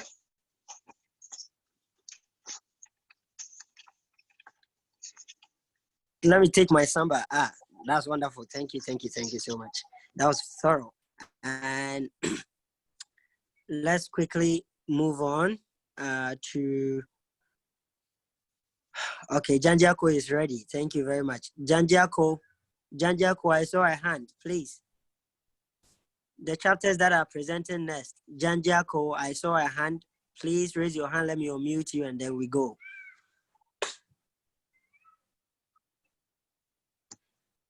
If I skip, okay, all right. Oye is here. All right.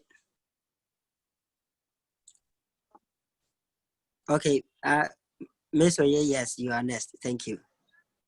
Okay, so good evening, everyone, and thanks to the organizers for this wonderful session. So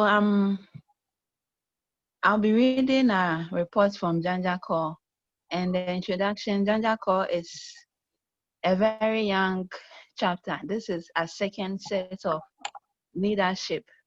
The first set really did a pretty job, even though they were in it for about 4 or 3 months.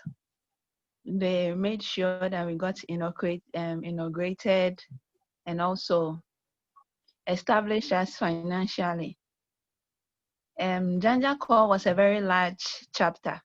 I mean, large as in with a lot of Ghanaian students, even though it's only one school.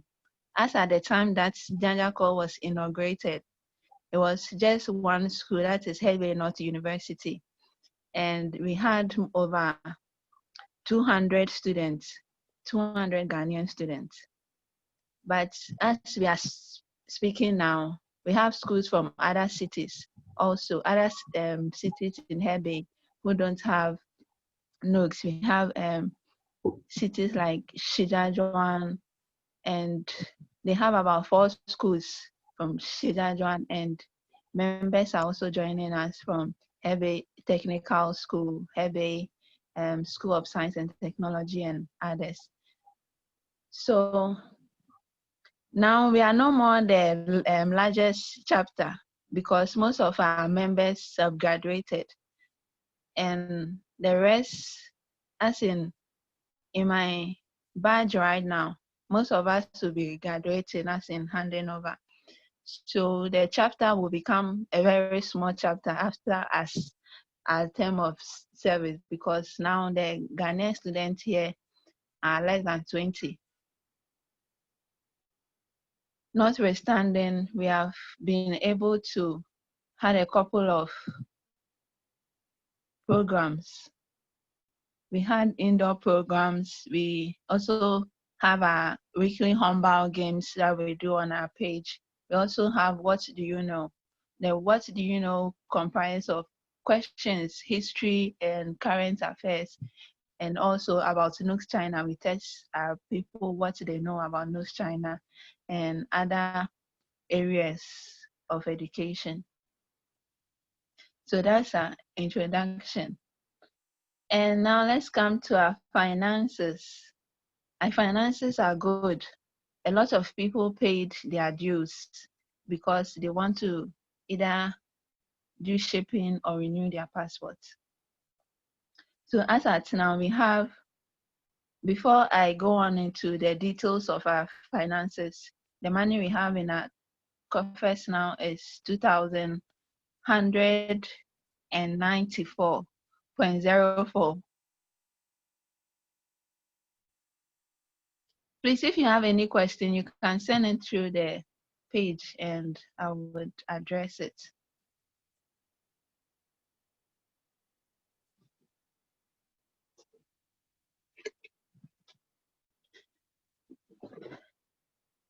Okay.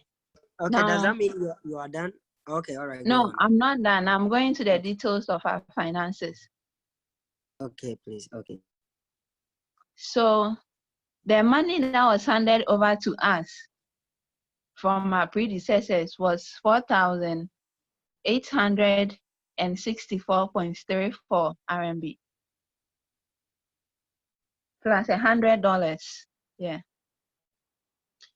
And then when they handed over to us, they've not paid national dues. So after they handed over, we paid national dues to the then time old financial controller, Honorable Becky.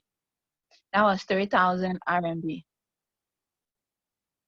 And also, we have a separate account for NUGS-CHINA core account on WeChat. So that account, we purchase airtime for the account. That was 100 RMB for the accounts to just keep it running so that they don't block the number. And the money we spent was 6,544. That was the money spent on also dues payments in this time of service. We also made dues payment of 2,000 RMB, making the dues payment to national altogether 5,000. And we've had 8 passport renewals from our chapter, which all the money goes to the National Financial Controller. So, yeah, and also we had welfare of 888. A student was in need, and we helped a student 888 RMB. So, making our money in the coffers 2,194.04 RMB. Yes. So please, I'm done if there's any question.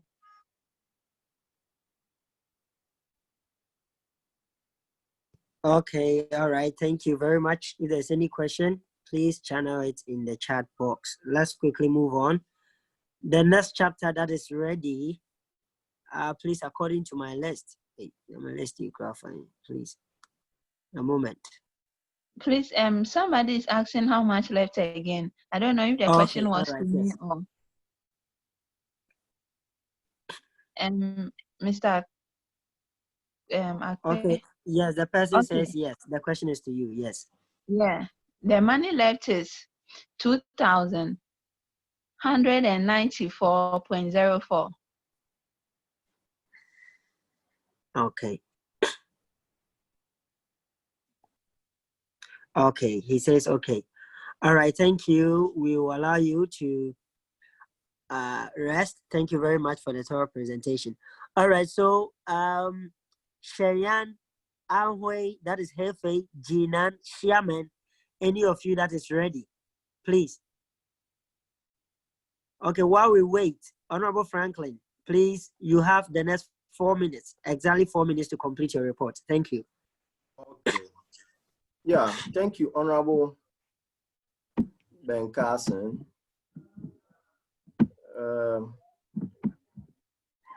So let me quickly wrap up. Yeah, so activities that we mounted, continuation. We organized a welcoming program for freshers that includes airport pickup, and once we pick them up, we give them refreshment. In fact, this was an operation with DAP, red carpet reception, and if you go to Chengdu, they will attest.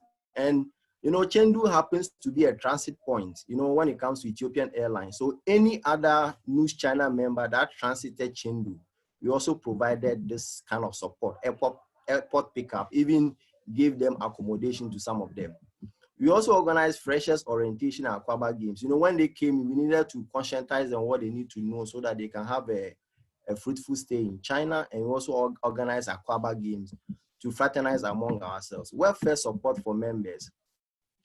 In our initial stages of administration, as I indicated earlier, most of our members were facing this rampant arrest. So 2 Ghanaian guys were detained and we had to go in to seek for their bail. When we eventually got their bail, they were deported. So we needed to raise funds to buy the air ticket for one, which we did. We raised about 3,455 RMB. And I even indicated this to the Deputy Ambassador when I came to Nanjing Congress in 2009. We did a lot of financial support for members under welfare. And lately, there's a member who was bedridden. He had a kidney surgery that we had to escalate his consent to National Welfare Committee. And National did a yeoman's job by extending to us 2,000 RMB. So then we also organized commemorative plaques to celebrate the 70th anniversary of People's Republic of China. There's an idea that we cooked and we discussed with National, but we went ahead to do it with the blessing of the National President.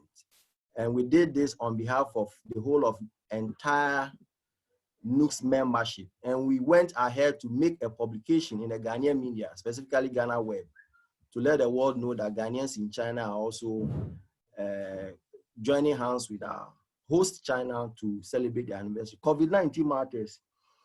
Our zonal reps help us in coordinating activities in various affiliate universities. So at the time that the logistics from National wasn't coming, the various universities were trying to support. So the zonal reps assisted in this regard. And when NEC also provided those logistics, nose masks, they were distributed fairly and nobody was cheated. Kwame Nkrumah Memorial Day celebration, this day was organized to honor our great Osagifo, Dr. Kwame Nkrumah. NUGS-CHINA also formed a committee, that's review committee, to work on the public university. You know, Parliament of Ghana came out with a memo requesting for input from Ghanaians all over the world, which we did. So Chendu presented a memo and we went to Parliament to discuss that memo. And we also organized graduation awards party for those who graduated in 2019. And at this graduation awards party, we had postdoctoral students, Ghanaians who have excelled in various areas of endeavor. So we honored them to let them know that we appreciate their efforts. Now, dues and remittances, when we took over, we were able to generate 23,400 RMB, and we remitted 10,600 to National, and 12,800 and 400 has been the money that we've used at the local level. What we have left in our coffers is 3,600. The balance before our assumption of office is 4,200. We also organized inter-country programs in China. What we did was that we adopted the programs that the various affiliate universities are doing. So for instance, if USCT is organizing inter-country football games, Chendu come in to support. And we've won the cultural festival at Sichuan Agriculture, the cultural festival at Chendu.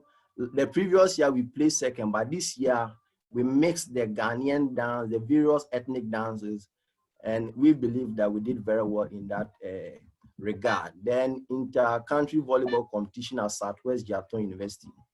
Now, when we took over, we felt that the union needed a rebranding. So we started procuring these items. So for the first time, we procured national flags tray.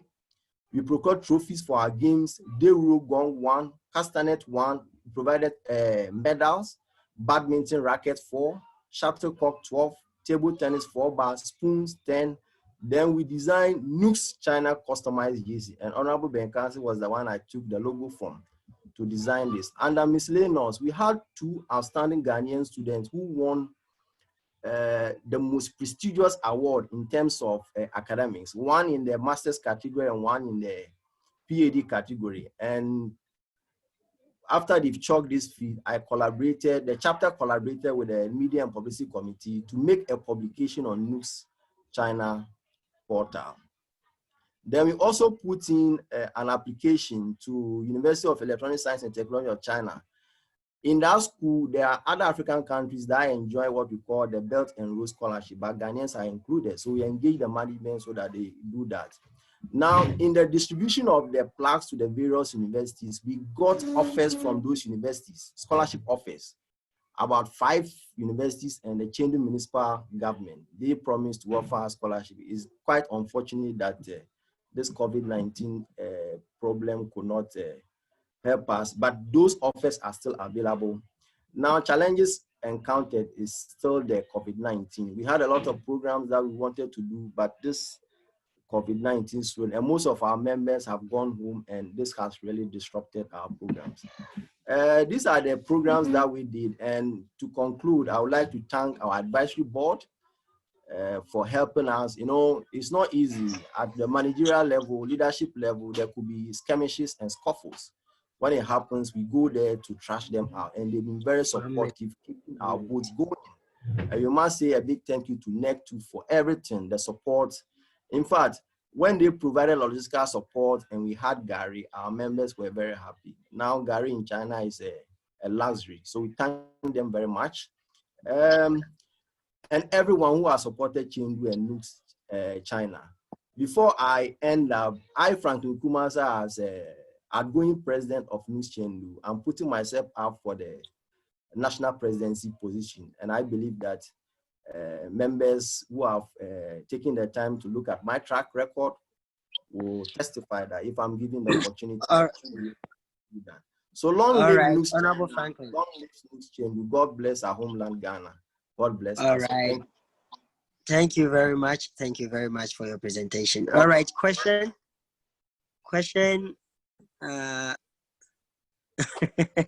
Someone say compare report. Okay, all right, that's good from Chindu. All right, thank you. Now I've been prompted by the LOC that because our guest speaker for today is almost ready, and we would have to adjust the time for him. So we are going to end this section at 6:45, maximum latest 6:50. And then we take a 5 minutes break. And then when we come back, our guest speaker, the inventor, one of the inventors of fiber optics, one of Ghana's finest, and one of the world's most gifted brains and hands, Dr. Thomas Mensah, is going to speak to us about the role of invention and what Ghana needs in terms of living beyond aid. In terms of our Ghana beyond aid, what role does invention and all these ingenuity play? So it's going to be a nice discussion. Please invite your chapter members. I'm sure a lot of chapter members don't know how to join because you haven't communicated the circular that is going around to them. They can join, but they should change their IDs with their name, their chapter, and indicate as observer. Please, I'm pleading with all chapter members. We want the house to be full. And please, a lot of people are waiting behind you. You are not allowing them in because they are not changing their names to the right way. All right, so thank you. Please forward the communique, the circular to your chapter pages and entreat them to join. Yes, you have joined. Please tell your people to join after 6:50. Even now, they can still join and take part. All right, Honorable Franklin, you can put your hands down. Okay. Thank you very much. Sheriff of Anhui, I think Anhui is ready. Okay. Honorable Sheriff, raise your hand on the page, not the chat, on the participants list, not the chat box, so that I can unmute you. Sheriff.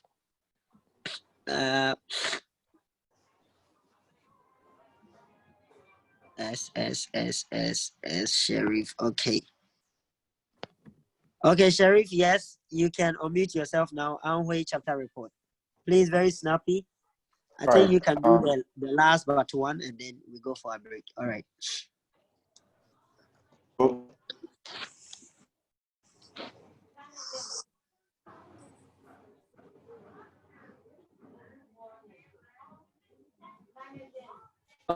on now. You can go on now.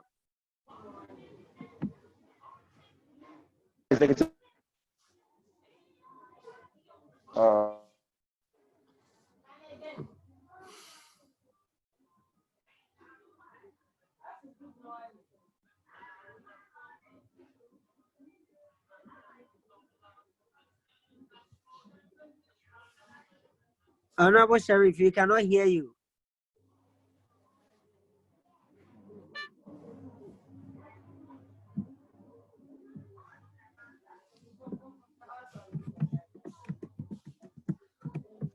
Hello. Go. Hello. Let's go. We can hear you now. Let's go. Yes. Let's go, please. Hurry So up. can you Thank hear me you. now?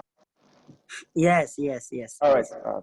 Mr. Chairman, National Executive Committee members, members of the Senate, distinguished chapter representatives and delegates, all protocols duly observed.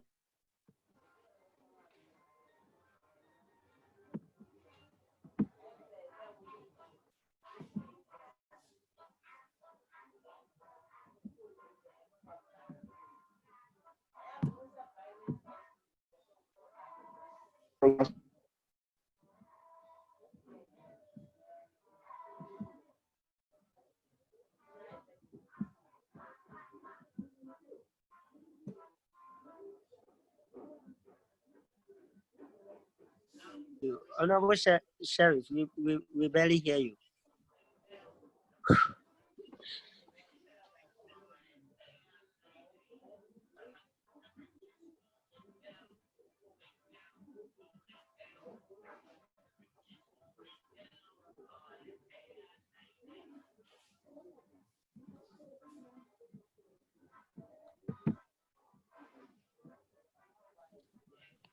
Honorable Sheriff.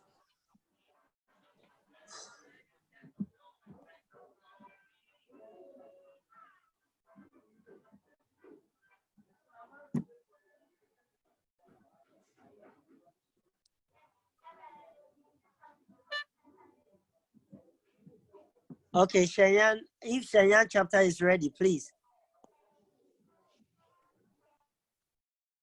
Cheyenne chapter, Cheyenne, Jinan, Cheyenne, Shaman, any of you.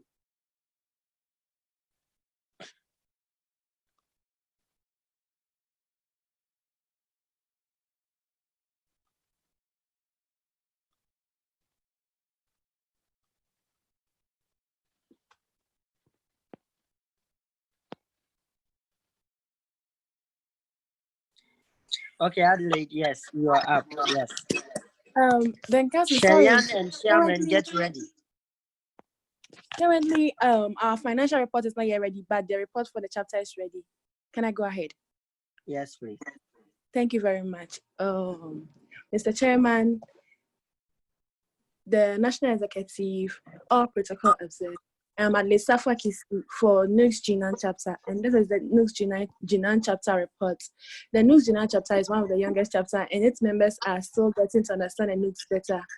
It was inaugurated on 1st January 2020, and its executives include Bismarck Kusiapia, President, Justice Akumba, Financial Secretary, Alisa Fuakisi, Secretary, Joseph Ishon, Organizer. The chapter currently has 28 registered members from 5 different institutions: Shando University, Shando Normal University, Shando GNG University, Shando University of Traditional Medicine, and Weifan University of Science and Technology. Since it's a baby chapter, not much of activity have been organized, and also due to the pandemic, coronavirus, members are scattered around. Some are home, some are outside campus and different campus staff. So we've not been able to meet and have much of an activity after a skiing activity which was organized in the month of January. But a little dance still holds memory and bonds us together as family. Talk of challenges, there have been a few, some of which include paying of dues and getting members to participate actively. So this is the report. On behalf of my fellow executives and members of GINA chapter, we want to say a big thank you. Thank you. All right, thank you very much. That was from Jinan. Please, the tech team, that was from Jinan. Yeah, please, someone want to speak?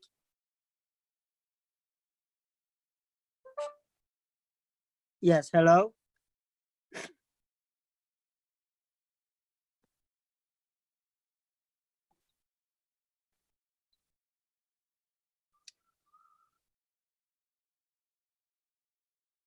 Okay. Sorry, Shaman chapter, Shaman chapter, please.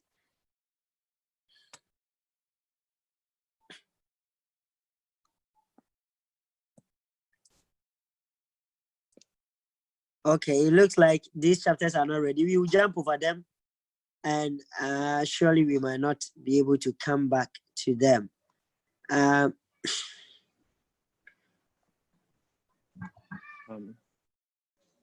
Our break is also almost up. Yes. All right. Who wants? Yes. Honorable. Honorable. Hello. Okay. So this is what we are going to do now. Because the vetting committee is standing by, we can't push the introduction of aspirants deep into the night because we need to do that before we can start the vetting process. So before we go for the dinner break, Mr. Felix is standing by to do the introduction of aspirants, and then we go for the dinner break so that the vetting committee can commence with their work. Then when we come back, we have the first speaker speech, and then we continue with the report reading. Okay, so it means what time do we take the break, and what time does His Excellency Felix give the list of aspirants?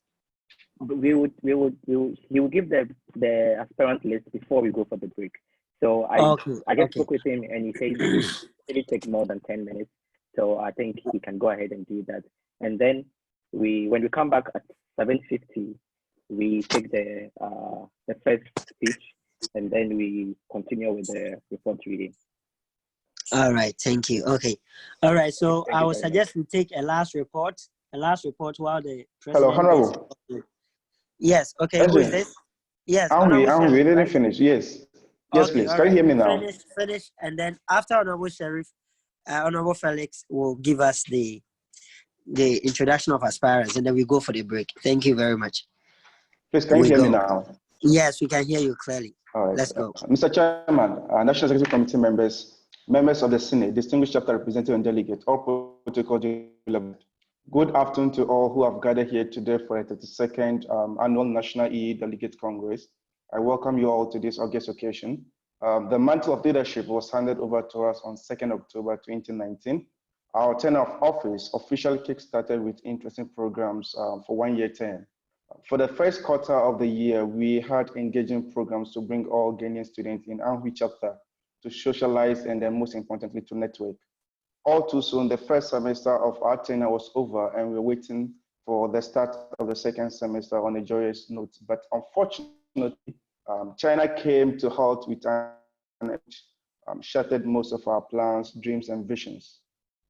In a short while, the world came to a standstill with what is known to be the outbreak of COVID-19. Faced with pandemic and still facing the pandemic as of now, it is not what happened that matters, but how we were able to strategically position ourselves to tackle them. And I think NUGS-CHINA, in collaboration with the embassy as well as interested stakeholders, came to our rescue for providing relief items for our survival to my chapter and as well as other chapters. Well-thought programs were virtually to ease the tension that the COVID-19 pandemic came with. NUGS-CHINA also, in collaboration with interested stakeholders, provided financial aid to struggling students. All the strategies went a long way to reduce the burden and facilitate the already existing relationship between NUGS-CHINA and its various chapters.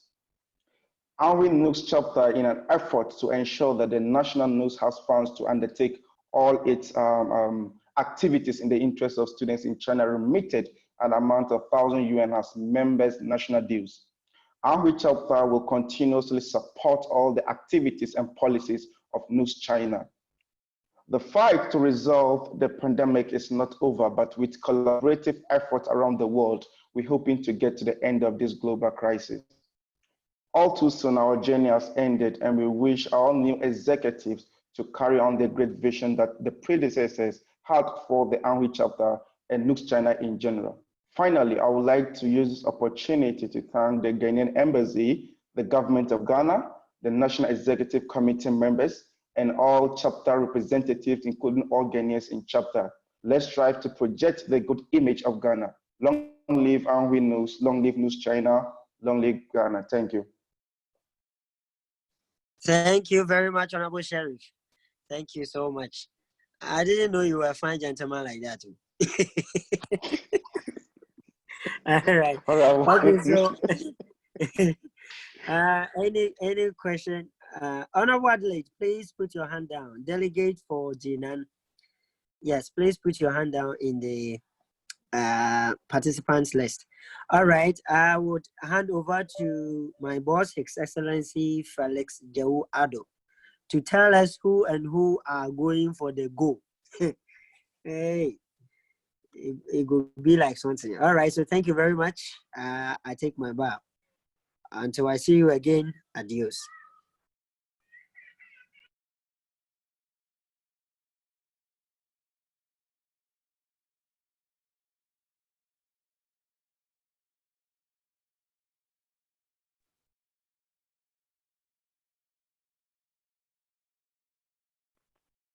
Okay, Honorable Felix.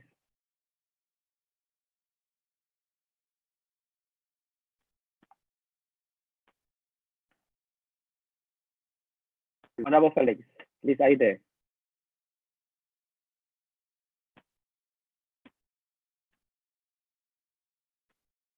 Hello.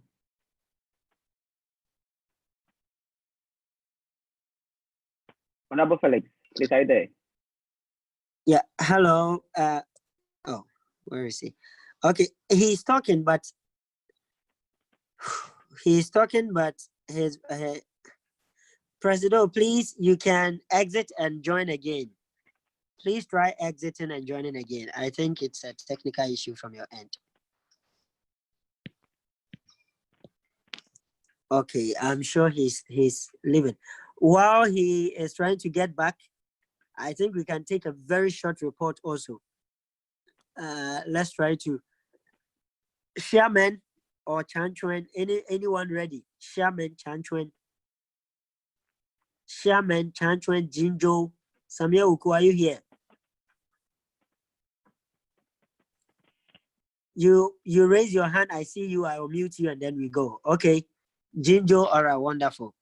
Okay, so please, try or mute yourself and let's go. All right, thank you very much, Honorable Randy. There we go. You are up. Let's go.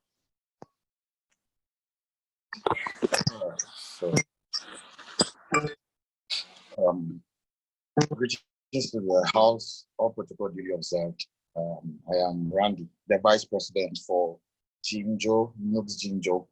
Permit me out of the skill of my boss, Samir Uku, to do this brief presentation. NUGS-CHINA is a newly birthed chapter. After several debates about the need to join, we are finally here. Though people are still yet to settle fully with the idea, we are still here.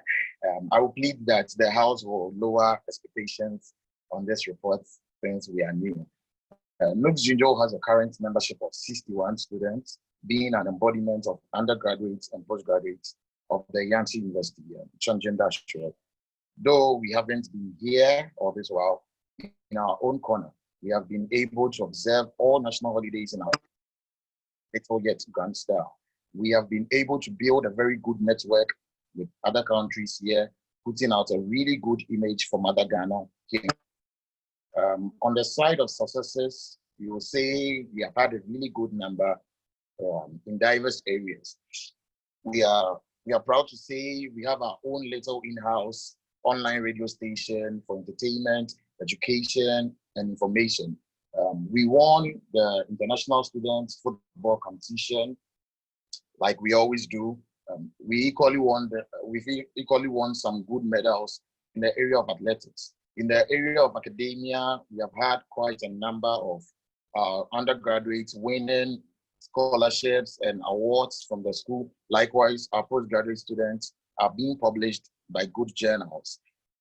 On the side of challenges, we will say a number of students, like I said, are still not well settled or not well positioned with the idea of joining NUGS-CHINA. However, we are hopeful to weather the storm as we go on. I will end by saying a very big thank you to the ambassador, to NEC, and to Ghana as a whole for the relief items, and to our Honorable Ben Carson. We'd like to say thank you for all the blows you received at the point of negotiation. And we promise that as we are to the development of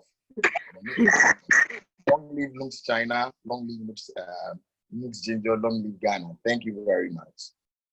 Thank you very much. My face are still swollen those blows. All right. Thank you. I'm sure Honorable Felix is ready.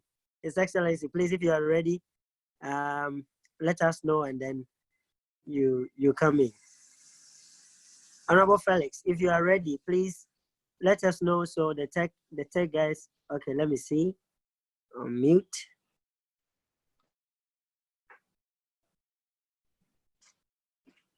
What is happening?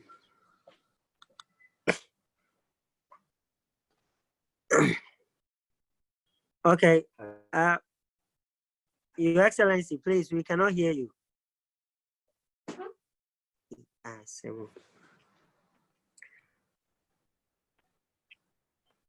Your Excellency. Okay. So while we wait for him to rectify the. Okay. Is it my problem? Can you hear me? Can you hear me? Yeah. Yeah, Ben, we can hear you. Awesome. Okay. Maybe he can call you and then you put it on loudspeaker and he can go ahead. Yeah, I think we can do that. Okay, wait, that will be on this other phone. Okay, just a moment. Okay, so while we wait, please, Chairman. Chairman,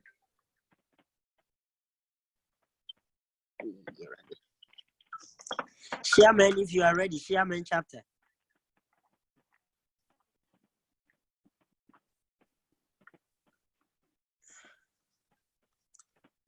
Okay.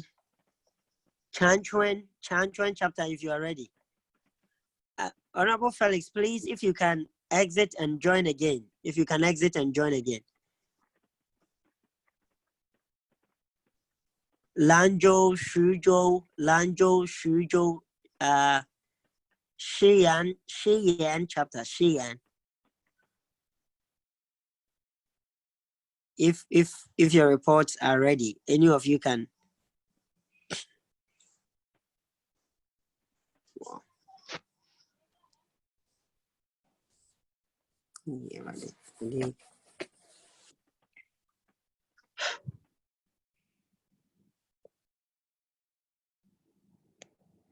Okay. Honorable Felix is joining again.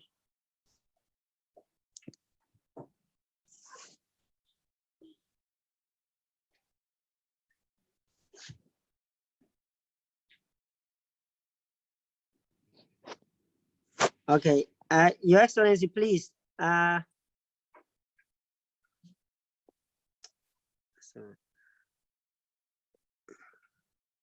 Hello.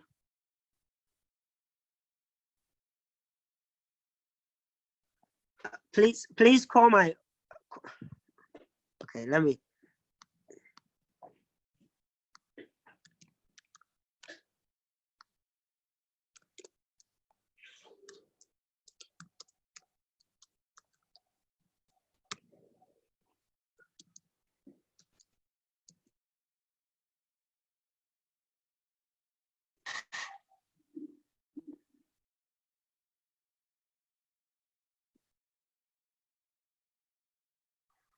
Okay, please let's be a bit. Okay, Shujo is ready.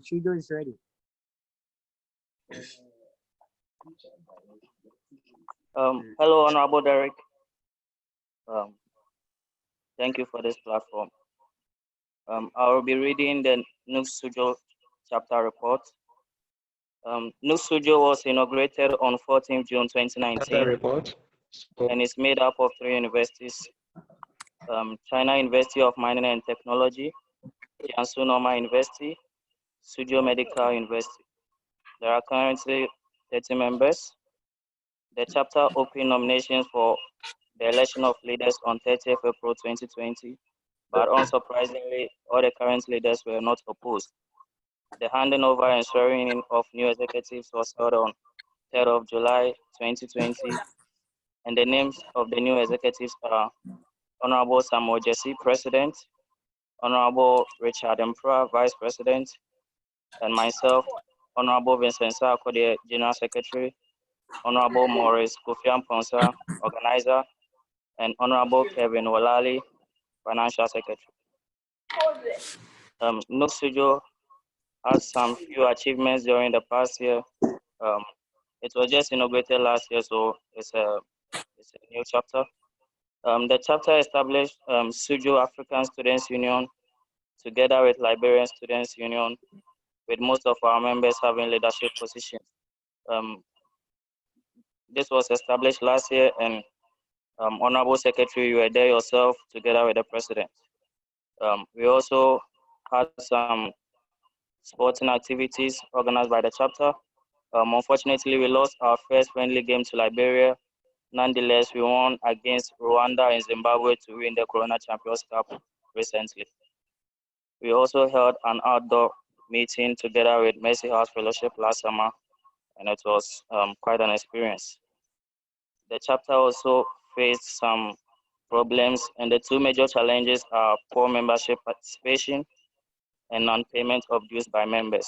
So regarding the financial report, the accumulated dues paid by members was around 500 UN.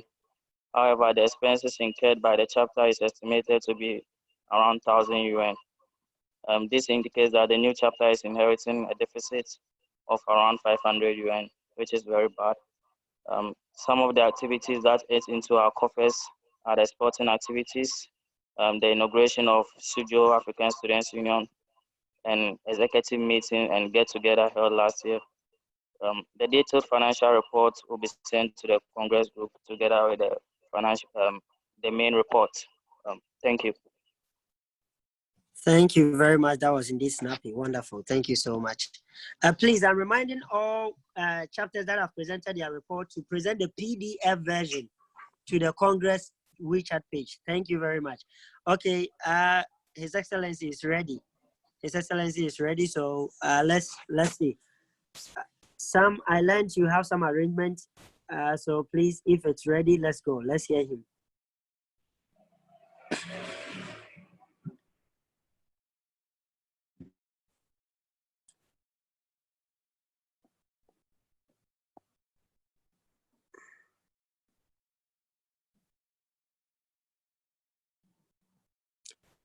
Sam.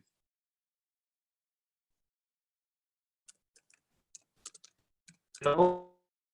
Yeah, hello. Are you going to project his voice or? Hello, can you hear me now? Yes, we can hear you. Yes. Okay, I'm sorry for technical problem.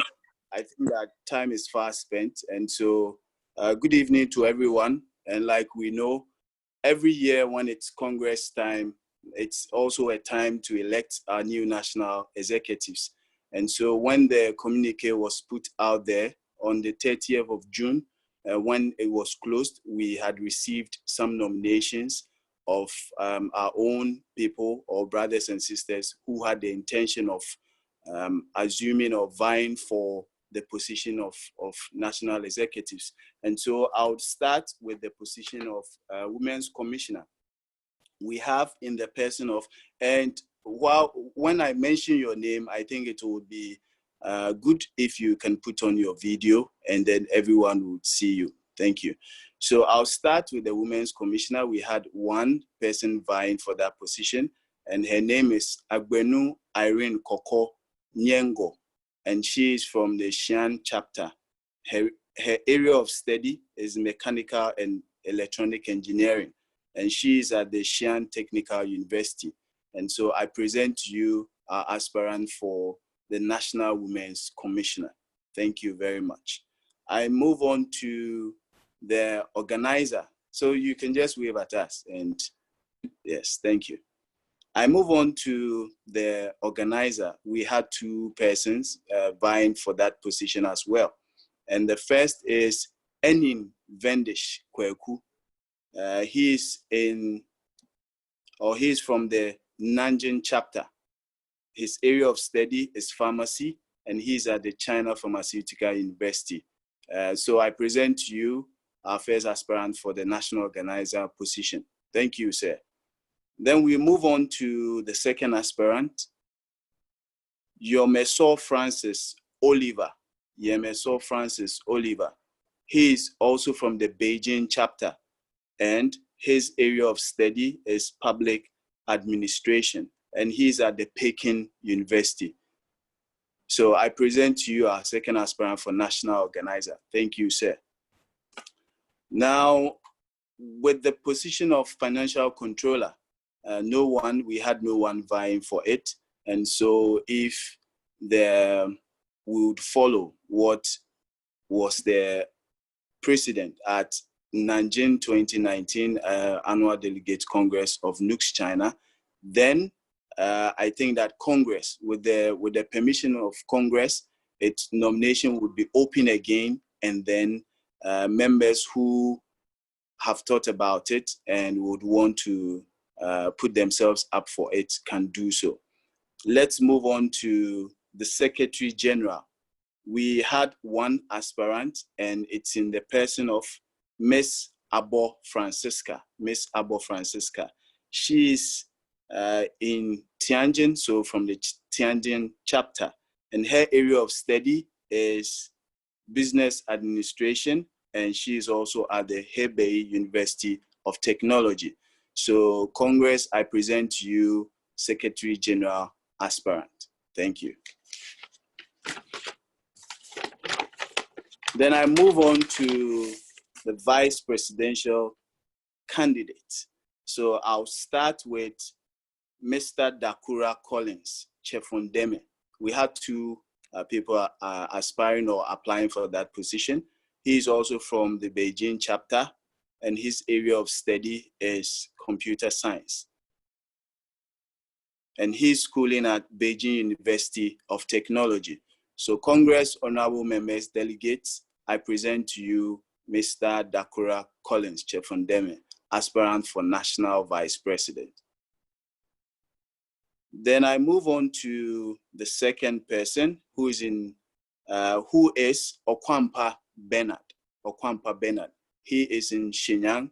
His area of study is also computer science. So this year we have a lot of computer scientists vying for the position of national vice president. And he is in Shenyang Institute of Engineering. So I present to you our second aspirant for the national vice president position. Thank you, sir. Then we move on to the ultimate. I believe that all the positions are very important, but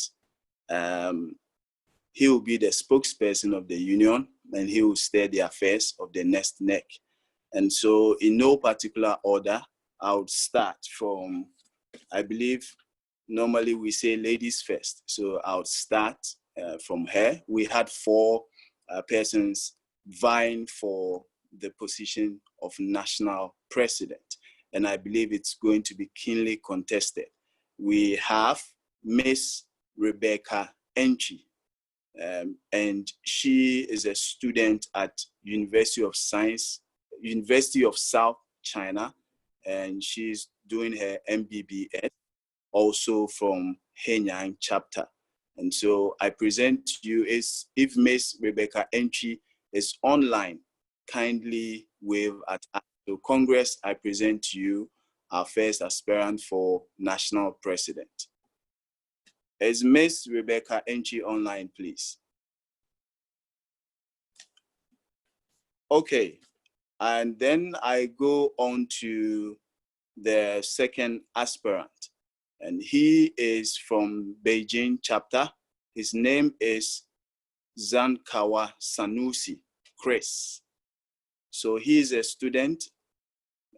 His area of study or expertise is international business and economics. So I present to you Mr. Zankawa Sanusi Chris.